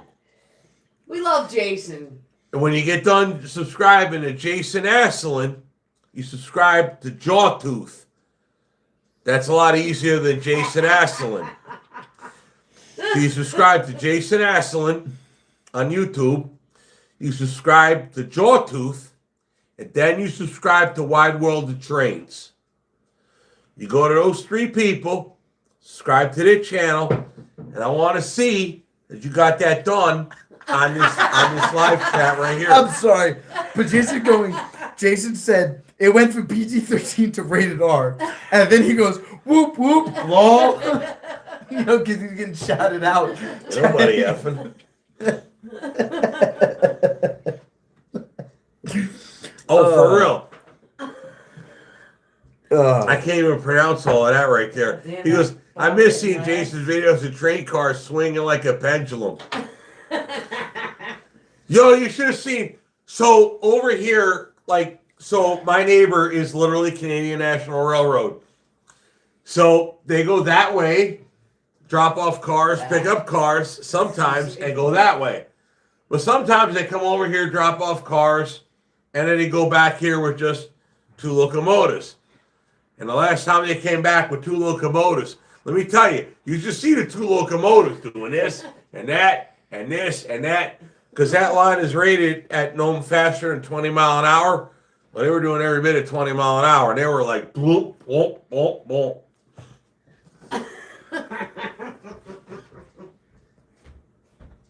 Oh, that's legit you. I'm divorce big dog. Yeah, I don't know. It said You're gonna Oh, have a Matt's coffee wife is grinder. with Seth Weingartner goes, Matt's wife with him? What wife? yeah. That's why I said I'm divorced, big dog. She wouldn't make it here. Hell no. Hey, as Kevin Newcomb goes, I'm not sure if I subscribe to Jason. I am subscribed to Jawtooth. No, we'll get Well, subscribing to Jason. You dude. best be subscribing to Jason Hell over there. yeah. And you best be watching Jason's last video, because his last video, oh boy, that was... Epic. He had... Look, Jason personally has saved the ELS a very large amount of money. He absolutely has. That's like, for real. That's not just... I think they owe steak dinner. That's just me being... They owe me Steak steak dinner. dinner. They owe more than that. True. I have no idea what caviar costs, but... Babe, Yeah. if this last one could have been very bad. I'll have to watch it. I thought I saw parts of it, and then I was getting busy doing something. How does this much train track disappear and you don't lose a car? Like, I'm not kidding you. Like, the rail disintegrated for about 3.5, 4 feet.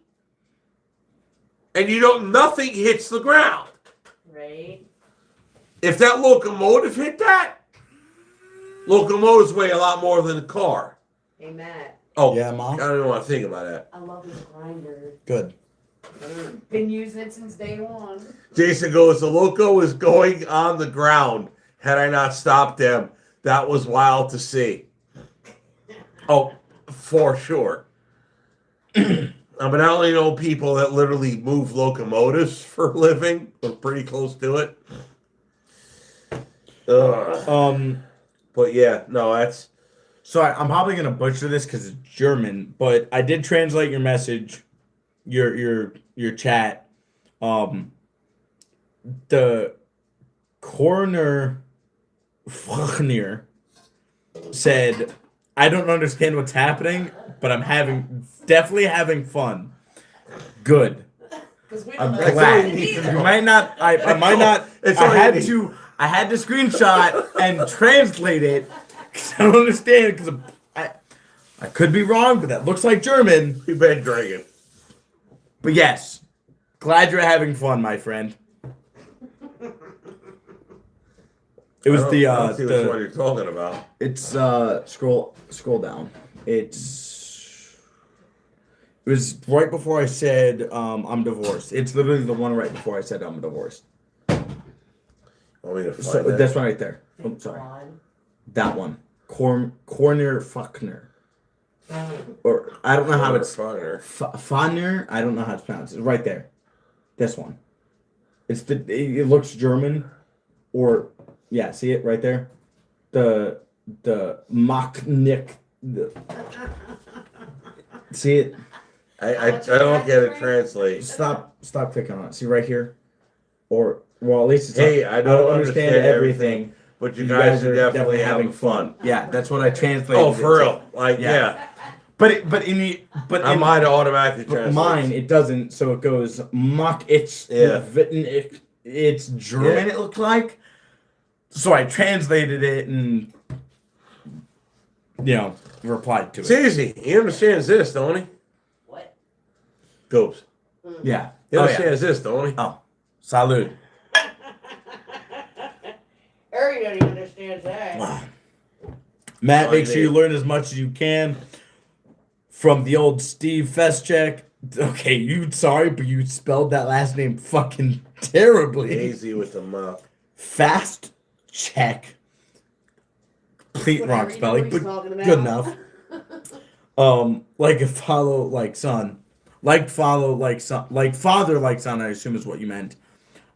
I do intend to learn as much as I can from this old bald head. So corner fire says the one you couldn't. Yeah. He goes, well done. I understood everything. Okay, but to me it goes gut, Gutsmack, hat Allens, Verstappen, or Verstanten, something like that. Well, Sorry if I butcher your language. well, he's German and you're not, so you know. Please tell me if that's German or what language that is, if you can. Yeah, so corner father What? 59, 54. Like, what language are you? What 'cause language is He's that? watching on his phone. On my phone, it doesn't auto-translate. Yeah, it doesn't On Dad's auto-translate. computer, it does. Please tell me what language that is. I'm assuming German, but it could be something like German or Dutch So or Anthony- something along that So line. Anthony Durbin wrote, "Is Matt's wife the one that wrecked the car Yep. right after it was rebuilt in your shop?" Yes. Where am I She is the so. All right. To explain this fully, on the way from Wisconsin after fixing the transmission, I had gotten. Hold on. I had no. It's my. It's Dad's my channel. truck. It's Dad's channel. It doesn't matter. It's my It's truck. Dad's I'm the channel. my one that truck. paid for it. Whatever. No, Everything. Sean did. Dad paid for everything. No, Sean paid for the transmission. Transmission. On the way back from fixing the transmission and fixing some of the other small problems, I had gotten into a wreck where I was being a little overzealous and overconfident and was trying to lane change in from the right lane to the left 20 lane. minutes after you left our house. And I got 20 smacked. minutes. I got smacked in the right side of the truck. It was enough damage where the insurance was going to total that out. But I didn't finish the He's been process with the drinking. insurance. He's been drinking, so he really doesn't So remember have what you. happened. I do remember. No, Dad you can, don't. Dad can hold his liquor Yeah, way but- better than anybody. Yeah, because he drinks every day. Okay. Because not your like that. car wasn't Speaking of totaled. which, I'm gonna pour more. So long story short, Can you get me another Dr. Pepper? so let me how to figure this out. So Matthew's truck was when I get home. I drink. Matthew's truck was severely damaged.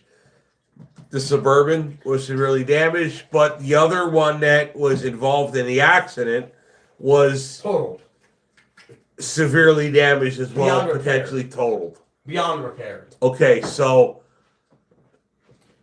That's good enough. the Suburban and the other was totaled.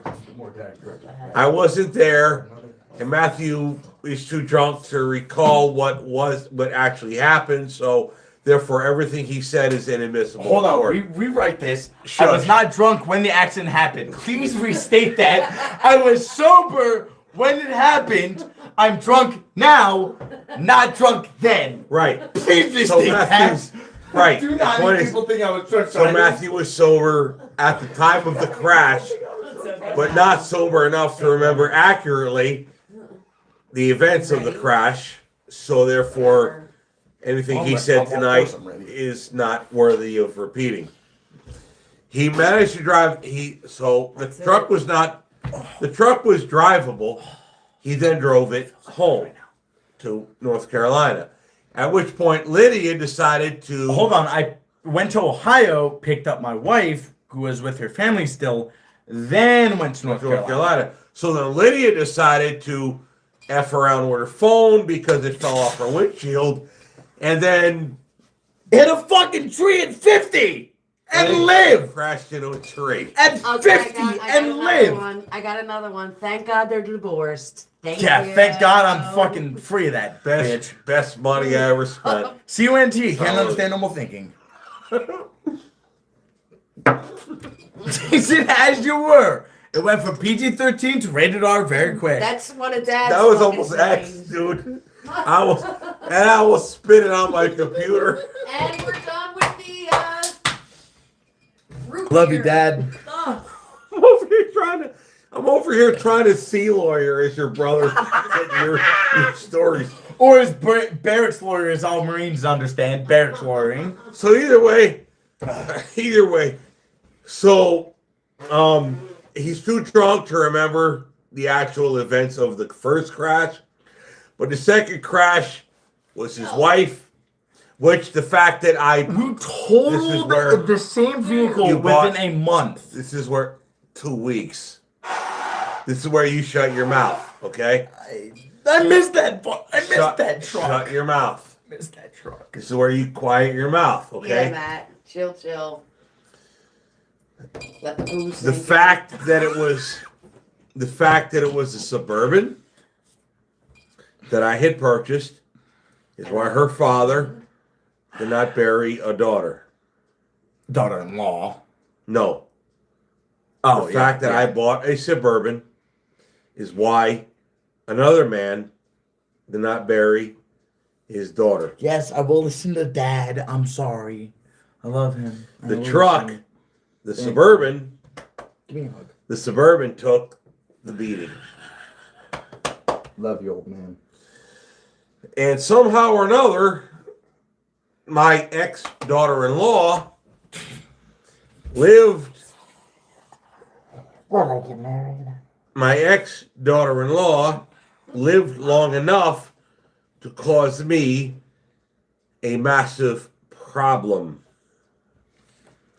that I have paid to solve. But it's solved at least. Yeah, at least it's paid to solve. I am finally. So had I not bought the gift I bought, my son would have been widowed. And $500,000 richer, mind you. If you didn't buy the fucking Suburban, I would have been $500 richer. So you because of the SGLI who pays off her, which would have paid me $500,000 if she died because of the spouse. So are you trying to tell? So are you trying to tell me that I should have bought a Nissan Sentra? Yes, I would have been $500 richer. Yo, I spend a lot of $500,000 richer. I would have said. that. Hang on. I would have said deal for $500. 500, not 500,000. 500,000. So Yo, you know how much until time I spent cleaning that thing up? a lot. I know A lot. you literally got the smoke And smell then the out of it. next time I see it, there's like hamburger wrappers. Jason goes, "Don't worry, you can't edit this part out." I'm sorry, we're both drunk. So this is in fact Jason, I like you Jason. said, rated Always R. have. Please, Jason, Dad will reach out to you. Hopefully tomorrow. I'll remind him if I remember. Let me make a note app in my. Let me make a note in my phone we so out I of can root remind beer? him. Yes. We we are are. out of root beer. Shit. Sorry, Shots of something shots else now. Crown. No, fact. Listen. 4 shots of Bushmill. No, that's fine. Just don't open the old one. Which Hold on. one? Let me. Hold on. Shut up, man. The oldest one is the Nobody furthest asked back. you. Vodka. So, vodka. Vodka shots. No, I don't know if vodka I will puke make me tonight. angry. I'm not No, trying to no, talk. fact is, no. It'll straight up. I'm gonna go smoke So- first, and then we'll figure it out. That's a good idea. Dad, sorry, you're gonna be left alone. I'm gonna also go to Georgia on that one. Nah, go do your thing. They're gonna go smoke outside. Get a cigarette. So- my pack, Mom. A drunk cigarette sounds amazing. Michael Adams says, "Where's the Ford F-150 at?" What do you need? More. Michael more Adams. No, I'm good. I'm good. You know you're not. Look, you're empty. Michael Adams says, "Where's the Ford F-150 at?" Oh, that's sitting in the scrap the Iron iron farm because the passenger front tire is on metal bands right now. We have Yeah. literally nicknamed the Eastfield Everything I literally the Iron own. Farm. So quick before I leave for a smoke break, everything that I own as of now requires some kind of work to be in running condition. My BMW is the exception because it can We're stop. not even in frame. It So can, with that, it can stop Stop. with a lot of Stop. pushing power. Stop. The BMW is at least in the driveway currently. The other 4 vehicles, the other three cars Are in the iron. are in the Iron Farm. One, and then my motorcycle number one The two is in the garage. one motorcycle is taken in his garage. fully apart. The other motorcycle is at the shop. With a broken belt. I Correct. have one barely running vehicle. God damn it. Yeah. The best words to sum it up is God damn it. Yeah, you have not done well. I'm trying here. The problem is I'm following after you. How many vehicles do you own? And I own how many? I am The good literally news- the good father news- The problem is father like son to the extreme. Where how many vehicles do you own that are in the iron farm? How many vehicles do I own that are in the iron good farm? news for you. It's about a 50-50 mix. No, wrong. The good news for you is the majority of your stuff in the iron farm is mine. Yeah. You only own 3 or 4. Well, the boat technically is. Well, I know it's not mine yet, but it's mine. So you have to add the boat to it. So what? So to clarify. I'll let you do The that. driveway is not considered the iron farm. The east field is considered the iron farm. So Mathew's BMW is currently in the driveway, which is not the iron farm. But 3 of the 4 cars are in the iron farm. One motorcycle is in the garage, and the other motorcycle is at my shop, which is 45 minutes drive. The iron farm consists of mostly my crap. So there it is. So if that makes any sense to you, hopefully it does. Well, yeah. So Michael Adams, like father, like son. Yeah, for sure. The problem is we don't give up. The problem actually is we don't give up. If that makes any sense. That's why we nicknamed the vehicles in the East Field the Iron Farm.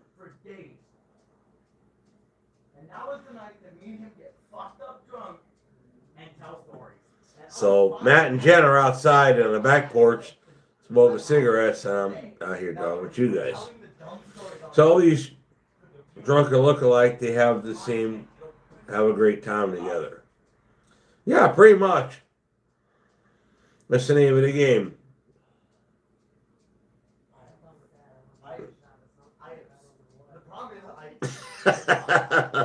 Michael Adams. So Mathew, so your dad's iron farm has bigger irons, LOL.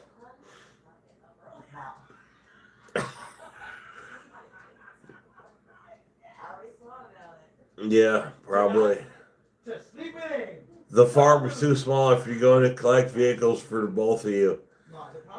Yeah, well, that's why with Mathew working here now, like not just being out of the Marine Corps, but actually working here now, like to actually finish crap that we started. So, oh great! Here goes the cuckoo clock. 12 cuckoos. So yeah, that's the whole thing. Mathew being here will help us finish more stuff.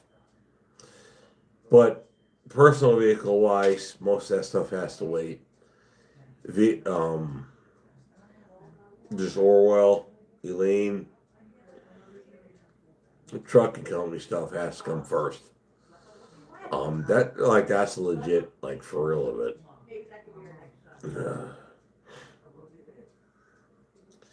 Oh, wonderful! Here we are. I lost track of how long this live is. Like we're all pretty well pissed drunk.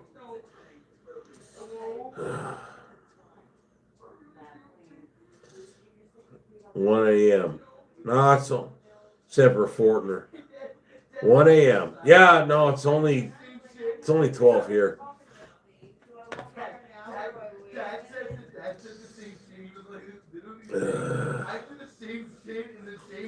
Michael Adams goes his 4 minutes fast. Yeah, 4 minutes fast, I told you. I finally got that sucker to land on it right on the dime, but it's 4 minutes fast.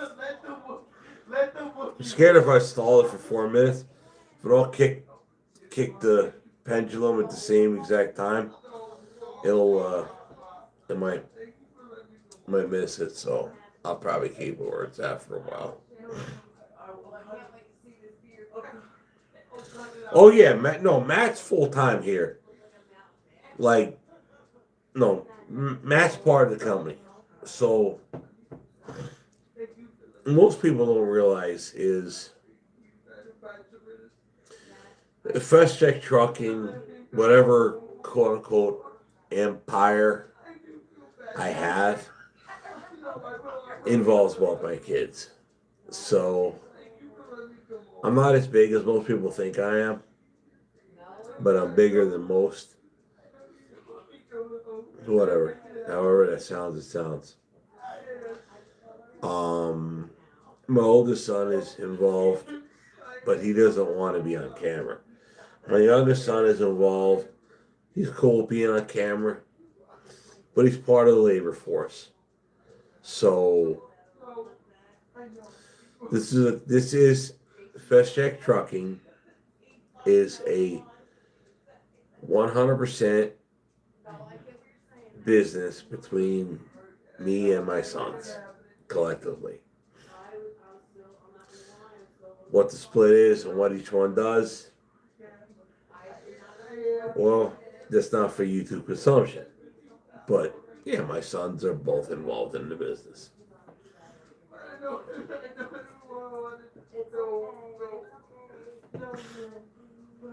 Matt is outside having a drink with his stepmother. And Jen is the one that stepped up to figure him out through his adolescence and get him through high school and get him out to the Marine Corps. And the Marine Corps has been good to him, but has been rough for him. He got married in that time and he got divorced in that time. So he struggles with that. But my job as his father has always been to make sure that he lands in a solid place at home, which is here. So I don't know if you can hear them, the two of them outside talking, but that's where it is. Matt feels like he didn't accomplish enough. We feel like he has.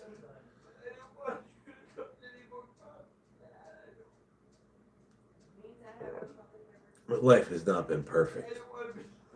And my life has not been perfect either. So I've dealt with a lot. I don't want to get into it too deep, but I've dealt with a lot in the last 2 years. Lawyers, lawsuits, on and on and on. It's gone. I never in a million years thought I lived the life I live. I never thought I'd have the amount of lawyers I pay is insane. I didn't like me. I'm just the average asshole truck driver. How do I have to pay? How do I have how do I have these many lawyers in my life? But it happened. That's YouTube. It's a blessing and a curse. I'm not going to argue which blessing, curse, blah, blah, blah. I'm not going to argue that. But just, I think for me, it's just, that's what life is. So when you look at how I live, where I live, how I live,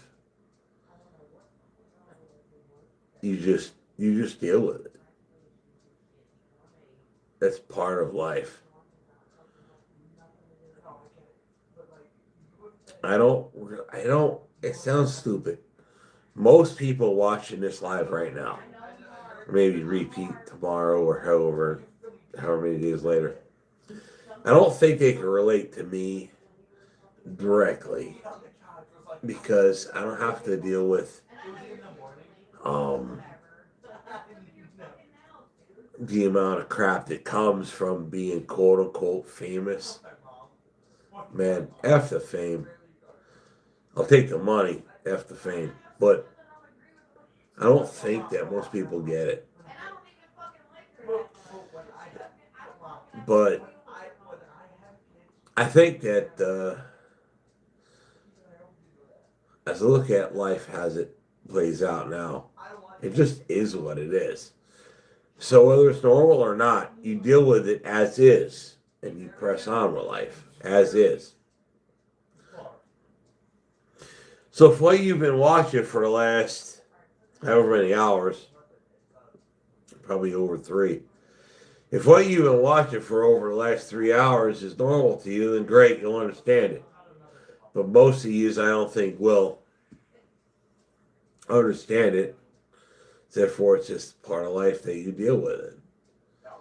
So I sit with my son. Recently, no longer Marine. He's separated, so he's civilian now. I get it. There's no such thing as a former Marine, but he is no longer active duty.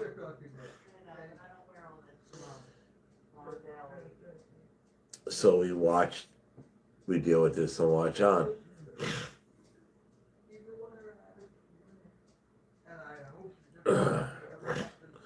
So we've all been drinking and talking, and some of my biggest critics have said, well, FSC ain't real. Yeah, for real? You want to bet your house on that? Because I'll bet my house on that. I'll sit here and be as real as can be. Drunks as skunk. I'll tell you how it is.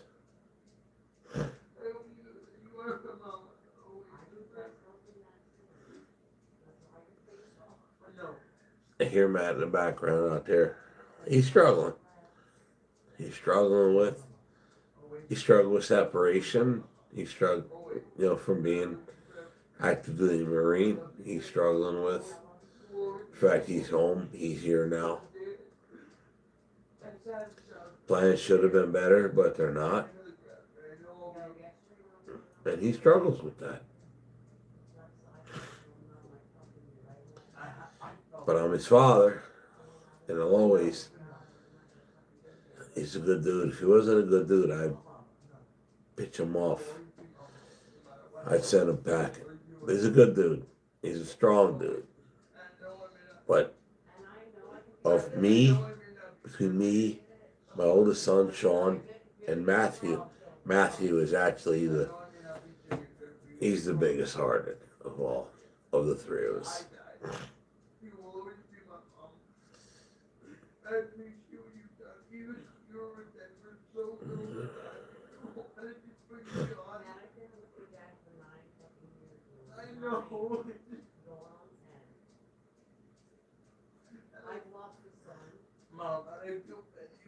Yeah, Jason, I was reading your comment from earlier. Alcohol brings out real emotions. For real. I hear them when I talk. I hear the both of them outside. So I'm sitting here in the kitchen area. Beyond there's the back door going out to the outside. And next to the pool room and the little crook to the outdoor where you go outside for the backyard. Right outside the kitchen window. I can hear them talking. Matt struggles with separation from the Marine Corps to this day. But he's dealt with a lot of big stuff. He just wants to find his direction. And he worries about maybe my direction isn't his. Because I'm all about the trucking company. Maybe it's easiest to just go with the trucking company, but maybe his is a different direction. So he's concerned that maybe where his mind naturally goes might be the right way, but where Dad goes might not be.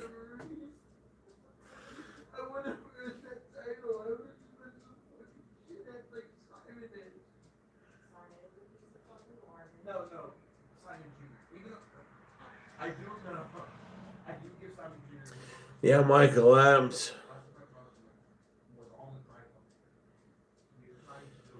Just like you, because of your parents. Yeah, for sure. John Stahl goes, a drunken live stream will kill your reputation. Keep your family stuff private. We all have problems. I see different, John Stahl. Drunken live stream is who I am. It's who we are. It's who we actually are. No endorsements. No bullcrap. Blah, blah, blah. It's who I actually am.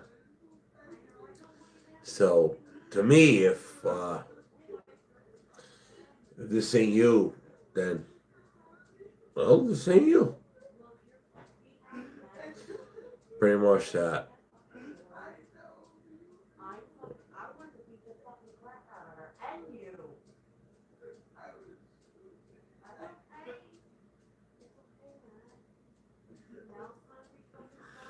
Yeah, for real, Jason, it breaks out real emotions, period. Yeah, for sure.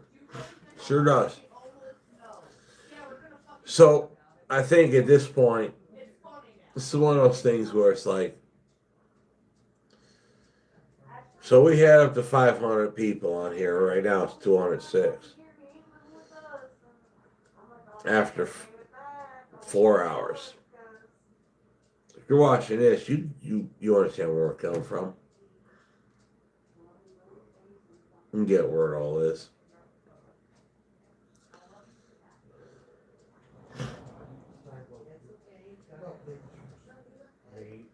Go, Mathew. You fucking Look, right, here they come. Hi. Could somebody Should else I say hi? Yeah. Could someone else sit here so I can go pee? Yeah, as soon as Matt's done going pee, you can go pee. Now some people are saying we're too drunk to. Oh, go fuck yourself. No, we're not. No, some people. I was just talking about me and Matt and just crap, and I'm like, It's okay. We're getting through our stuff. nah, Matt's been through some stuff. No denying that. Mathew has sank a lot of identity in being an active duty Marine, and he's no longer an active duty Marine, and it's hurt him. It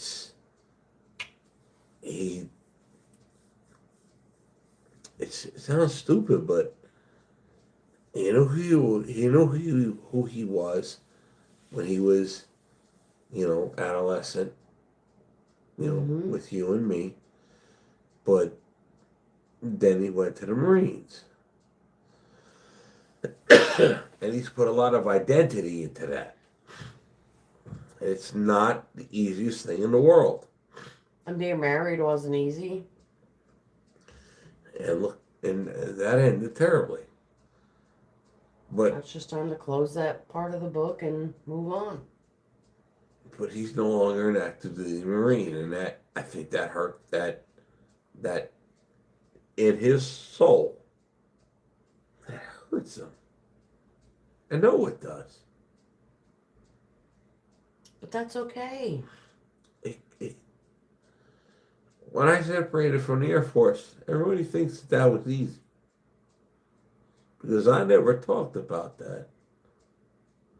And that's okay too. I was Different reasons, different circumstances. That was very hard. And I'm sure it's hard for him too. It is. He's been through a lot. It is. He's been married, divorced. And Sean will be like, civilian life now. and Sean will be like, he'll pound his chest. And he'll be like, oh, no problem. Yeah, sure. He'll make jokes about his government name. Yeah. Until it happens. Sean is though. Babe. Sean's different. Until it happens. Right? It'll hurt him. Mitchell Dam said, He won't show it though. we've been through a lot. So Change's hard. So I have to go piss. So you have to Go hold ahead. on to this. But like you, he will prosper in the next chapter of life. That is my goal. I came home and I'm trying to be as helpful and doing as much as I can, no matter what is going on. Right now I'm drunk. Sorry. That's okay. Fact.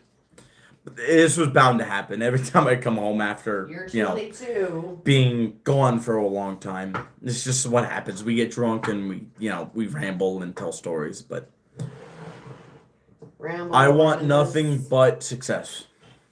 I want to get my CDL, start working for the business, whether it's in the shop or on the road.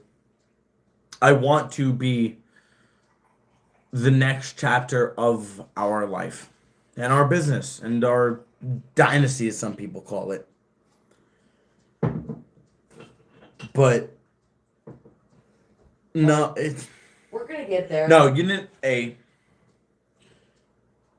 Anthony, you didn't bring up any bad memories. It's more of just, shit happens. I know Jason mentioned this is turned into rated R, but it's just fact. But I hope none of the children are up by, it's midnight for us, but who knows what time it is for everyone else. But, It's 12:15. yeah, I know. That's alright. But I want to be the next generation of fast track trucking. That's why it's fast track trucking. I know it might be FSC Trucking on the YouTube, but the company name is Fast Track Trucking. I want to take over eventually so Dad can stop and he can sit at home and not have to worry. I want to be the person that is out on the road while Dad sits at home. Hey. I am glad to be part of what is grown. And I used to make fun of it. The fact is, back when Dad used to start with when FSC Trucking was just FSC Speed Shop and it turned into this. But I used to make fun of him because he would sit on the couch in the old apartment and he would edit video on his phone. I would laugh at him. It was nothing. I was like, ha, you're never gonna turn into anything. Now look at him. A lot bigger than I ever thought he would be. And I'm proud of that. And I want to become part of that. And I am apologetic to you, Dad. Dad, look at me. I am apologetic for the fact that I used to make fun of you. For the YouTube channel. For your editing on the couch. So, And late at night. I am sorry that I used to make fun of it. I am very proud of what you've become and what you've turned this into. Good job.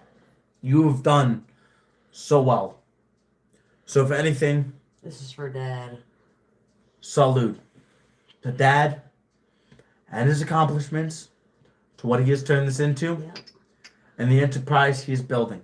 And for Jason.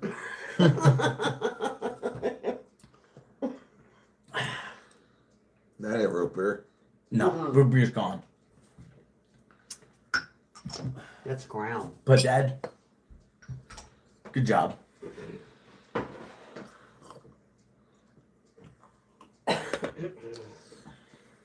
I'm proud of what you've turned this into. I know I'm And joining it's it about after. to get bigger. And For better. sure. And thank you for letting me join in. After a long time of being in the Marine Corps, being a Marine, and building it while I was gone. Thank you for giving me room to build and to make this bigger after I'm out. Aww. You have turned this into something that I thought was small at first, but something that is actually turning into a massive adventure. Good job on you. You had the thought, and the wherewithal, knowing that it would turn into something better. Hell yeah. You did great. You turned this from a small YouTube channel that used to film cars at car meets, cars and coffees, remember that? going to Chicago, to filming the Chicago Underground, the race scene. And then when COVID hit, you realized that all went away. And you said, nah, I'm going to go into a niche that no one really films. And he fell And into that by turned it accident. Exactly. After you built Orwell up, you turned it into something massive. Good job. Seriously. I know I made fun of you at first, but you Yeah, I turned this remember those into days. something. You turned this into something that people love to watch. They'll sit down and they'll watch it.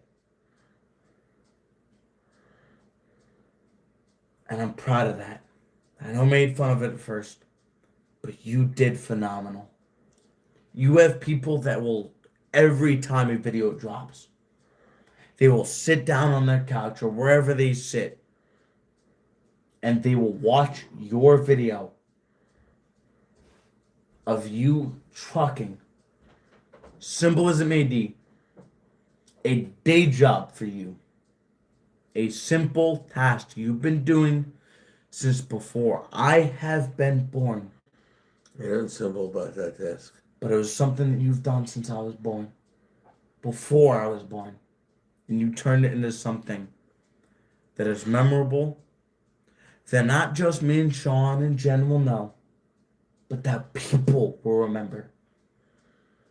There are people that are from other countries that will see a fast check, a FSC Trucking video drop, and they will want to watch it.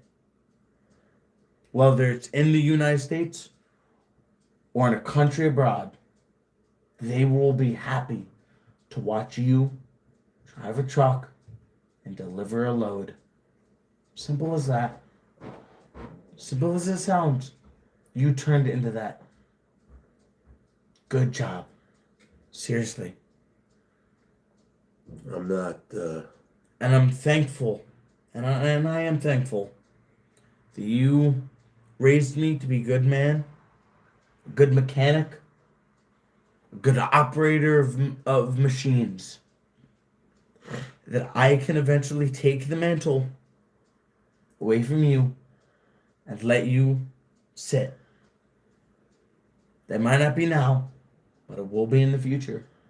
Where you could sit down and relax in your home and watch your son take on the mantle and prosper. You did that.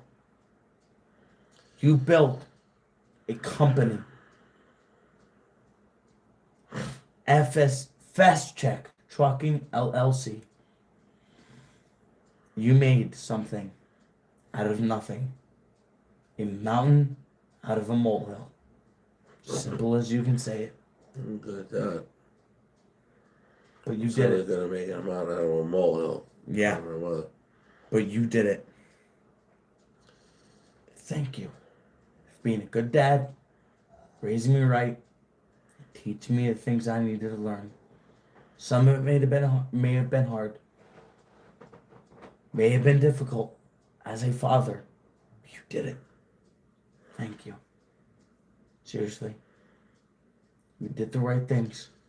I don't. You by letting me learn the hard way, taught me the right things. So I can come home and do right by you and right by this family. So thank you. I have never. I had a talk with Jen outside, and I thank her for being my mom. She might not be my biological mom, but she did right by me. She did right by you. So thank you. Thank you for being the dad that I needed.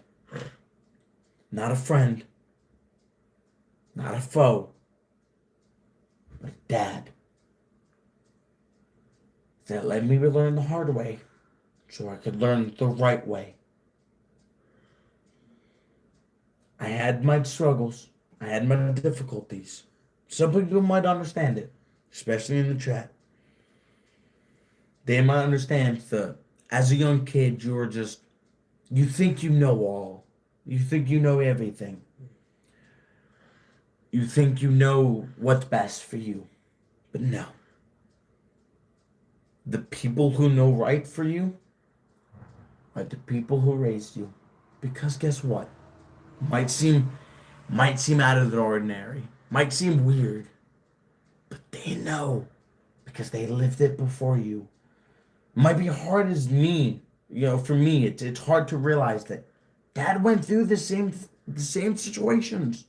The same ordeals as I did. But Dad did. Different. But slightly different. Very different. But you tried to teach me the right ways. You let me go on and be myself. You signed that paper along with me so I can enlist at 17. I was 17, not old enough to enlist by myself, but old enough to have the parents' consent. And you signed that paper. And you got my mother to sign that paper with you so I can enlist in the Marine Corps.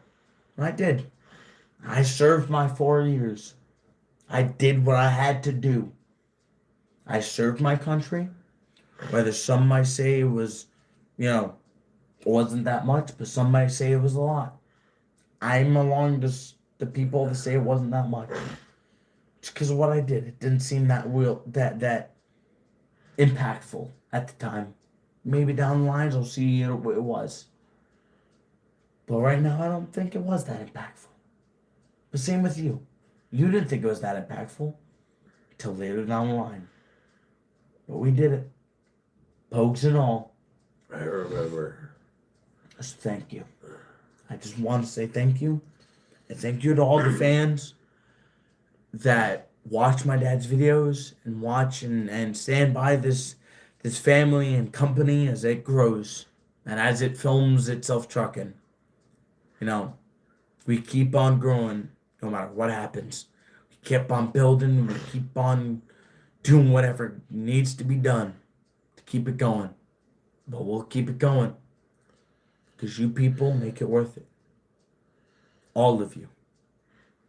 To the people who are watching the stream, to the people who aren't. I appreciate you. I appreciate all of you. That have made my dad feel as if it was worth it all. At first, while we were building Orwell from the ground up, we didn't film it. We didn't think trucking was that big. So we were filming the cars because we were watching DDE at the time. We were filming the cars and coffees and the Chicago Underground and stuff like that. But then COVID hit. And we said, you know what? All these cars and coffees and cars meets are dying. So we'll film the truck.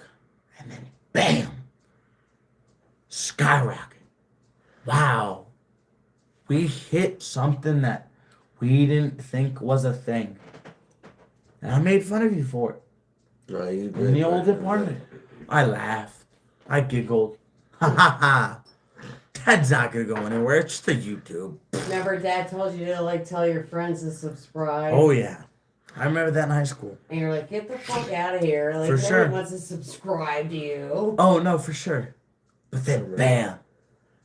Went from nothing to 143,000 subscribers. Thank you. All of you. Whoever's in the chat right now, the 197 of you that are in the chat right now, first the 490, 2,000 some hundred that aren't, thank you. I know it might seem weird, I'm drunk, Dad's drunk, Jen's a little tipsy, but this is the truth. They call alcohol the truth serum, right? Sometimes. But thank all of you. I am appreciative of all of you people who stand by my dad, who watch his videos, Every time they drop, no matter what happens, if he's gone for a month and then drops a video and he's back, I thank all of you. 'Cause y'all understand that life happens, that things happen.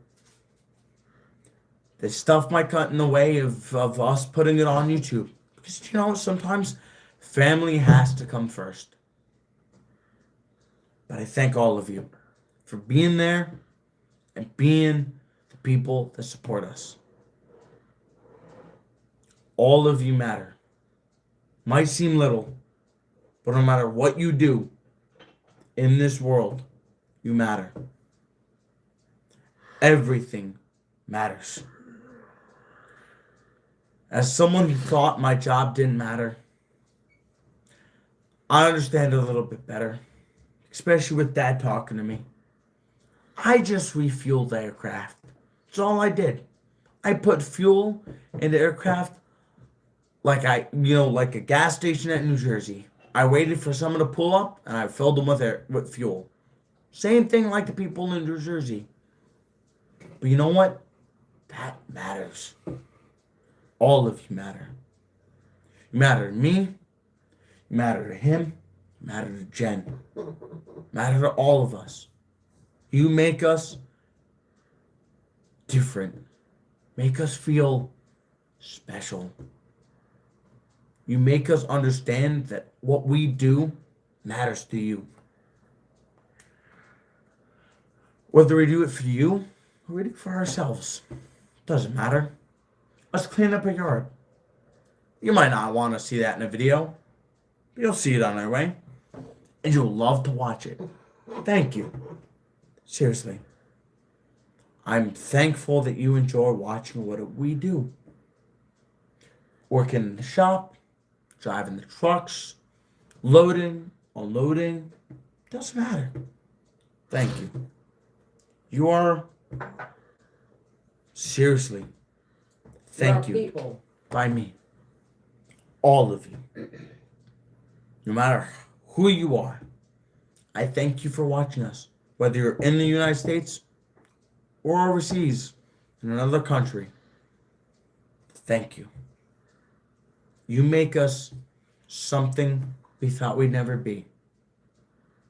You make us something he never thought we'd be. Something I never thought we'd be. I made fun of this when it first started. You did. I did. Very much so. Very much so. I laughed. You did. As Dad sat on the couch and edited and drank his drink, I laughed. You're never gonna turn into something. He had headphones on. You'll be- and he had his you'll be little small. phone. Exactly as Jen says. Had his little phone, his headphones in, and he'd edit for hours. I thought it would turn into nothing. Self-taught. Self-taught. I thought it would turn into nothing. And it turned into 143,000 subscribers. Hopefully Turned into more. people that loved us. No matter what we did. Thank you. I thank him for taking care of me no matter what I did. The mistakes I made. The It's fuck okay, ups Mathew. I did. The arguments we got into. You're making it better now. Him and Jen are on my side no matter what. Thank you. All of you. You are the most dedicated and fearless people in this world. You stand by us. You stand by FSC Trucking. No matter what we believe in, no matter what we do, you are with us. So thank you. I appreciate y'all watching the channel from when I was a teenager. Back in 2018 when this started. And wait, Matt's not laughing anymore. No, I'm not laughing. He's serious now. Back in 2018 when this started.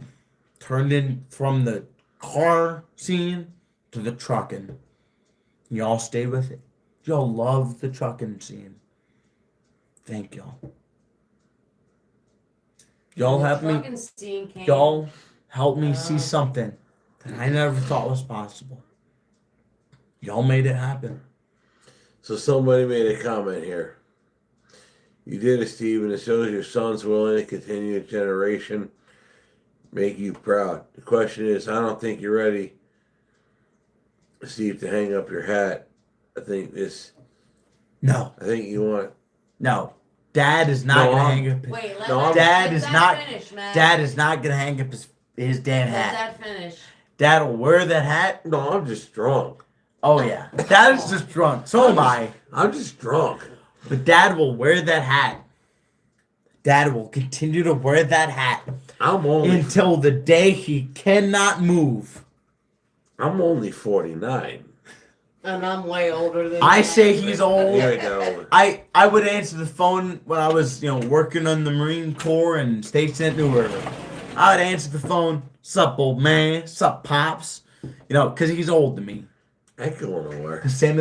But he works just as hard as I do at the end of the day. I ain't going nowhere. When we were loading that word up, cutting the trees down, today and yesterday, working just as hard as me.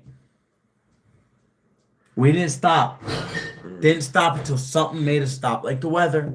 Yeah, so Or we just got too damn tired because dinner was ready. Don't get our ass in the house. At But the end nah, of the day, hey. Dad, grab a drink. I'm 49 years old. I ain't going nowhere. You ain't over yet. Nor am I. Hell no. We will make this ours. Did you watch your grandfather? You watched your grandfather? Put that drink right down. You watched your grandfather. I did. You were there when he I died. was holding his hand when he passed. When his last breath stopped. And then until his heartbeat ended. I was there. Well, we were all there. Holding on to Grandpa's hand. You got a lot to live up to. I do. Well, you I don't have think, Grandpa to you hold don't up. think you don't think I don't? I have Grandpa to live up to. I have you to live up to. Damn right. Steve, I will make you proud. Steve, Jen, Matt, Tanya, Tom, Christiana. We were all there. My father should have been in the ground. 49 years old. He should have been. 49. But he Should lived have on. been. But Should he, have been. but he lived on. Had he made another 6-ish months, he had made 80. Just would have. My father was Wish 40. we could have made 80. My father was 79 years old. Hear me out. Wait, isn't he the same age as Trump? Yeah. Yeah.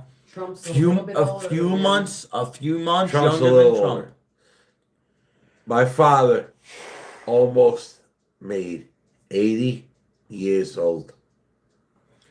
And I will be here to make sure you live longer. And I'm only. To make sure that you, I know Grandpa retired. Here's, I will. No. Here's what I'm telling you. This is my promise. Hold on.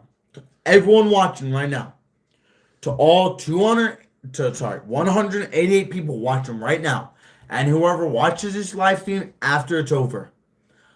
I will make it to where he can retire and I take over so he can relax And that's what Dad wants. in his home and watch his sons prosper longer than he will live. Well, hold the screw. But there will be a time where he can sit and not have to do a damn thing but earn money because he sits on that damn couch.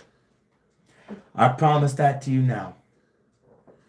I'll promise to screw that up to you because No. I don't plan on not No. working. I will make it to where you can sit at home just like Grandpa did. I will actively participate in destroying your plans, as I And will. that's fine with me. As and I we will. And we will. I will break my ass to earn my own living. And we will butt heads on that. Because you Good. know why?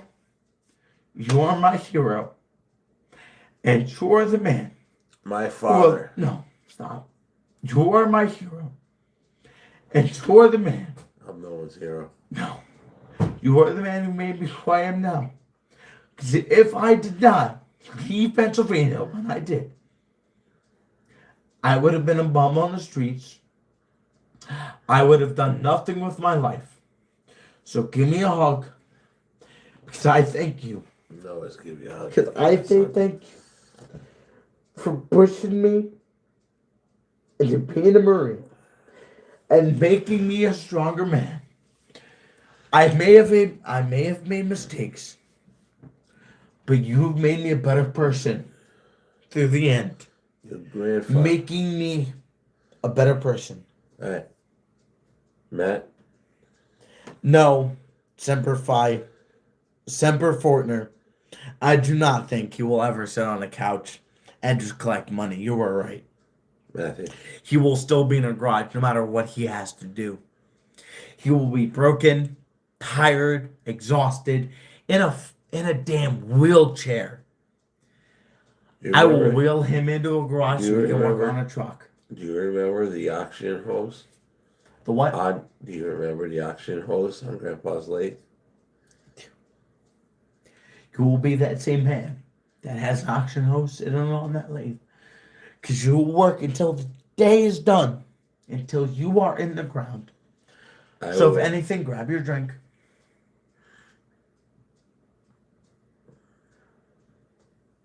Salute to the fast checks and what they do till they are done and cannot do any more. We live till we die. Live till you die. Salute. Your grandfather should have been dead. He should have been. My father should have been dead at 49, my age. And he tickled 80 when he finally said goodbye.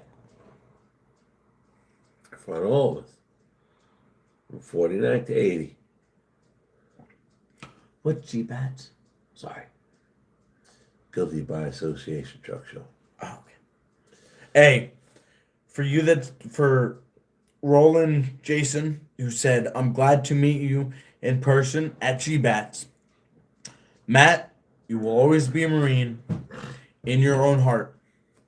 Next year, G-Bats or whatever truck show there is that we go to, G-Bats is every other year. whatever it may be, I will be there. From now on, you will be able to shake my hand and meet me in person.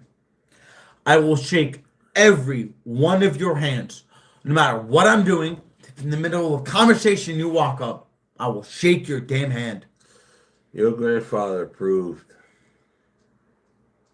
No matter what you are facing, sickness you are in, illness you are dealing with, you can do it all. Your grandfather proved he is the ultimate tough guy. Beyond even me. Hope Dunconic said, what a beautiful moment. Yeah, sorry. I am drunk. I don't drink that much, especially after I turned 21. I am sure I'm a lightweight now. I'm drunk. I will admit it. So And Grandpa, alcohol, as they say, is a truth serum. so I will Grandpa, only tell the truth. so Grandpa was the ultimate tough guy. Damn right. As you said in his speech at his death, the ultimate death guy did what he had to do. He made you a man. And you know what that did? That made you a man so you could teach me and Sean how to be a man. How to take care of our own, deal with our problems as they come, and do what we need to do. Even though I might get stressed out and flustered when things happen, you know who's there for me? You know who's my man to recenter me?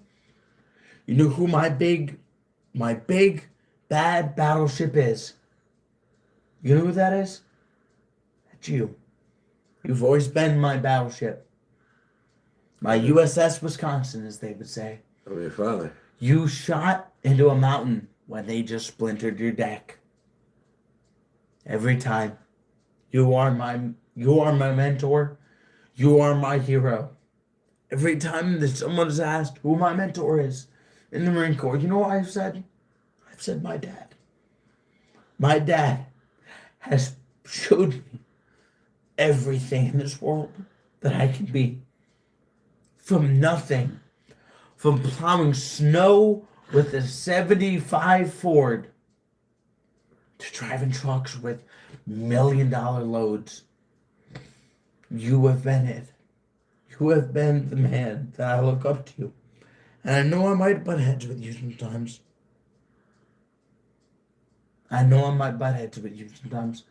Because I think it's a young buck that I know all.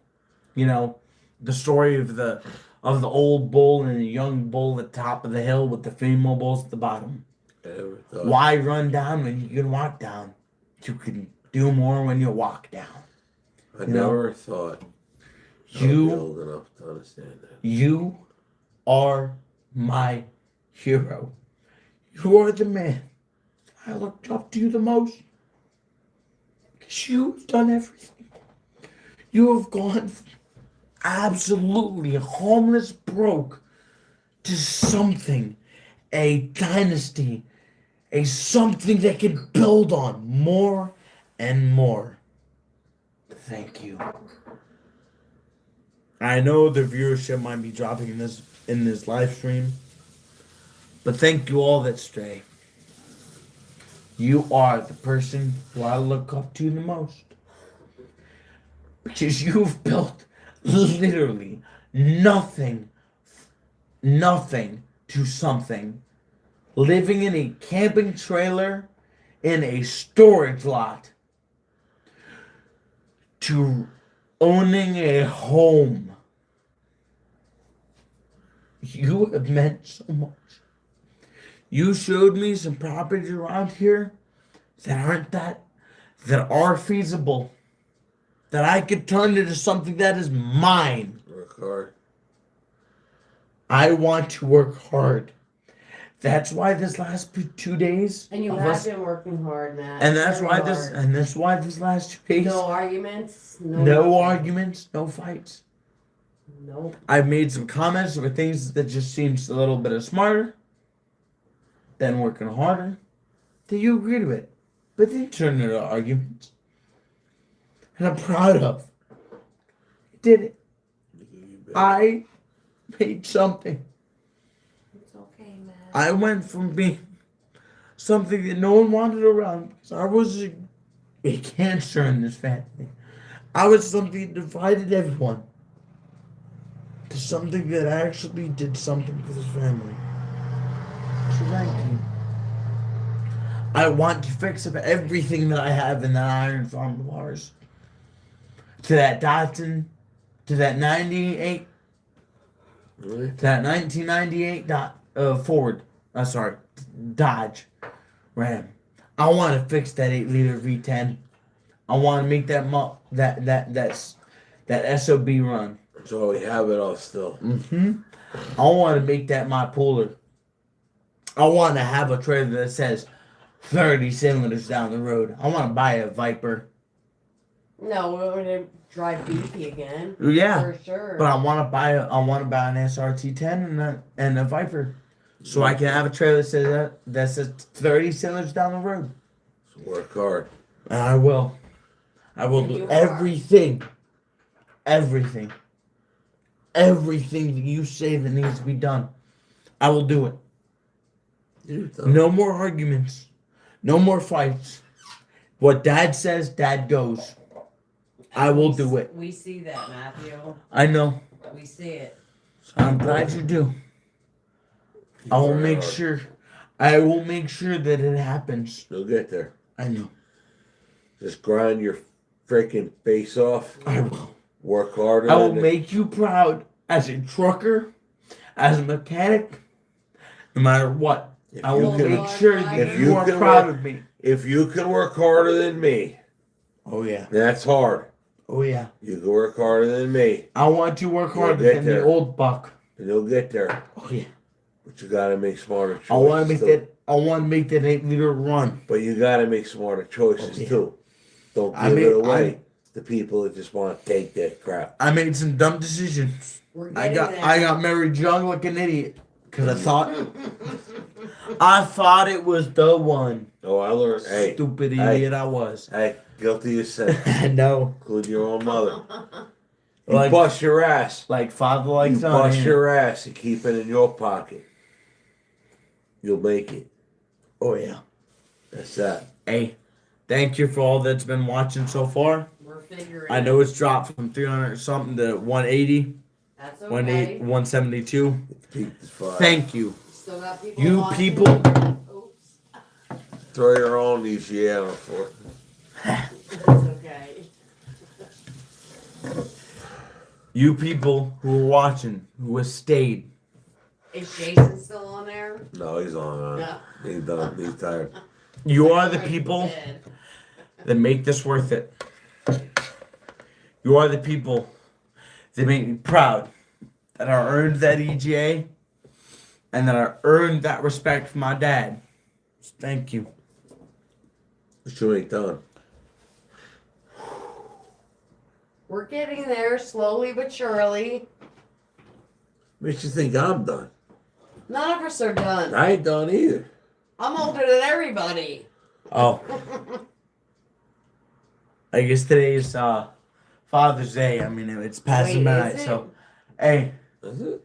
yeah. What? Happy Father's Day, Dad. Wait, Yippee. what's today? Hey, give me your hand. Today's Friday, right? No, 6:20. it's Saturday. Okay, It's- It's midnight 40. Oh, It's midnight 50. so I guess another day-ish is Father's Father's Day. Day is Thank you. Sunday. All Hey, right. look at me. Tomorrow. Thank you for being my dad. There. Doesn't matter. Thank you for being my dad. Thank you for being the man I look up to the most. And thank you for being my mentor. Everything. Even though I might not have agreed when I was young. And a young buck. And I still am. We're gonna excel. But thank you for being the man that I look up to the most. You watch. It just Marine or not, you are the man that I strive to be. The man that I strive to take kids on vacation because I have nothing else to do. I have no other money but to take them on to a vacation to the Florida Keys. You did that for me and my brother. You took us to the Florida Keys. You took us to Fort Lauderdale. That was You took us to Kelly's Island. Glamis. You did everything for me and my brother. Thank you good. for being the dad that I deserve.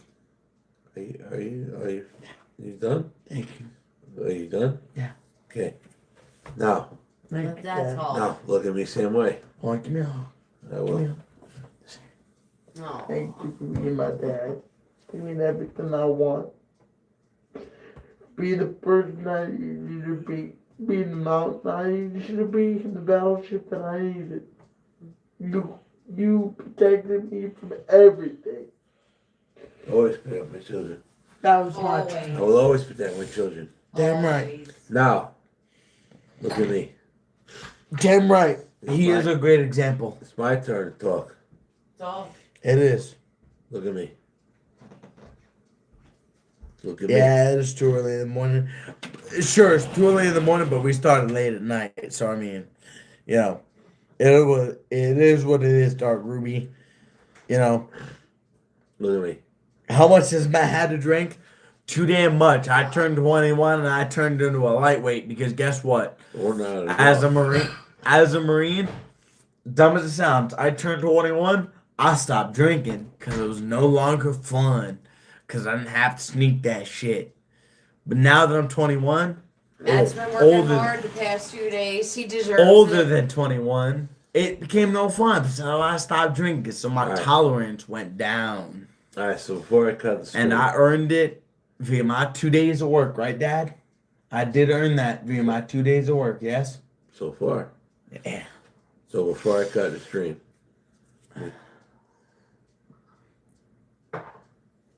you want to give me all We'll the credit? listen then. You want to give me all the credit? Oh, yeah. You deserve all of it. You did all of it. No. I learned. You taught me and Sean what it is to be a man. I was taught by my father. Yeah, you did. You were taught by Grandpa. Remember that chainsaw? Uh-huh. Okay. You know that chainsaw with an oil pump Mm-hmm. works. Yep. They give My you chain father. oil. No. when I was a kid, we had to take an oil can and we had to put oil manually on the chain Mm-hmm. because the pump didn't work Yep. on that chainsaw. Yep. It works now, Yeah, it does now. but it didn't used to. Okay. My father knew it didn't work, so we mixed the gas right with the oil and the gas. Mm-hmm. But I was the oil can guy. My dad would cut a couple logs, and I was the guy with the oil can. Yeah. Pump, pump, pump, to put a little bit of Even- oil on that chain. Even as little as it sounds, you did the most back then. That's not the point. You don't hear me. What are you saying? But that's how we did things. Things were harder in the old days. Yep. Grandpa taught us Yes, sir. as he got old and later died. Yeah. He taught us how. He taught us how to be strong. Yes, sir. Yes, He did. taught us how that you say your name, Yes, sir. but he also The taught fast us check name. he taught us how to say our name, but he also taught us how to give credit to those who carried the name before we did. Yes, you did. My name is Stephen John Festjack, son of James Joseph Festjack. And mine is. And that is more important than my own fucking name. And mine is Mathew Peter fast check. Peter comes from my grandfather and my mother's. And your mother's Peter side, correct? Eppinger. But Mathew Festcheck comes from your lineage of Stephen Festcheck. I am Mathew Festcheck. That is who we are. Yes, sir. Whether it be an old busted ass Suburban in my driveway, or a little bitty chainsaw, Damn right. or whatever else may be. That's where we come from. Yeah, it is. The YouTube channel is FSC Trucking, Yeah, it is. but Always and forever. the trucking company is Fast Track Trucking. Damn right. Which means You After and your you- brother, after you are gone and you are retired or dead, it is up to me and Sean to continue that lineage of Fast Check Trucking because it holds our last name. what that means is my father's name is the name of the company, Damn right. as is mine, as is yours and your brother's. Oh yeah. That's what it means. No matter what, that is our last name. What are you looking for? Zins. See where Jen might have put them. But she's in the bathroom. Mom. Why is Zins? You know where it is? The little white container. You know where it is? God damn it. How is it? Come here. Oh well.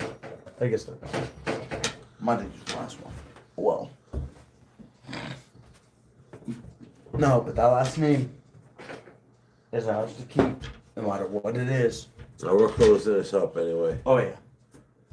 But that last name, Fast Check, is ours. Whether you're long gone, and it's me and Sean to keep, it is ours. Damn right. Oh yeah. So, As Francis Ackerman said, Semper Fi, Marine, welcome home. Damn right. I am home. I still carry that title of Marine, no matter what. Once a Marine, always a Marine. And I will continue that workmanship, that effort, and that goddamn fight of Marine in our business of Fast Check Trucking, FSC Trucking. I will continue that. Because once a Marine, always a Marine. I earned that title of the 1% of 1%. I made it. As this plaque says, Mathew P. Feschek, 1st Battalion, Delta Company. I will I will keep and establish that effort that I made joining the Marine Corps. I will keep that in the Feschek Company. No matter what we turn into, no matter what we do, whether it be trucking or something else. Let's say we go closer to the Speed Shop channel. I will be the best of the best, no matter what. I am a Marine in or after my service. Once a Marine, always a Marine. Hoorah to all that served. Thank you for my brothers and sisters that served before me and gave me my traditions that I follow now. Thank you. Semper Fi. Thank you.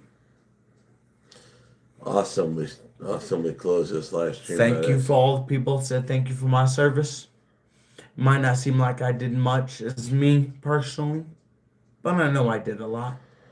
I know I helped train a lot of Marines in order for them to do their training out in wherever the hell they get deployed, whether it be the Middle East, Russia, Ukraine, China, wherever it is. Thank you for acknowledging what I did. I am a United States Marine. Semper Fi. Hoorah. What makes the grass grow? Blood, blood, blood.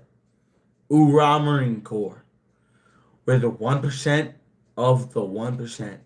And all of you who served in other branches, thank you for leading the way for what I did and what others and the next generation does. Thank you. You are the founding and the steps and the ladder for the next generation, including me. Thank you for what you did for me to learn, for me to preach. Thank you. I did what I could. I taught Marines below me. I was a combat marksman coach, so I taught on range, so Marines could shoot well, or at least better than what they did. I did what I could. Just thank you. Thank you for all that you did, whether you were Air Force, Coast Guard, Army, Navy, or Marine Corps. Thank you for being what you did. Thank you. Most of all, sorry, but I love my Marine brothers and sisters. You are my founding fathers. You led what I did as a tradition, a future, a teaching. Hoorah, Marine Corps, Semper fucking Fi. Thank you. If this is the end of the stream, thank you. All of you. What I can tell you is this. Because I want to cut this off in a couple of minutes here. I was born free. We gonna fucking die free. That's what it's gonna be, right? Shutting the windows. Holy. You gotta slam them that damn hard to close? Sorry. But if someone dares defy our freedoms, we will protect them. As I made that oath to defend the Constitution from foreign and domestic, that never dies. Hope that never does for any other servicemen that served before me or during me. Foreign and domestic. Keep that in mind. I'm going to tell you is this. I will never let this country fall into enemy or What do you domestic hands. Finish off. Oh, hell no. It's like there's a tiny bit. Pussy. Sorry, language. I know. I hope none of y'all children are watching it. I mean, it is 1 o'clock for us on the Eastern Standard Time. But You can tell he's Thank been you. in North Carolina too long. Yeah, shit. This is central, ain't it? Damn. So I've been in North Carolina for too damn long. No, I mean the way you're talking. So it's 2 o'clock their time, right? But it's 1 o'clock in the central time. But I hope no one's kids are watching. If you are, damn. You sound straight out of Gone with the Wind. Sorry, it's just, I've been in North Carolina for 4 fucking years. Damn right. Hoorah, Marine Corps. Fuck every other branch, but not really. I love all my sisters in the Army, my soldiers, my sailors, my airmen, my coastmen. Don't matter. Okay. Above all else, All right. I appreciate all the Marines watching. All right, Lieutenant. Hoorah! Lieutenant Aldo Raines, you done? Yeah, I'm done. Simplify, thank you for sticking along this the whole damn time. Ready for bed. Hey. Hey, as we do in the Marine Corps as the lower enlisted, we don't do an actual salute. Hoorah! Marine Corps. Good old cock pussy salute. Hoorah, Marine Corps. That's how we do it for the enlisted. There ain't no actual salute. That's how we do it. Hoorah. Good night, gentlemen. Good night, ladies. Well, I should say ladies and gentlemen. Steve. God, the Southern's coming out of here. You done? On to you, Steve. Or Dad, I should say. Steven. That's born free. We're gonna die free. I'm gonna die free. Damn right. Born free, die free. That's all it is. Oh yeah. Born free, die free. So. Seth Wendergarten said, Seth Wendergarten. Steve, don't worry about the cause. Words is protected on the Constitution. Who cares what the second, the fourth, the worth they would do is take you off. There is open heart. It's gonna make the channel road grow. Damn right. We're gonna make the channel grow. We're gonna make what happens happen. Well, we gonna make the channel grow. Damn right. Ain't gonna be off this live stream. Oh no, this ain't gonna be the last live stream. Hopefully the next live stream ain't gonna be as drunk. Sorry. I'm gonna cut it off. Alright, well, hey. Say goodbye. For all of you, hold on. For all of you service members who are former or active, thank you.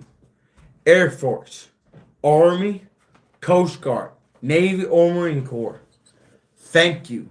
And I salute all of you who have led me to what I have done in my past and what lead to the future. Thank you for what you do and what you have done. As Marine Corps says, Semper Fidelis, always faithful. We do what needs to be done, adapt and overcome. Thank you, and have a wonderful night. Good night, ladies. Good night, gentlemen. Marine Corps out.